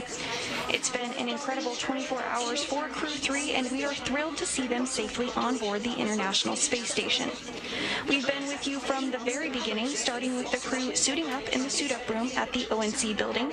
The crew then headed to the launch pad and made their way up the service fixed structure and ingressed the Crew Dragon Endurance. We had an on-time liftoff yesterday at 8:03 p.m. Central Time. Following liftoff, the first stage separated and came back to Earth, landing on the recovery ship, while Dragon separated from the second stage. We had a good nose cone deploy, and 5 major burns took place as Dragon made its way to the space station. Finally, Endurance and its 4-person crew docked to the International Space Station at 5:32 p.m. Central Time, and the crew members floated through the hatch at 7:25 p.m. Central Time, officially bringing them to their new home for the next 6 months in space. It's been an incredible 24 hours watching this mission, and on behalf of SpaceX and NASA, thank you for watching it all unfold with us. The 3rd rotational crew mission has reached the International Space Station and will spend approximately 6 months docked to the space station until it's time for the crew to return home. Now that Crew-3 has successfully arrived to the International Space Station, be sure to follow NASA and SpaceX on social media for real-time updates throughout their mission. Thanks again for watching our coverage. Go NASA, go SpaceX, and go Crew-3. This is Mission Control Houston.